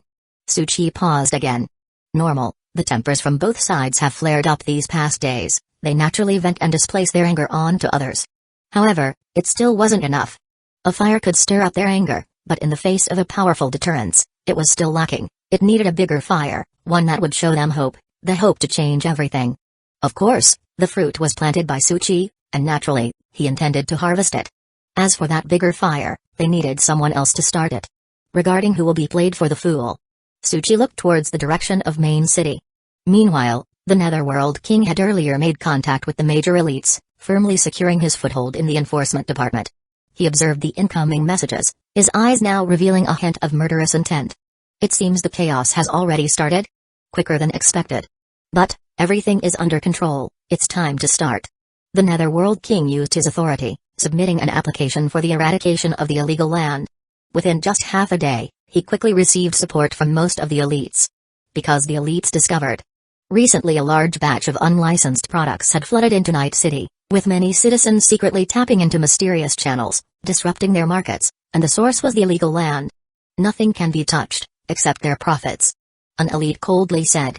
"This is a good opportunity. By seizing this chance, completely wipe out Giles' crowd and the Black Emperor, and this place that only produces rubbish." The Netherworld King and his hundreds of players along with the carefully transformed prosthetics, fully equipped handling squads, were ready for the eradication clash. And as they watched the place where the illegal land was located, next. It's time for the harvest. Chapter 167-149 Nancy, Bad Luck. Black Emperor and Giles' crowd gathered in a bar hall. Poker K and Adam Hammer, the two leaders, met. The rest of the respective followers stood on both sides of the bar, with even the high-ranking members numbering in the hundreds. The atmosphere between the two parties was unpleasant, as just a few days prior they had been mortal enemies now forced to talk due to circumstances. So many years, Main City has turned a blind eye to illegal land, and now they actually start to purge. Poker K's tone was somewhat hoarse.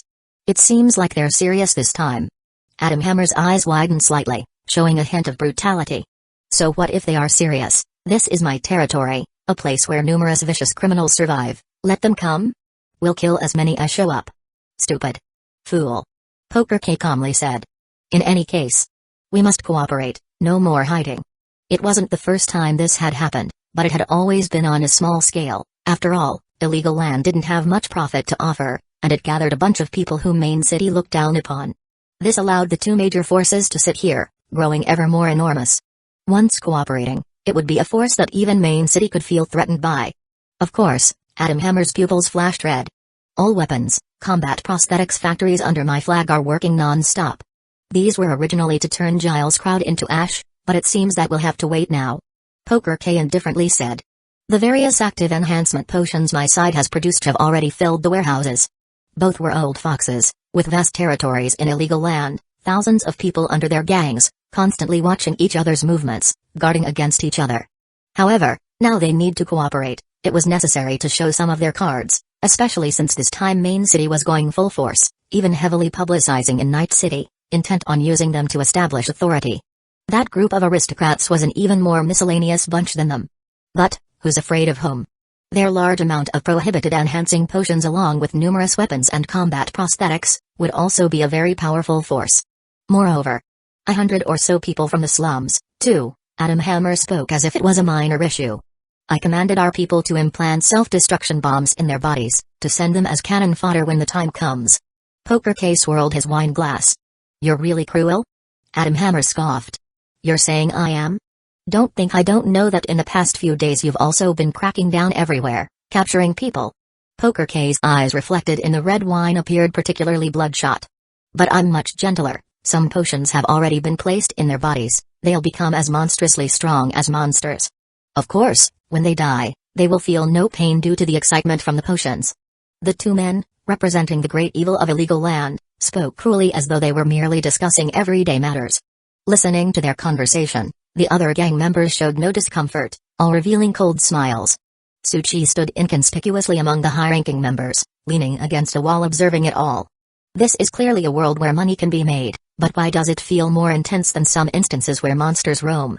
However, the cards of both Black Emperor and Giles' crowd had been shown: combat prosthetics, high-energy weapons, and enhancing potions, abnormal power. This was the key foundation that had allowed them to control illegal land for many years, oppress countless people, and trouble Main City.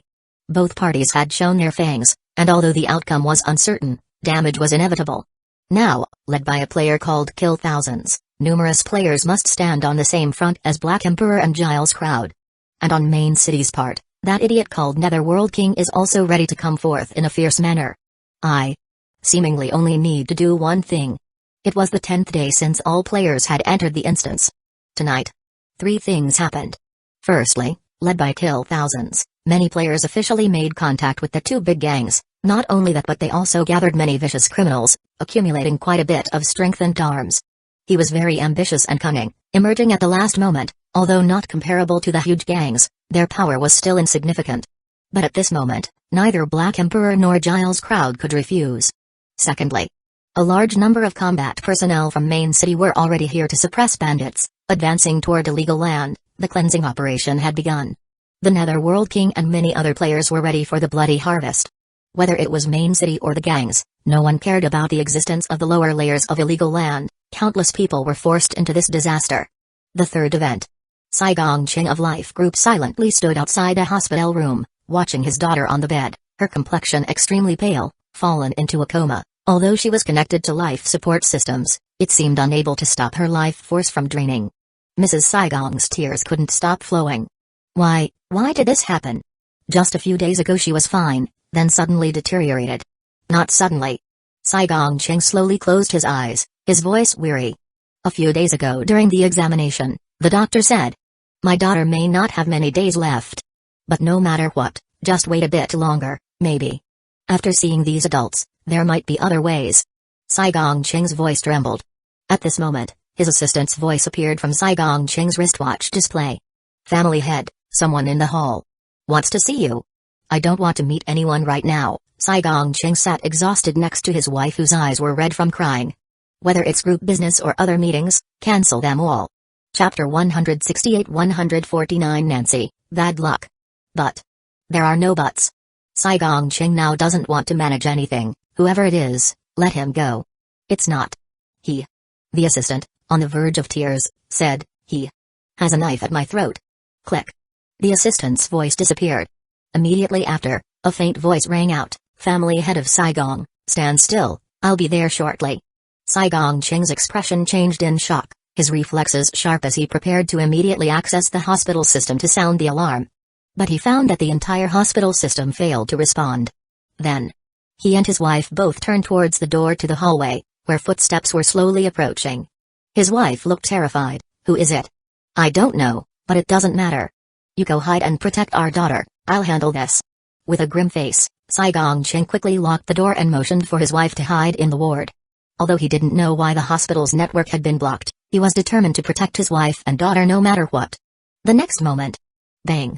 The door to the corridor was smashed through with a hammer. Saigongqing's face changed slightly, and he stepped back. A figure slowly walked in, and Saigongqing searched his entire memory, only to realize he had never seen this person before. "What do you want to do?" Saigongqing's palm revealed a gun, aiming at Suchi with a very serious tone. Night City is not short of dangerous, mad people who consider their kind of elite their enemy. It seemed this person was one of them. "Don't be nervous." Suchi handed over a business card. "Here is my business card. Erotic prosthetics for sale." Saigongqing's eyes widened as he looked at the pink card. "Oh, sorry, I picked up the wrong one." It was normal to pick up the wrong card out of the many merchant cards he carried. Suchi handed over another one. "I am the chairman of the Hustlers' Chamber of Commerce, here to negotiate a deal with you." Saigongqing quietly looked at the crudely hand-drawn logo on the card, his gaze wary as he took it. "The Hustlers? A chamber of commerce I've never heard of," he said calmly, while his fingertips subtly moved, continuously trying to sound the alarm. Understandable, since it was only established recently. Suchi glanced at Saigongqing. "Stop trying to send out an alarm, this hospital has been blocked for at least about 10 minutes.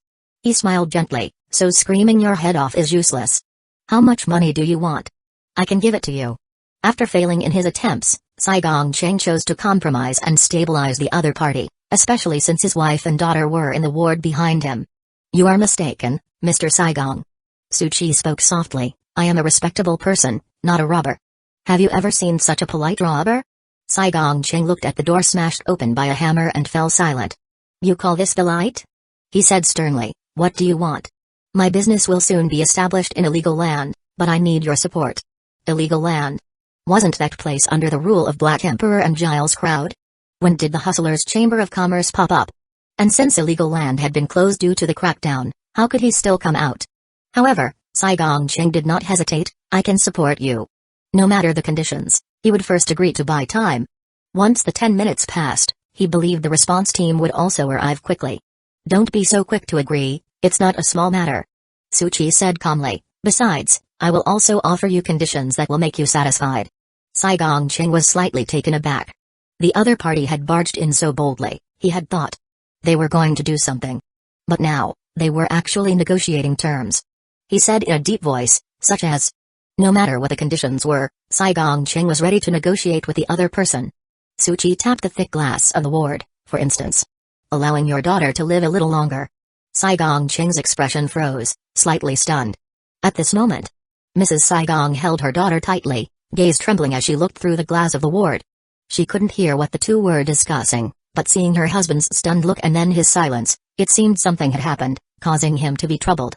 Then, after 5 seconds, the criminal spoke again, and Saigongqing made up his mind, slowly walking toward the door to open it. "What are you going to do?" Mrs. Saigong's gaze was wary as she stared at Suchi intently. "Obviously, to save your daughter, Mrs. Florence Grace." The wife was taken aback. How did the other person know her online ID? But now was not the time to worry about that. She looked towards her husband. Saigongqing shook his head. "Let him try." He said if it's useless, he will leave immediately. He had no choice. The conditions proposed by the other party left no room for refusal, even if there was just a sliver of hope, he wanted to grasp it. Concrete, Suchi slowly extended his hand, under their skeptical gazes, and materialized a feather. After his successful job transfer, the ancient god's heart had become part of his body. The phoenix feather's traits hadn't fully merged yet, but its strength was still present. With his spiritual eyes, concrete ability, under the right environment, logic, degree of belief from the other party, and difference in spiritual power, he managed to materialize it as a tool. The effect was discounted, but it could still trigger the power within. Especially since these last few days weren't spent in vain chatting with her, periodically telling her some phoenix legends. Ah no, stories of the phoenix rebirth, making her subconsciously desire something. How wonderful it would be if such a feather could cure her illness. Every person lying on a sickbed has imagined such a thing, longing for a miracle to happen. Chapter 169-149 Nancy, bad luck. What is this? Both were somewhat shocked. As long as you absorb it, Her body will also receive the healing effect, but of course I should remind you, this can only restore her lost life force, it won't work for her condition. Tsuchi said gently. Every factor could impact the strength. If one were to claim the existence of something and make everyone in the world believe in it, it might actually be possible to materialize it. Of course, right now the concrete ability could only exist for a very short time and was far from the level of creating something from nothing, of creating all things. It could only be said perhaps the fame was insufficient. Understood. Saigongqing nodded with a trembling voice, having researched restorative potions themselves for a while, and continuously used them to prolong their daughter's life. However, after excessive use, she developed a strong resistance to the medicine, and it soon lost its effect. They hadn't expected the other party to have other methods. Well then, I must be impolite. The next moment, Saigongqing watched silently as Tsuchi inserted the feather into Saigongxin's nostril. This way, the absorption is better, faster. Damn it. Couldn't you just place it in her mouth? He felt like he was crazy to believe this guy. But soon after, the feather slowly vanished, the strength merging inside. The previously comatose Saigongxin's body shuddered slightly, her pale complexion visibly recovering, and then... Aki. Saigongxin sneezed heavily and murmured sleepily. Why does my nose itch so much? Saigongqing and Florence Grace's eyes trembled. Is it really effective? Tsuchi didn't look at the fading feather, he had seen Saigongxin's medical reports, but those were just cold data. Now, with her right in front of him, he was watching her vitals. Great. It was all for naught. Her condition could only be delayed, not completely healed. Saigongxin slowly opened her eyes, seeing Tsuchi and her parents, her expression a bit confused. Who are you? You're awake? Congratulations, Tsuchi smiled. Your bothersome hemorrhoids have been cut away. The two beside her were stunned. Saigongxin, still groggy, stuttered. I don't have hemorrhoids. Tsuchi pondered. Sitting for long stretches every day and not getting hemorrhoids. That's not scientific. Saigongqing's eyelids twitched. What the hell are you telling my daughter? Cough cough. He coughed. Let's talk outside. Tsuchi paused. Okay. Saigongxin watched dazedly as her mother, with red-rimmed eyes, hurried over. What happened? Isn't that man a doctor? It's complicated. Saigongqing also left the sick room, looking at him earnestly. Anyway, thank you for stepping in. I'm incredibly grateful, and I will do my utmost to meet all your conditions. Then, would you give me half the assets of Life Group? Saigongqing fell silent, hesitating for a moment, then gritting his teeth. If you can completely cure my daughter. Tsuchi paused, surprised that the other party would really agree. However, there was no way. Although the power of the undying bird differed from potions, being a trait that restored life force without developing resistance, it couldn't be used to heal diseases. Forget it. The Hustler's Chamber of Commerce is no worse than your Life Group. Saigongqing. That statement also indicated that he was also powerless regarding his daughter's illness. He was silent for a while, pondering the conditions Tsuchi had proposed earlier, seriously, then spoke. You propose to support the Hustler's Chamber of Commerce, and I will certainly oblige, but forgive my bluntness. Illegal land is currently undergoing a purge operation. If successful, it'll become a district of Main City, and the major powers will devour this place, and if it fails, the Black Emperor and Giles crowd will not tolerate a third-party power taking root. In Main City, I can support you with all my capabilities, but in illegal land, it's very difficult. Tsuchi shook his head lightly. Not necessary, after all, neither of the scenarios you mentioned will occur. Saigongqing was taken aback. Because, this place should be decided by the majority. Boom, boom, boom. Both sides were engaged in intense combat, the so-called purge nothing more than reckless slaughter, large numbers of people caught in the crossfire, forcibly dragged into the streets as cannon fodder. Machinery mingled with flesh, despair and resentfulness were howling. Simon, with bloodshot eyes, stared dead at the distant rumbles and gun smoke. Countless people were fighting, the tumult of battle destroying everything. The slums were full of refugees. Packed, with blood and ash covering them. Meanwhile, in other places, many more refugees were captured, continuously sent off as human cannon fodder. The purge troops from Main City, because of their strategy and the cruel tactics of both factions, executed all the fleeing people on sight without any mercy. The battle had reached a fever pitch, both sides throwing themselves into the fray madly. Damn it, damn it. Someone roared, their bodies starting to tremble. We just want to survive. Do we have to be purged too? Why? Just because we have no money, no power. Do we deserve to be treated like trash? They couldn't leave, illegal land was sealed off by Main City. This place would become a slaughterhouse, no one able to escape. Anger, resentfulness, despair, and powerlessness. They had nothing. No way to resist, no way to protect themselves. And right now, Tsuchi was sitting silently on the roof of an old building, watching them. Clearly, the people's resentfulness and anger had reached a boiling point. If weapons had been provided earlier, they probably would have already risen up in resistance. Chapter 170-149 Nancy, Bad Luck. However, Tsuchi didn't choose to do that. Going up too early would just lead to more of their people dying, since most were just the poor, blood could be shed. But casualties should be minimized if possible, because the intimidation left by the wolf, jackal, tiger, and leopard devouring each other was by no means simple.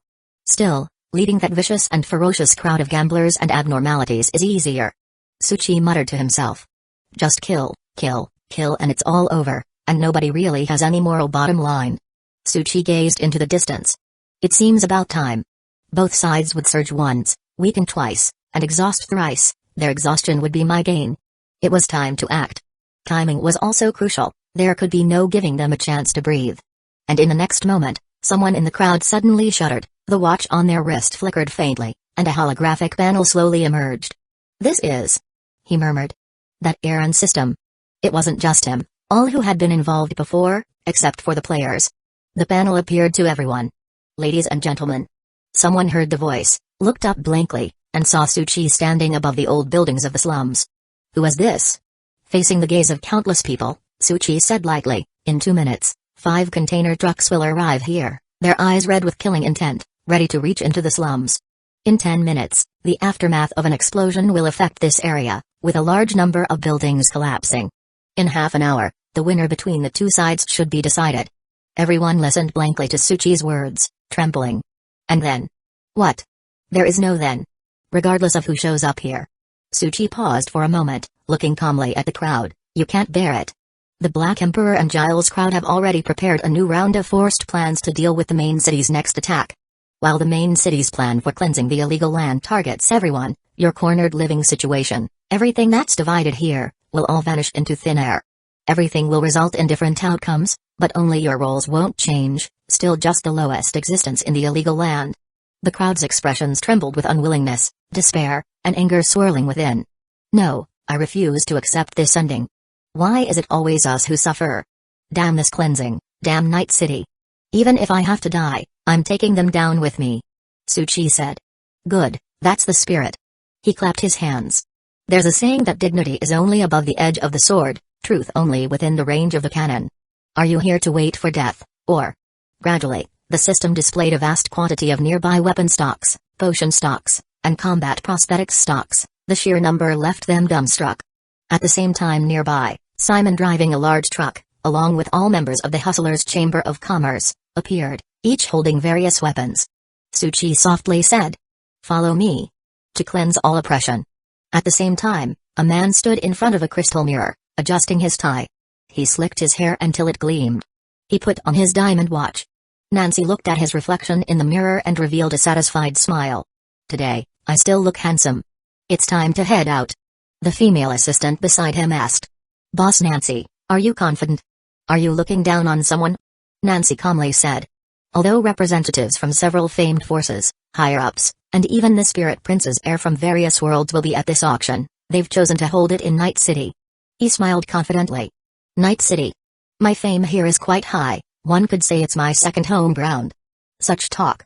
The assistant mused to herself. "Though I remember, boss, your primary home ground. Last time wasn't it taken by that Suboxian?" "Shut up." Nancy coughed. "Don't bring up that incident." He paused. "And don't mention that name," he grumbled. "Bad luck." Chapter 171-150, I Can Persuade. At this moment, the illegal land was in total chaos. The so-called cleansing operation was actually intertwined with many goals. Numerous emergency handling squads were focusing intently on the Black Emperor and Giles crowd. Over the years, because the main city had been continually exploiting them, a massive number of people had been forced to live in the illegal land and the area continued to expand. The nobles could no longer sit idly by. What they called cleansing was actually turning everything here into a part of them. And the objective of the players led by the Netherworld King was even clearer. They were fighting against the camp of those who killed from 1,000 miles away. It was still the first time that there had been large-scale combat between players, dangerous, violent, mixed, filled with various skill, with everyone giving it their all. Simon, as the second in command, immediately began to act. All members, follow the chairman's strategy for combat in the system. Code squads. Errand system route marking. After clarifying the danger levels, have each member personally lead others in combat. To be able to become a merchant in the illegal land also took a special capability. After all, to secure a place to survive without committing crimes or felonies here required very specific survival skills. Chairman, any other instructions? Suchi hesitated for a moment, then replied in the system, there are. Does the name member sound a bit lacking in dominance, somewhat unfitting for everyone's current enthusiastic atmosphere? Simon. Is now really the time to be picking names? Suchi left this matter to Simon and others. Possessing the errand system to coordinate combat, they had a huge information advantage that allowed them to quickly have everyone avoid dangers, exchange information swiftly, and engage in fast-paced combat. However, even so, Suchi estimated that quite a number of people would bleed to death. This was nearly a slaughter among 10,000 people, a genuine war. He prioritized not command but the elimination of those with high-level combat power. Suchi's body slowly surged with spiritual energy, the ancient god's heart activated, robust strength flowing through his body, and his attribute panel began to change. Strength, 670, movement technique, 580, physical strength, 1100, spiritual power, 6250. He had realized something after leaving the last instance. It seemed there was an issue with his bonuses. Normally, every person who changed profession, upon stepping into a sequence, would receive different bonuses to different attributes due to the differing paths of the sequence. For example, for a warrior type, the main bonuses would be physical strength and strength. For an assassin type, it would mainly be movement technique, and for the rarest spiritual type, it would be more extreme, with all bonuses focused on the spiritual attribute. And he had bonuses on every attribute, all evenly distributed, completely unlike other professions. Especially spiritual power, once the level cap was removed, combined with the basic attributes of the spiritual eyes being tripled in bonus points, the spiritual power attribute would continually glitch and raise, turning into a far-leading terrifying value. However, attributes unless significantly ahead, are not the only indication of combat power differences, as there are also various skills, spiritual energy, and traits to consider. So, normally they are divided according to sequence level, even though there are strong and weak ones. Each sequence clearly has a large difference. Using it to judge the strength of the opponent was the most direct method. In the present illegal land, the faction members and handling squads, using prosthetics and massive weapons along with potions, had burst strengths not to be underestimated. And above that were the high-level members of the factions, whose individual combat power was extremely prominent, charging forward under explosions to kill, even more fiercely. As for the bosses of both factions, they were currently engaged in fierce bombardment with 5 super cyborg soldiers EMT. Adam Hammer, with a body made of carefully crafted combat prosthetics combined with the abnormal strength in his body, burst forth just like his name implies, wherever he went was smashed by his hammer, creating an enormous booming sound and leaving ripples and cracks from the impacts. Poker K relied not on prosthetics but on potions and weapons, rapidly running through the battlefield, and alongside him emerged Giles Crowd's ace, Bonebreaker Frost. This guy, covered in sharp serrations, the sound of friction causing screeches. Kill, kill, kill. Nearby were also numerous high-level combat personnel from the factions, all surrounding the 5 EMT soldiers. The 5 EMT soldiers wore expressions cold as ice, their eyes devoid of any emotion, even their expressions never changed, purely designed as super soldiers that completely obeyed the commands of the elites. They had a complete set of combat systems, with all-around combat capabilities. Composite metal with tenacious exteriors, high-energy core power furnaces, etc. When they burst forth, they too would send out ripples through the air. The surrounding high-level members wanted to step into the slaughter, looking for opportunities, but were either knocked away or crushed. Fuck, are these the monsters created by the main city? There's no way they can be matched. What terrifying strength. Shit, they're all a bunch of wastes.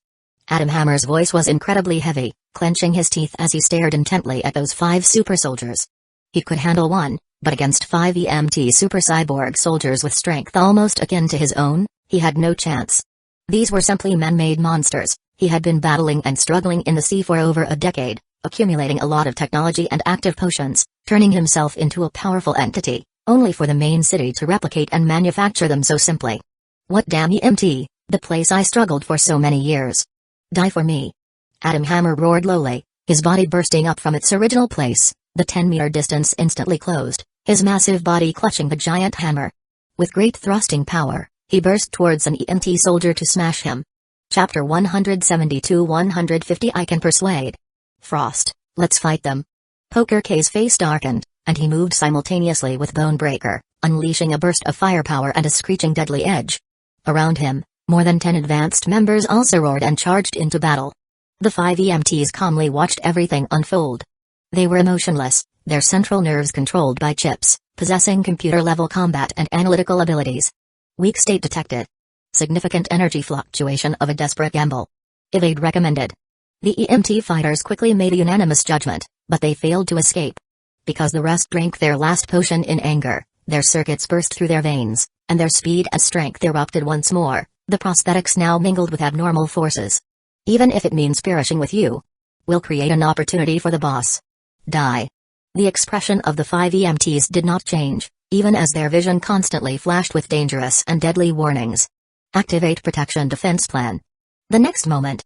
Boom boom boom. All the desperate attacks erupted at this moment, centered on the EMT fighters. Massive amounts of energy burst out like light balls, devouring everyone. Terrifying fluctuations kicked up a tremendous amount of dust. Gradually, more than 10 seconds passed. The smoke and dust began to clear. Zzz. 4 of the 5 EMTs' bodies were left in tatters, the dangerous energy clearly burning everything inside, their complex structures filled with the imminent threat of explosion. Despite being completely remodeled, their flesh still existed, continuously dripping blood. But they remained expressionless, using their bodies to firmly protect someone inside. Defense complete. The rest will be handled by EMT 24. Their voices trailed off in a whisper, growing softer, then with a loud thud they fell to the ground, silent. Freaks, damn, all freaks. Poker K, covered in blood, watched the scene, his expression trembling. Adam Hammer was also broken and shattered, staring intently at the EMT. These emotionless freaks, in such a situation, 4 of them did not hesitate to choose sacrifice. Most importantly, without a trace of emotion. This is the artificial monster of Night City. Such a terrifying horror. The last standing EMT warrior wobbled to his feet, and he calmly said. Now starting to neutralize all threats on the field. We're done. Completely done. Poker K collapsed on the ground, unable to move even an inch. Adam Hammer and Bonebreaker were also crippled, able to move, but unable to stand. I can't accept this, I just can't. Adam Hammer's voice was hoarse, clutching his fist feeling indignant. The EMT already extended its palm, a laser cannon emerging within it. Constantly condensing. And then suddenly, the EMT's body shuddered, its eye sockets flickering with red light, turning its palm towards a building. Boom. The explosion directly overturned the building.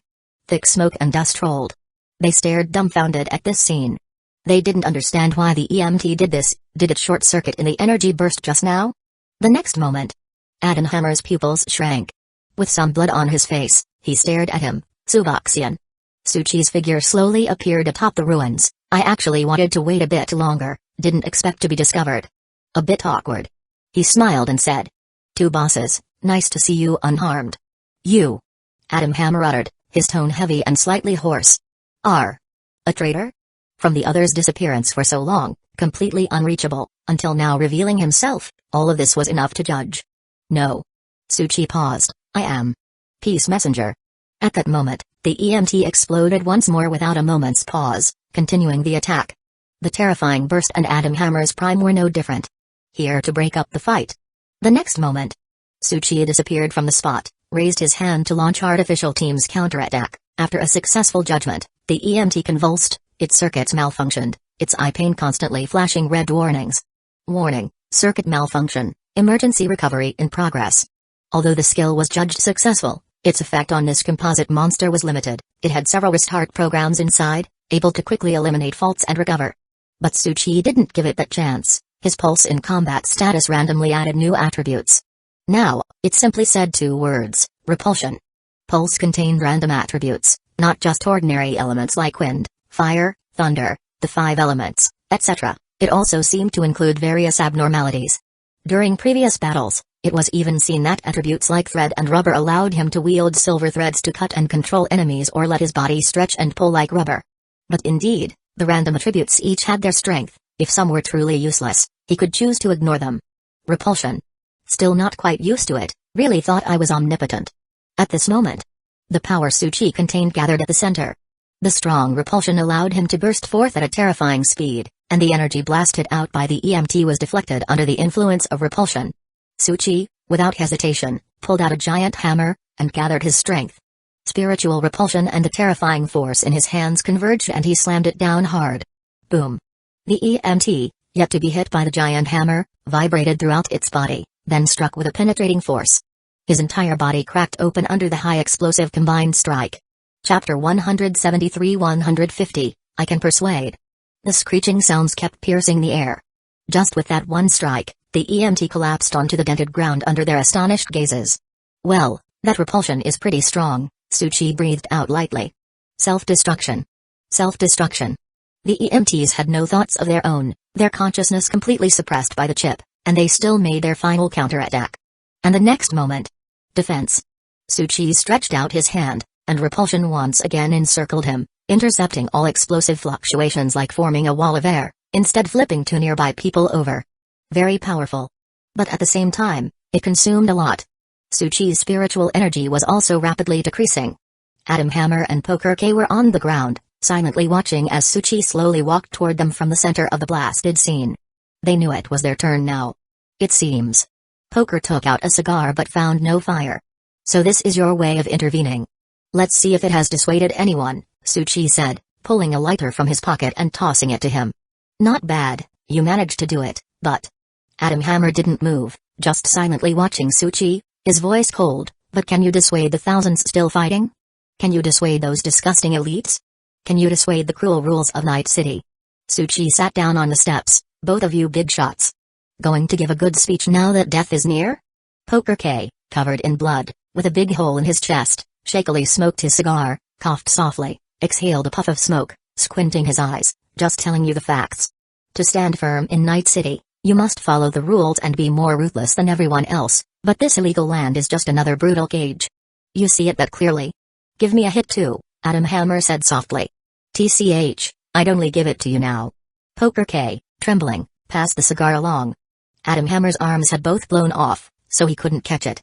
You too, so maimed, still wanting to kiss indirectly, Tsuchi shook his head. Let me do it. Tsuchi took the cigar, putting it in Adam Hammer's mouth. Adam Hammer felt the searing heat in his mouth. He silently stared at Tsuchi. You put it in backwards. No wonder I said the smoke seems to be coming from inside. Adam Hammer took a deep puff of the repositioned cigar, closed his eyes, his tone gradually calming. In Night City, an individual's power is ultimately flimsy. Because I understand this, I know no matter how strong I become, or how perfectly modified, I'll eventually die here, so I established Black Emperor, and have been here for decades. Cruelty, slaughter, intimidation, that's everything needed to survive. But now it's also coming to an end. A few words from the elites are enough to destroy. The blood from Poker K flowed more heavily, his lips dried and pale, feeling the draining life force, silently raising his head and staring at the sky. No matter what you do next, you can't do better than us. Tsuchi smiled calmly, just dog eat dog, spoken so bravely. Also, can't do better than you? Whom are you insulting? He gently crushed the sparks from the cigar. There's a saying, a single spark can start a prairie fire. The power you underestimate will eventually completely submerge yourselves. In their shocked pupils, the whole sky's black curtain reflected, then a faint starfire appeared, gradually magnifying. It was a fire dragon composed of flames, roaring as it approached furiously with its flames from afar. At the same time, numerous merchants followed by countless pores stormed in their wake. They were bursting, roaring. Be it gang members or squads from the main city, all were retreating in disarray. Roars came from all directions, as if to shatter the skies. Both were trembling as they watched these poor merchants, having never seen such a scene before. All enemies were being purged. The crowd was unstoppable. Finally, a dense crowd step by step surrounded the battlefield. Various unreturned combat prosthetics echoed, the air filled with unburned smells, and weapons overheated, still smoking, with everyone from the flickering red lights of their prosthetic eyes all watching the scene before them, staring at the two terrifying gang leaders who oppressed them. But no one spoke. Turns out, Poker K, with his last energy rasping in his throat like a sigh, like an epiphany, it's like this. Adam Hammer also pale, but his eyes trembled, although he could no longer speak. Tsuchi looked at them. Can only say, in the next life, make sure to modify well and strive to be reborn. The two at the brink of death, unclear what emotions they harbored, yet perhaps didn't have time to say, gradually lost their final life forces. The two huge forces ruling this land, tonight. Obliterated. Chapter 174-151, The master of this place is surnamed Su. The fire dragon gradually dissipated in the distance, until the last bit of starfire drifted over, fading away into Suchi's hands. The densely packed crowd around watched this scene with excitement, agitation, and even reverence. They felt indignant and angry, wanting to rebel, yet felt powerless at that moment. The man before them had provided weapons, a plan, and a glimmer of hope they could see. Along this path, there had been a plethora of information from the system and strategic support, and now they seemed to have achieved their goal. Chairman Simon came over, his body sturdy and covered in blood. He had been prepared to lead the rebellion, having already been equipped with various combat prosthetics, determined to be at the forefront of the fight the day before. We have completed the cleanup along this route, and we've cleared many enemies. There are also many cleanup squads that have fled out of illegal land, but according to your instructions, we didn't pursue them. Simon spoke with a heavy tone. Although he was originally just a merchant of prosthetics, starting from humble beginnings, after following Suchi, he demonstrated extraordinary abilities in coordination, communication, and planning. During the time Suchi established the Chamber of Commerce, Simon mostly managed it hands-off, with much of the management being carried out by him. And in battle, he displayed the ferocity that had been suppressed for many years. What shall we do next, Chairman? We are ready for anything. The surrounding people also shouted, raising their weapon-wielding hands even higher. Suchi looked at the fiercely spirited crowd and smiled. What's up? You're all shouting so loudly, are you planning to attack Night City? As soon as he said this, the crowd's momentum fell, and they muttered to themselves. This. Facing Giles' crowd and the Black Emperor, their hearts had been stirred to rebel, but upon hearing Night City, those few words still struck them like a hammer, pressing down on their recently agitated hearts. After all, that was a truly colossal force. How could they possibly contend with it? Their blood had been boiling from the rampage against gang members and enemy cleanup squads along the way. But at this moment, it cooled down. Next, we will divide into teams by region to eliminate stragglers and those in uniform, and all lethal weapons will be collected after tonight, Suchi said softly. The crowd was stunned for a moment. But what if Main City sends people to clean up again? We are considered a place of sin, they definitely won't let it go. Simon also understood this point very well. With the two big forces of illegal land gone, they could only become the next main force. Therefore, his expression had always been gravely serious, even upon seeing two former overlords fall, never revealing any hint of relief. Chairman, I know our strength is like an ant trying to shake a tree, but don't but anymore. Suchi said, they are cleaning up. The Black Emperor and Giles' crowd of illegal land. What does that have to do with us? The Hustlers' Chamber of Commerce. You all killed the remnants, what does that have to do with Main City? Simon was stunned again. Suchi patted him on the shoulder. Starting today, the name illegal land will be completely erased. We are a formal Chamber of Commerce. A completely legitimate and legal commercial base independent of Night City. Don't get it wrong. Simon's pupils trembled slightly, looking at Suchi in shock. Chairman. Is this the chairman's plan? But Simon came back to his senses, hesitantly. They would never be recognized by Main City. Those elites definitely did not want to see them standing here. If they were to follow Main City's rules, they would also eventually become toys for the elites, living a breathless life once again. Stop with the buts. Go and get to work. Besides, Suchi looked at the bodies of Adam Hammer and Poker K, treat these two men with respect. The heads of the two factions were also products of illegal land, indeed. Products, created by twisted rules that always resulted in a presence that stood cruelly above the masses. By the way, don't forget to strip off all those EMT equipment. This stuff was incredibly expensive, and the entire Main City could only dispatch 5 of these valuable commodities. Understood. What followed? Suchi gazed towards the distant sky cone. There was another area where the battle had not stopped. Players fought and slaughtered one another in this part, an area that Suchi specifically demarcated, instructing everyone to stay away from it according to the system's guidance, as the players fighting was irrelevant to them. Moreover, even if a player died, they could be revived through points, generating no real profit. After all, their combined money didn't amount to the daily turnover of the running errands system, so why bother? What remains are the players, their end has not yet arrived. Although the situation here was over, Netherworld King must not have receded yet, their goal was to seize other players' cyber coins. A bunch of common folk. Suchi looked at the long string of zeros on his watch account, shaking his head. I don't see what there is to fight over. Rainier Vale's expression was gloomy, staring intently at the other players equipped with excellent gear, some even fitted with prosthetics, an advantage from the main city faction. "Choose, young man, death or handing over all your cyber coins," said the young man, dressed in the cleanup department's combat uniform, with a smile. "Look at your teammates." He pointed at Fatty and his two companions lying powerless in the distance. "They've been very cooperative, transferring all their cyber coins to us. We keep our promises. Once we get the money, we'll let you all go. Leave this place." Rainier Vale's expression changed, not replying immediately. Chapter 175-151 The master of this place, surnamed Su. Killed players would have points deducted, and reaching 0 would result in direct elimination from the ranking battle, while the opponent could plunder more than half of their cyber coins. Thus, the situation had arisen where betting all one's cyber coins on the chance to survive was the move to make. After all, as long as one wasn't eliminated, there was still an opportunity. "Still undecided?" The young man laughed. "Why bother? When you were busy making money, we had already been preparing everything for today. Whether it's combat prosthetics, weapons, or support from the main city, we can press you down." Rainier Vale clenched his teeth. He and his faction had quickly realized this after the fight. The enemy had come prepared, hence they were at a continuous disadvantage. No choice. He sighed deeply in his heart. It had to be this way.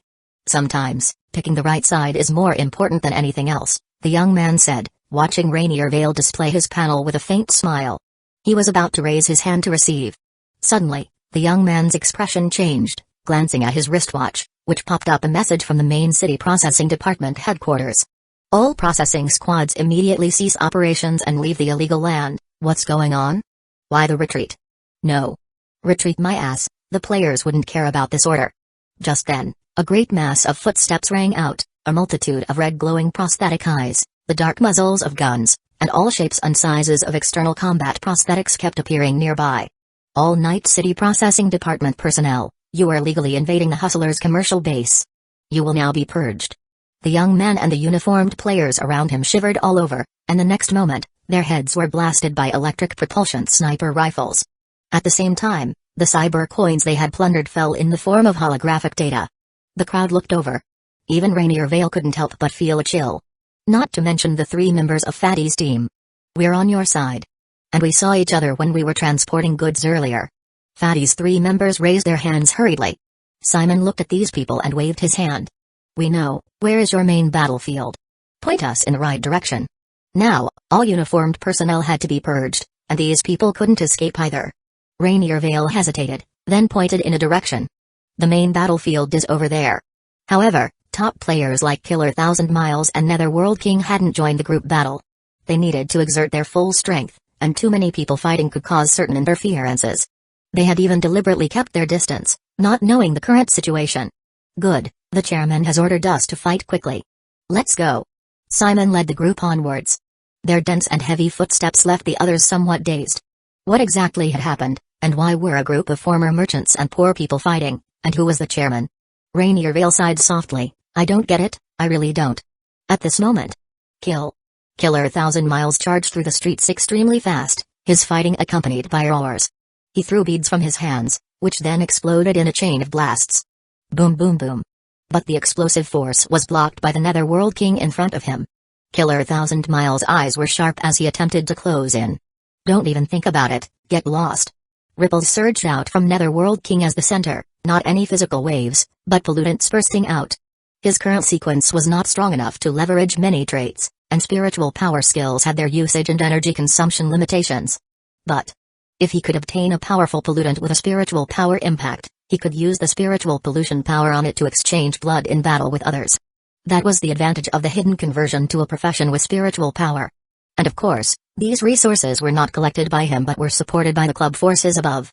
After all, any profession related to spiritual classes held a T1 level in the sequence of Abyssal Paradise and was sure to be cultivated heavily.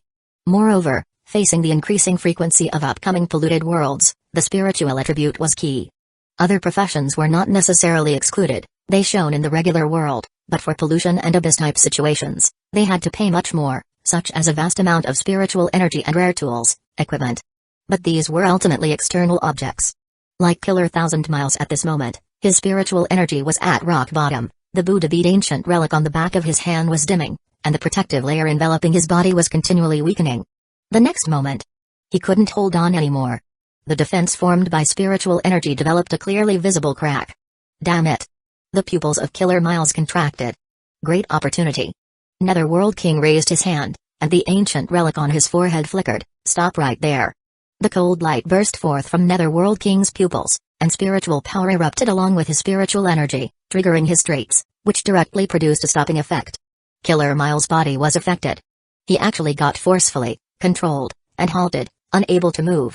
All the sequence traits are like superpowers, and they can often be used to develop many other applications. This is bad.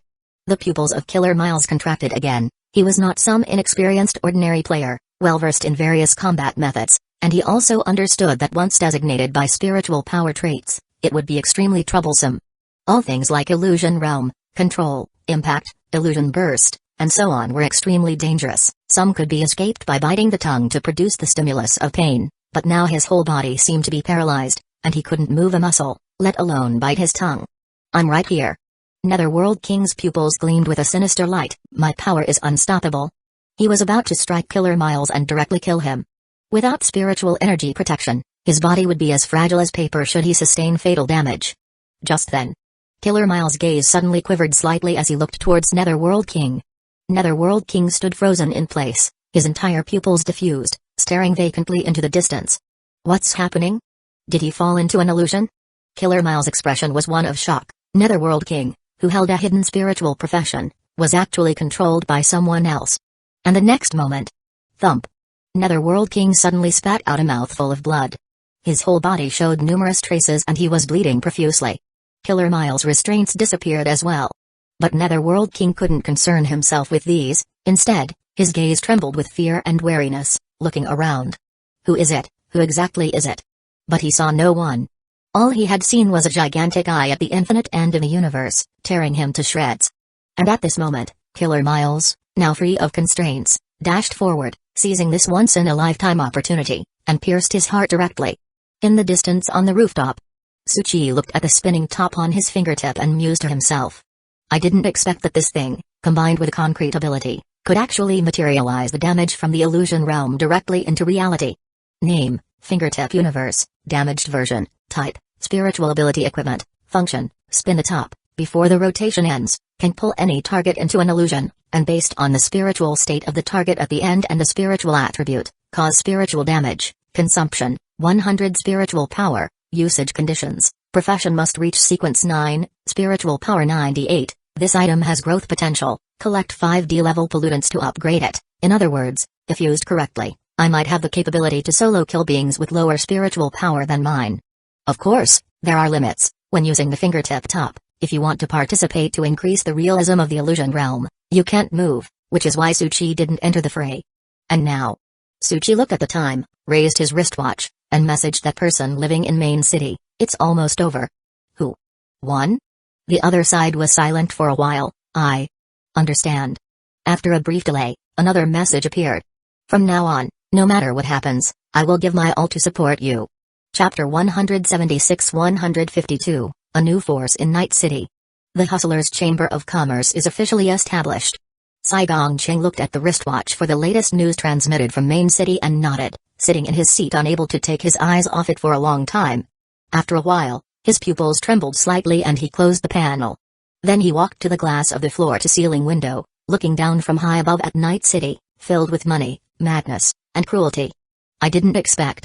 He actually did it. Giles Crowd and the Black Emperor were wiped out, and the forces dispatched by Main City fled in disarray. Illegal land had become the turf of the Hustler's Chamber of Commerce, which no one had ever heard of before. It took just 10 days. Since Saigong Cheng had been approached by Suchi, he naturally investigated the other party's information and everything about the Hustler's Chamber of Commerce. Regarding him personally, he only discovered his civilian information and that he was a courier for a pollution treatment delivery company 10 days ago. As for the Hustler's Chamber of Commerce, its traces were found through various products flowing into Main City. He didn't know whether to sigh or admire. The storm was stirred by the power of one man. All the factors were not caused by him, yet he used them all. Saigong Cheng said with a hint of bitterness. Including myself. Since the other party really did it, the things he had promised before needed to be fulfilled, not only for the sake of his daughter but also for his principles. This was not merely a matter of verbal support. Let's begin. Saigong Cheng, as one of the top 3 giants of Life Group, began to mobilize all his influence, whether cutting ties, making deals, or using them as bargaining chips, all to engage in a fierce confrontation with the other magnates of Night City. He was joking before, saying that he would take half the assets of Life Group. Saigongqing pinched the bridge of his nose as he looked at everything on the panel. Now it seems that whether he meant it or not, that statement is likely to come true. Night City and illegal land suddenly calmed down. It was as if nothing had happened. But, in the unseen clouds, there were undercurrents raging and bursting, with no bloodshed, no battles, no energy and bullets spraying everywhere. Only the gloomy, cold smiling faces of various magnates were continuously gathering in the highest levels of Life Group through the holographic screen. However, they were determining the changes in the upper structure of Night City. Life Group was being besieged by the other two giants and the magnates leading them. Saigongqing's expression was stern as he looked at the various notifications of supply halts and production facility shutdowns. He could withstand it. It's just that the veins on his scalp were throbbing. And Suchi, for his part, didn't ask questions. He was very understanding, knowing that Saigongqing must be very busy lately. If he was busy, he shouldn't be disturbed. Just occasionally sending a few encouraging words, "This is it? Can you handle it? If you're a man, fight them with steel. And hurry up. Forget about those insignificant profits." Damn it. Are these insignificant profits? Saigongqing alas could not write a short essay, otherwise, he would have written one long ago. He even directly made a video call in a fit of anger, which Suchi promptly rejected. "Sorry, the signal's bad over here, and two guys video chatting is just weird." Saigongqing swore that if he hadn't already boarded the thief ship, he would have backed out right there and then. Suchi wasn't really rushing him, but rather encouraging him to separate from the powers that be in Night City. The cleaner the split, the more tightly he and the Hustlers' Chamber of Commerce would be bound together. After all, current benefits were fleeting like clouds, and Little Night City was just the starting point. He couldn't possibly stay here long. Although Simon, as the deputy of the chamber, had learned a lot and had both the courage and the ability, it just wasn't enough. With Life Group standing behind the Hustlers' Chamber of Commerce, stability was assured from all aspects. "Suboxian, there's been a major incident." Saigongqing sent a voice message. She had just recovered her life force and could maintain it for a while. He thought about what he could do to help her when he left. She knew he was the man from the hospital and was more open about it. "What happened?" "Suboxian, my father. His complexion has been terrifying these past few days. I've never seen him like this before. Sometimes he sighs, sometimes he's lost in thought, and more often than not, he's irritable." As the one mainly responsible, Suchi paused before saying, "Men have a few such days every month. Tell him to drink more hot water." And dealing with those nobles was indeed troublesome, so the irritability was normal. Saigongqing? After finishing the chat with Saigongqing, Suchi closed the panel. "Saigongqing, you've really got an eye for business." The support from the other side was thorough. This move placed Life Group's future squarely in his hands. If it were just for the sake of his daughter, he wouldn't have had to go to such lengths, but he did it anyway. Suchi watched as the Super Dream Protocol analyzed DMTs, Atom Hammer, and various high-powered prosthetics, along with a variety of potions and miscellaneous items. He had also prepared a grand gift for him. To keep his spirits up. On the 12th day, Life Group announced the assimilation of illegal land into the corporation, and its rebranding as Future City was declared. This news caused a sensation in Night City. Online, it was evident that Life Group was scaling back a significant portion of its operations. At the same time, the Hustlers' Chamber of Commerce also officially became a legitimate organization, with the endorsement of Life Group. Many of the illegal and evil sites in illegal land were overthrown, the ruins were cleared, and housing was being rebuilt. Meanwhile, the factories left behind by Black Emperor and Giles' crowd were taken over for use by the Hustlers' Chamber of Commerce. Moreover, Suchi utilized the Super Dream Protocol to set forth a series of terms and rules for the Hustlers' Chamber of Commerce and Future City. Now, the Hustlers' Chamber of Commerce, as a subsidiary of the Hustlers sect, is finally established. Whatever it might turn into later on, at least there was a foundation. After going through this painful transition, Saigongqing finally met Suchi in person in Future City. He silently observed the enthusiastic crowd and their cheering smiles, which were far from gloomy. "This is different from the atmosphere I imagined following a fierce battle. These people are completely different from the criminals of illegal land I've seen before. After all." Suchi looked towards Night City, having hit rock bottom. The only way is up, and with the radiance of the Hustlers shining down, it's normal. Saigongqing sighed and softly said, "Actually, it hasn't been too bad this time, mainly because all the nobles are busy preparing for the upcoming Stars Hall auction event. They've shifted their focus. After all, this event is crucial. Many esteemed guests from different worlds and higher-ups will be attending. No one dares to neglect it. And with all the nobles attending, everyone's trying to network and seek advantages. Indeed. Tsuchi paused. I can tell it's significant to you, especially since the whole of Night City is busy cleaning every street and alley. Chapter 177, Nancy, everything is under control. Stars Hall Eve. Holographic ads rolled ceaselessly through the streets and alleys of Night City. Though Stars Hall had not officially opened, both its interior and exterior had been fully decorated long ago. Even in Night City, it was the most dazzling building, shining brightly at all hours. Guests from various worlds will gather at Stars Hall. Tickets on hot sale, only 500,000 cyber coins. Tsuchi glanced at the various push advertisements popping up, and said, Simon, how many people in Night City do you think are willing to fork out 500,000 cyber coins? This. Simon, who was currently planning with Life Group and transferring various capacities here from Night City, was extremely busy and had to frequently answer Tsuchi's questions. He lifted his head. I'm afraid more than you'd imagine, President. In Night City, besides money being supreme, there's also a strict class stratification. Everyone is ranked, and if your status is low, you can't get good jobs, and to elevate your status, you must spend. Simon added.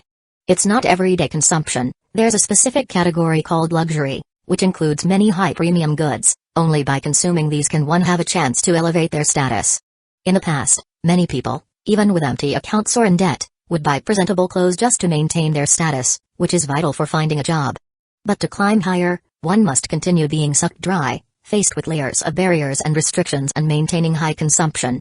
After all, a citizen's level fluctuates according to the smart system's judgments. Thinking of saving money? Impossible. There are even loan services specially designed for level upgrades, which allow people to find better jobs, advance to higher positions.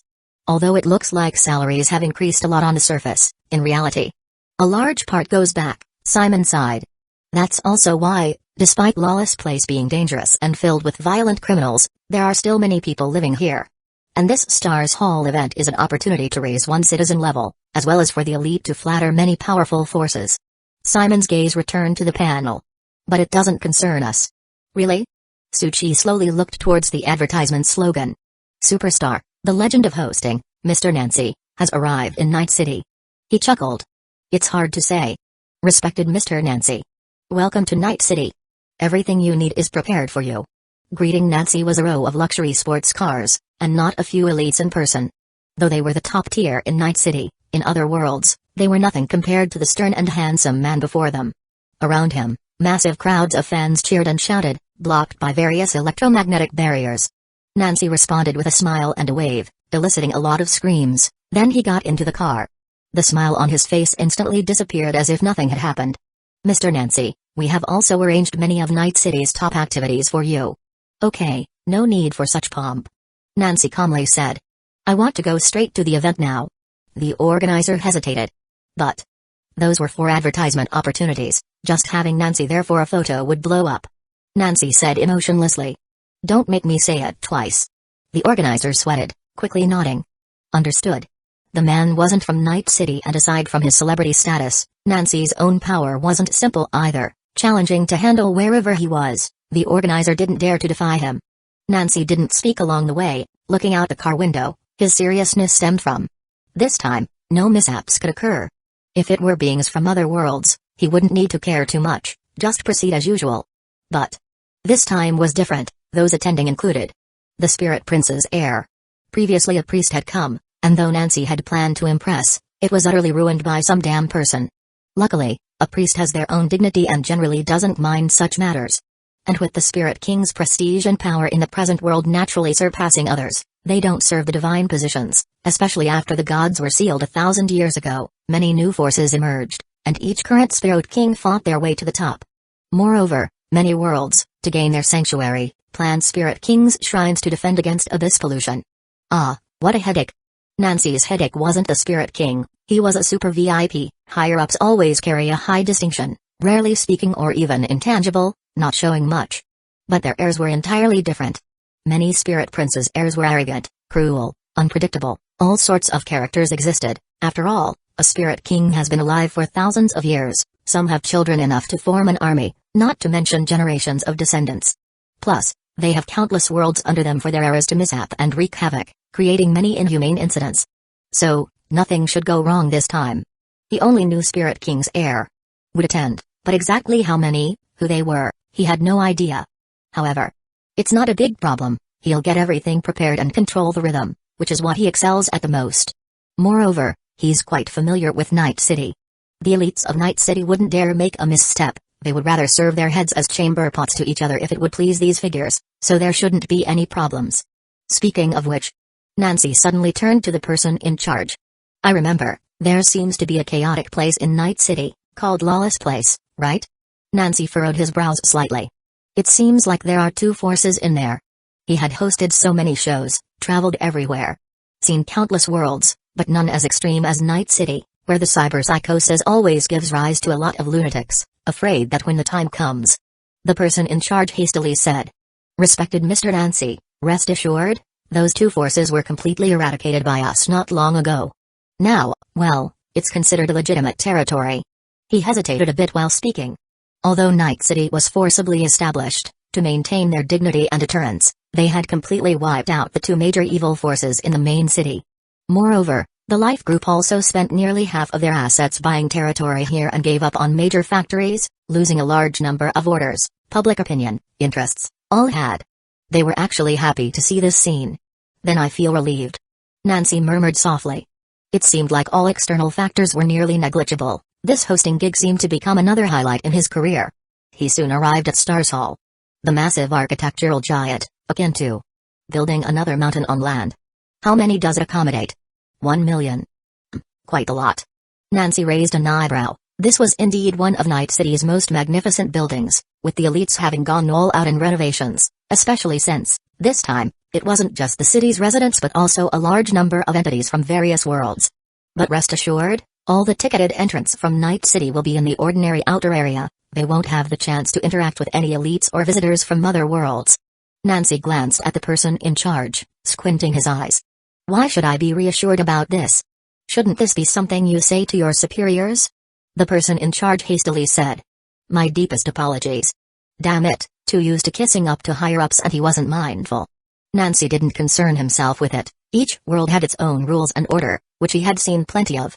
Upon entering Stars Hall, the various arrangements, holographic images, and Night City technology, all were explored before the formal auction and the opening events and performances. Nancy's assistant took charge of the handover and organized the agenda for him. Boss Nancy, I've removed all the ad scripts, it's just right now. Nancy just glanced through the schedule and memorized all the processes. The person in charge twitched his face, but there was nothing he could do except find some opportunities to place ads inside the venue. He coughed. Mr. Nancy, won't you rehearse once? Or check the scripts? Are you doubting Boss Nancy's ability? The assistant, however, remained calm and adjusted his glasses. Boss Nancy is a professional. He doesn't need any rehearsal, no one can match his hosting skills. The assistant suddenly paused, a name popped into her mind, but seeing Nancy's dangerous glare, she quickly said very seriously. No one can match even a little bit of Boss Nancy. Nancy. That statement didn't seem problematic, but the pause was awkward.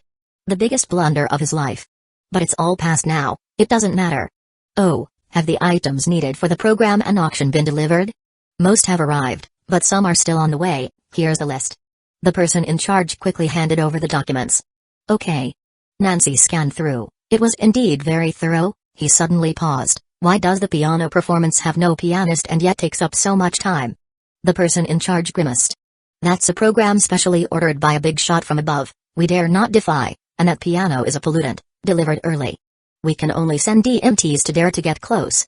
It seemed that the significant person was none other than the Spirit Prince's heir, a music aficionado? And even bringing a pollutant to perform on stage? Nancy couldn't say much, considering it was the Spirit Prince's heir, they could do as they pleased. When the time comes, no matter how bizarre the music that resounds, he would perform with the professionalism of a host. After scanning through all the processes and details again, Nancy felt completely prepared. Boss, need to confirm anything else? Asked the assistant. No need, now everything is under control, he said calmly and confidently, as if holding a winning ticket. Seeing this, the person in charge's eyes sparkled slightly. As expected of Mr. Nancy, then next. Shall I arrange a dinner for Mr. Nancy? All the elites of Night City are waiting for you, and we've also invited quite a few entities from other worlds who have arrived early. Nancy calmly nodded his head. Okay. He preferred to confirm work first then deal with these trivialities. After all, they were just part of social niceties, and Night City's arrangements were indeed good.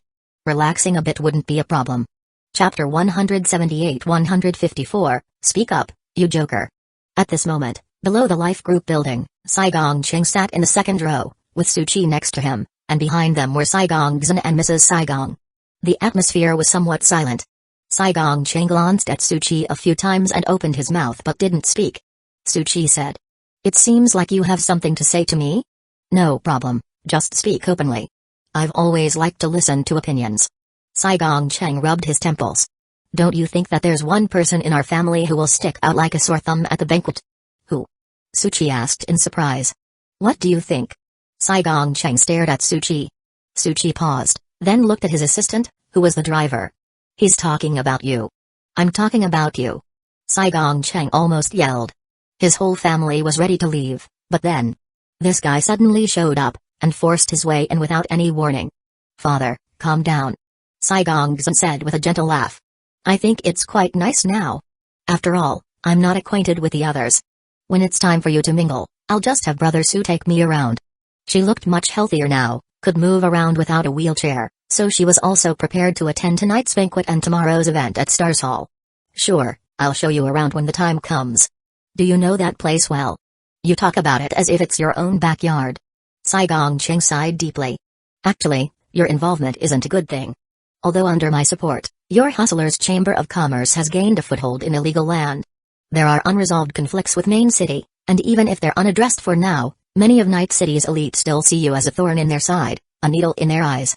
They might very well make things difficult for you."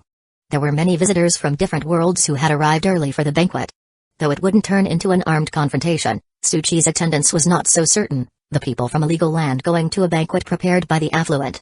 He could already imagine the expressions on their faces when they saw Suchi. "No worries, we are all people from the same car. You'll handle it." "I'll handle you." Saigong Cheng's eyes widened. "Who said we're from the same car, meow? You just pushed your way in." Saigong Zhen seemed to understand why her father was so irritable lately, although she experienced similar feelings when chatting with Suchi, but perhaps he had been holding back. The car drove towards the center of Main City. This was a gathering place for the wealthy and those of high status. Those of lower statuses couldn't even get in. Suchi clicked his tongue lightly. "That's really pitiful. When these rich people order takeout, they certainly can't get in. They must leave it at the delivery point. Why don't you think about what you're saying?" Saigong Cheng looked towards a cubic building in the distance that had a floating aesthetic and said, "That's a venue for the banquet. It looks like many people have already arrived." Life Group, once a colossus, now existed in fragments. As they got out of the car, many people turned their gazes towards them. "Let's go." Saigong Cheng straightened his clothes. "Madam, please take care of Zhen. I'll go with him." Although this guy could be infuriating at times, with some unexpected moves, he knew that Suboxian wouldn't do anything meaningless. Every step he took must have a plan. Saigong Cheng watched silently as Suchi, who was now shaking hands with a robot and handing out his business card. What was his last sentence again? Can he take it back? This robot doesn't possess self-awareness. It's apparent. Suchi paused. Its construction is not as sophisticated as another robot I've seen before. Russell's Tanky Star. Overall technological level seems to be higher than Night City's, and this robot is indicative of that level. However, after all, Night City is a fusion of flesh and technology. Robots seem to have been passed over since, without a nervous system, they cannot establish a connection with the active abnormality bodies. Suchi even just hacked into it using the Super Dream protocol. It would probably take 10 minutes to hack it successfully. After passing security, led by the reception staff, they stepped onto an automatic staircase, were carried to the elevator entrance, and then entered the banquet hall on the 16th floor. Before entering, apart from those magnates and guests from various worlds just mentioned, we've received news that Mr. Nancy, the superstar who will be hosting Stars Hall tomorrow, will also be attending tonight's banquet. Mrs. Saigong's eyes twinkled faintly, constantly checking various messages along the way. He is considered the most remarkable person here now. Is he that impressive? Of course, Mrs. Saigong said calmly. Mr. Nancy possesses not only fame but also substantial influence and a strong foundation of fans. Influence? Mrs. Saigong spoke softly. He is different from those big shots, their presence commands respect and intimidation, but he is a star, having hordes of fans who will go crazy for him, spending money on him. In other words, If the powerful ingratiate themselves with Mr. Nancy, their benefits could potentially multiply several times over. The celebrity effect, isn't it? Not necessarily. If Evil God were to endorse a sleep mask, Suchi would certainly foot the bill. Suchi and Mrs. Saigong stepped into the banquet hall, the grand space lavishly decorated. His gaze swept around, with numerous question marks indicating every atom in there was a luxury. At the same time, quite a few people turned their gazes towards Suchi, their eyes carrying a mix of indifference, disgust, and gloominess. The hustlers are rooted in illegal land. Naturally, they had been thoroughly investigated, originally planning to deal with and apply pressure after Stars Hall ended, only to unexpectedly show up at the banquet now. Do you see that? Mrs. Saigong's eyes were profound, once again becoming that experienced magnate. Their gazes are very unpleasant. Of course, there's no need for you to feel angry. They look at anyone from the lower class with the same disdain. On one hand, they dread illegal land, and on the other, they feel that sharing a room with people from illegal land is degrading. Suchi glanced at her. You seem to understand a lot, don't you? Mrs. Saigong reminisced lightly. Because I used to be one of those looked upon with those same eyes. Suchi spoke softly. Then, shall we just do something? Do something. Mrs. Saigong murmured. There's nothing that can be done. That's just how Night City operates. That's not necessarily true. I actually brought more than 20 many high-energy bombs with me. Mrs. Saigong was startled. What the hell are you planning to do? Don't do anything rash now. Mrs. Saigong was almost sweating profusely. Don't worry, I'm not going to use them now. That's good, good my ass. Mrs. Saigong's eyes widened. When do you plan to use them? Suchi gave a slight smile. Smile my foot. Speak up. At this moment, Mrs. Saigong felt as if fate were gripping her throat. She remembered with trembling heart that although his title was that of a Chamber of Commerce president, in reality, he had directly obliterated two extremely dangerous large gangs. He's an unequivocally dangerous individual. Chapter 179. Now there are two people drenched in sweat. The car carrying Mr. Nancy and his assistant appeared at the base of the skyscraper when many scions of the wealthy elite had already gathered around. The powerful, both eager to curry favor and unwilling to lose face, naturally found it more appropriate for their family members to make an appearance on their behalf. Respected Mr. Nancy. I apologize, but there are simply too many youths attending the banquet who like and admire you, and so we didn't stop them, the person in charge said respectfully. At this moment, he too had learned to be smart, flattering guests accordingly. Since Mr. Nancy had everything under control and was in a comfortable position for relaxation and with a good mood, naturally a few arrangements could be made, of course without excessive flattery. Mr. Nancy just gently squinted his eyes and smiled warmly. Hand me a pen. His assistant muttered. You really are in the mood. As his personal assistant, she could tell that Mr. Nancy was indeed in a good mood and took a pen out of her purse to hand over. Mr. Nancy picked a few young people he found pleasing and signed autographs for them. Seeing this scene, the person in charge relaxed a bit. Mr. Nancy, Ms. Assistant, if you will, many people in the banquet hall are awaiting your arrival. Mr. Nancy handed the pen back to his assistant. All right, tomorrow is expected to be tiring, so let's relax a bit tonight. Miss Assistant calmly said. Boss, you can't do anything inappropriate. I'll be keeping an eye on you. Mr. Nancy felt the assistant's subtly threatening gaze and coughed. Don't worry, this isn't my first time at such an event. In the banquet hall, Miss Assistant didn't enter side by side with Mr. Nancy. She waited at the door and, after hearing applause and a welcoming speech from inside, a slight smile appeared on her face. As always, Mr. Nancy, the boss, attracted everyone's attention upon his arrival. Miss Assistant then stood a meter behind him. What followed were familiar scenes of various elites coming forward for greetings and conversation, with Mr. Nancy handling them with ease and an unperturbed, leisurely attitude without a trace of disturbance. After all, Mr. Nancy, the boss, had encountered so many powerful entities that he could remain composed even if Mount Tai were to collapse in front of him. Ms. Assistant slightly smiled. The boss was such an outstanding man.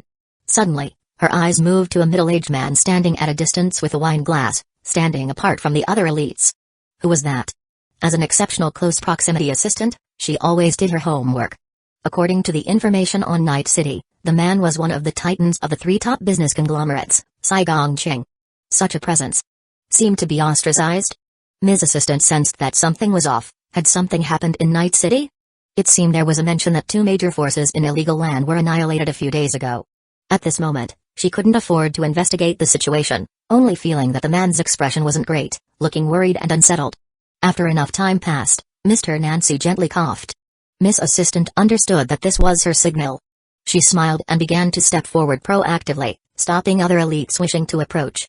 Mr. Nancy is somewhat fatigued, he has yet to eat, please rest for a bit too. These intercepted elites, merely second and third tier, sighed softly upon the assistant's intervention and stepped back. And then, Saigongqing could no longer sit still, knowing that missing this opportunity meant it would be difficult to find another appropriate moment. At the same time, many watchful eyes of other elites turned towards him. They sipped their red wine calmly, observing the man who had once held a high position and then purposely severed his own arm. Mr. Nancy. Saigongqing, holding his wine glass, walked over slowly, his tone respectful. I'm Saigongqing from Life Group. May I have a drink with you? Life Group was currently in a trough due to various maneuvers, significantly reduced and harshly cut back, losing money by the second. Although there were reasons for his actions, and he had no regrets, it was essential to find any opportunity to change the current situation. If he could gain Mr. Nancy's support, the group might have a chance to catch its breath and possibly gain more traffic and market share, even reaching beyond Night City to trade with other worlds. This was the precious value of Mr. Nancy. Mr. Nancy did not speak, nor did he reach out his hand. He was indeed fatigued, having dealt with top-tier elites was enough, he needed to relax and rest. Ms. Assistant paused slightly, then stepped forward and said softly. I apologize, Mr. Nancy is currently preparing to dine, please wait a moment. Saigongqing opened his mouth but ultimately did not continue, softly saying. Apologies for the disturbance. The other elites said nothing, their status required no mockery, yet the corners of many mouths subtly curved up. Life Group's value was still not insignificant, but given the situation, it would soon be devoured completely by them. At the distant dining table, Suchi was leaning on the sofa chair, nibbling on desserts while paying attention to the plethora of data models constructed by the Super Dream Protocol. Seems like it'll need all night, but that's just fine. He also noticed Saigongqing returning with a solemn face. Failed?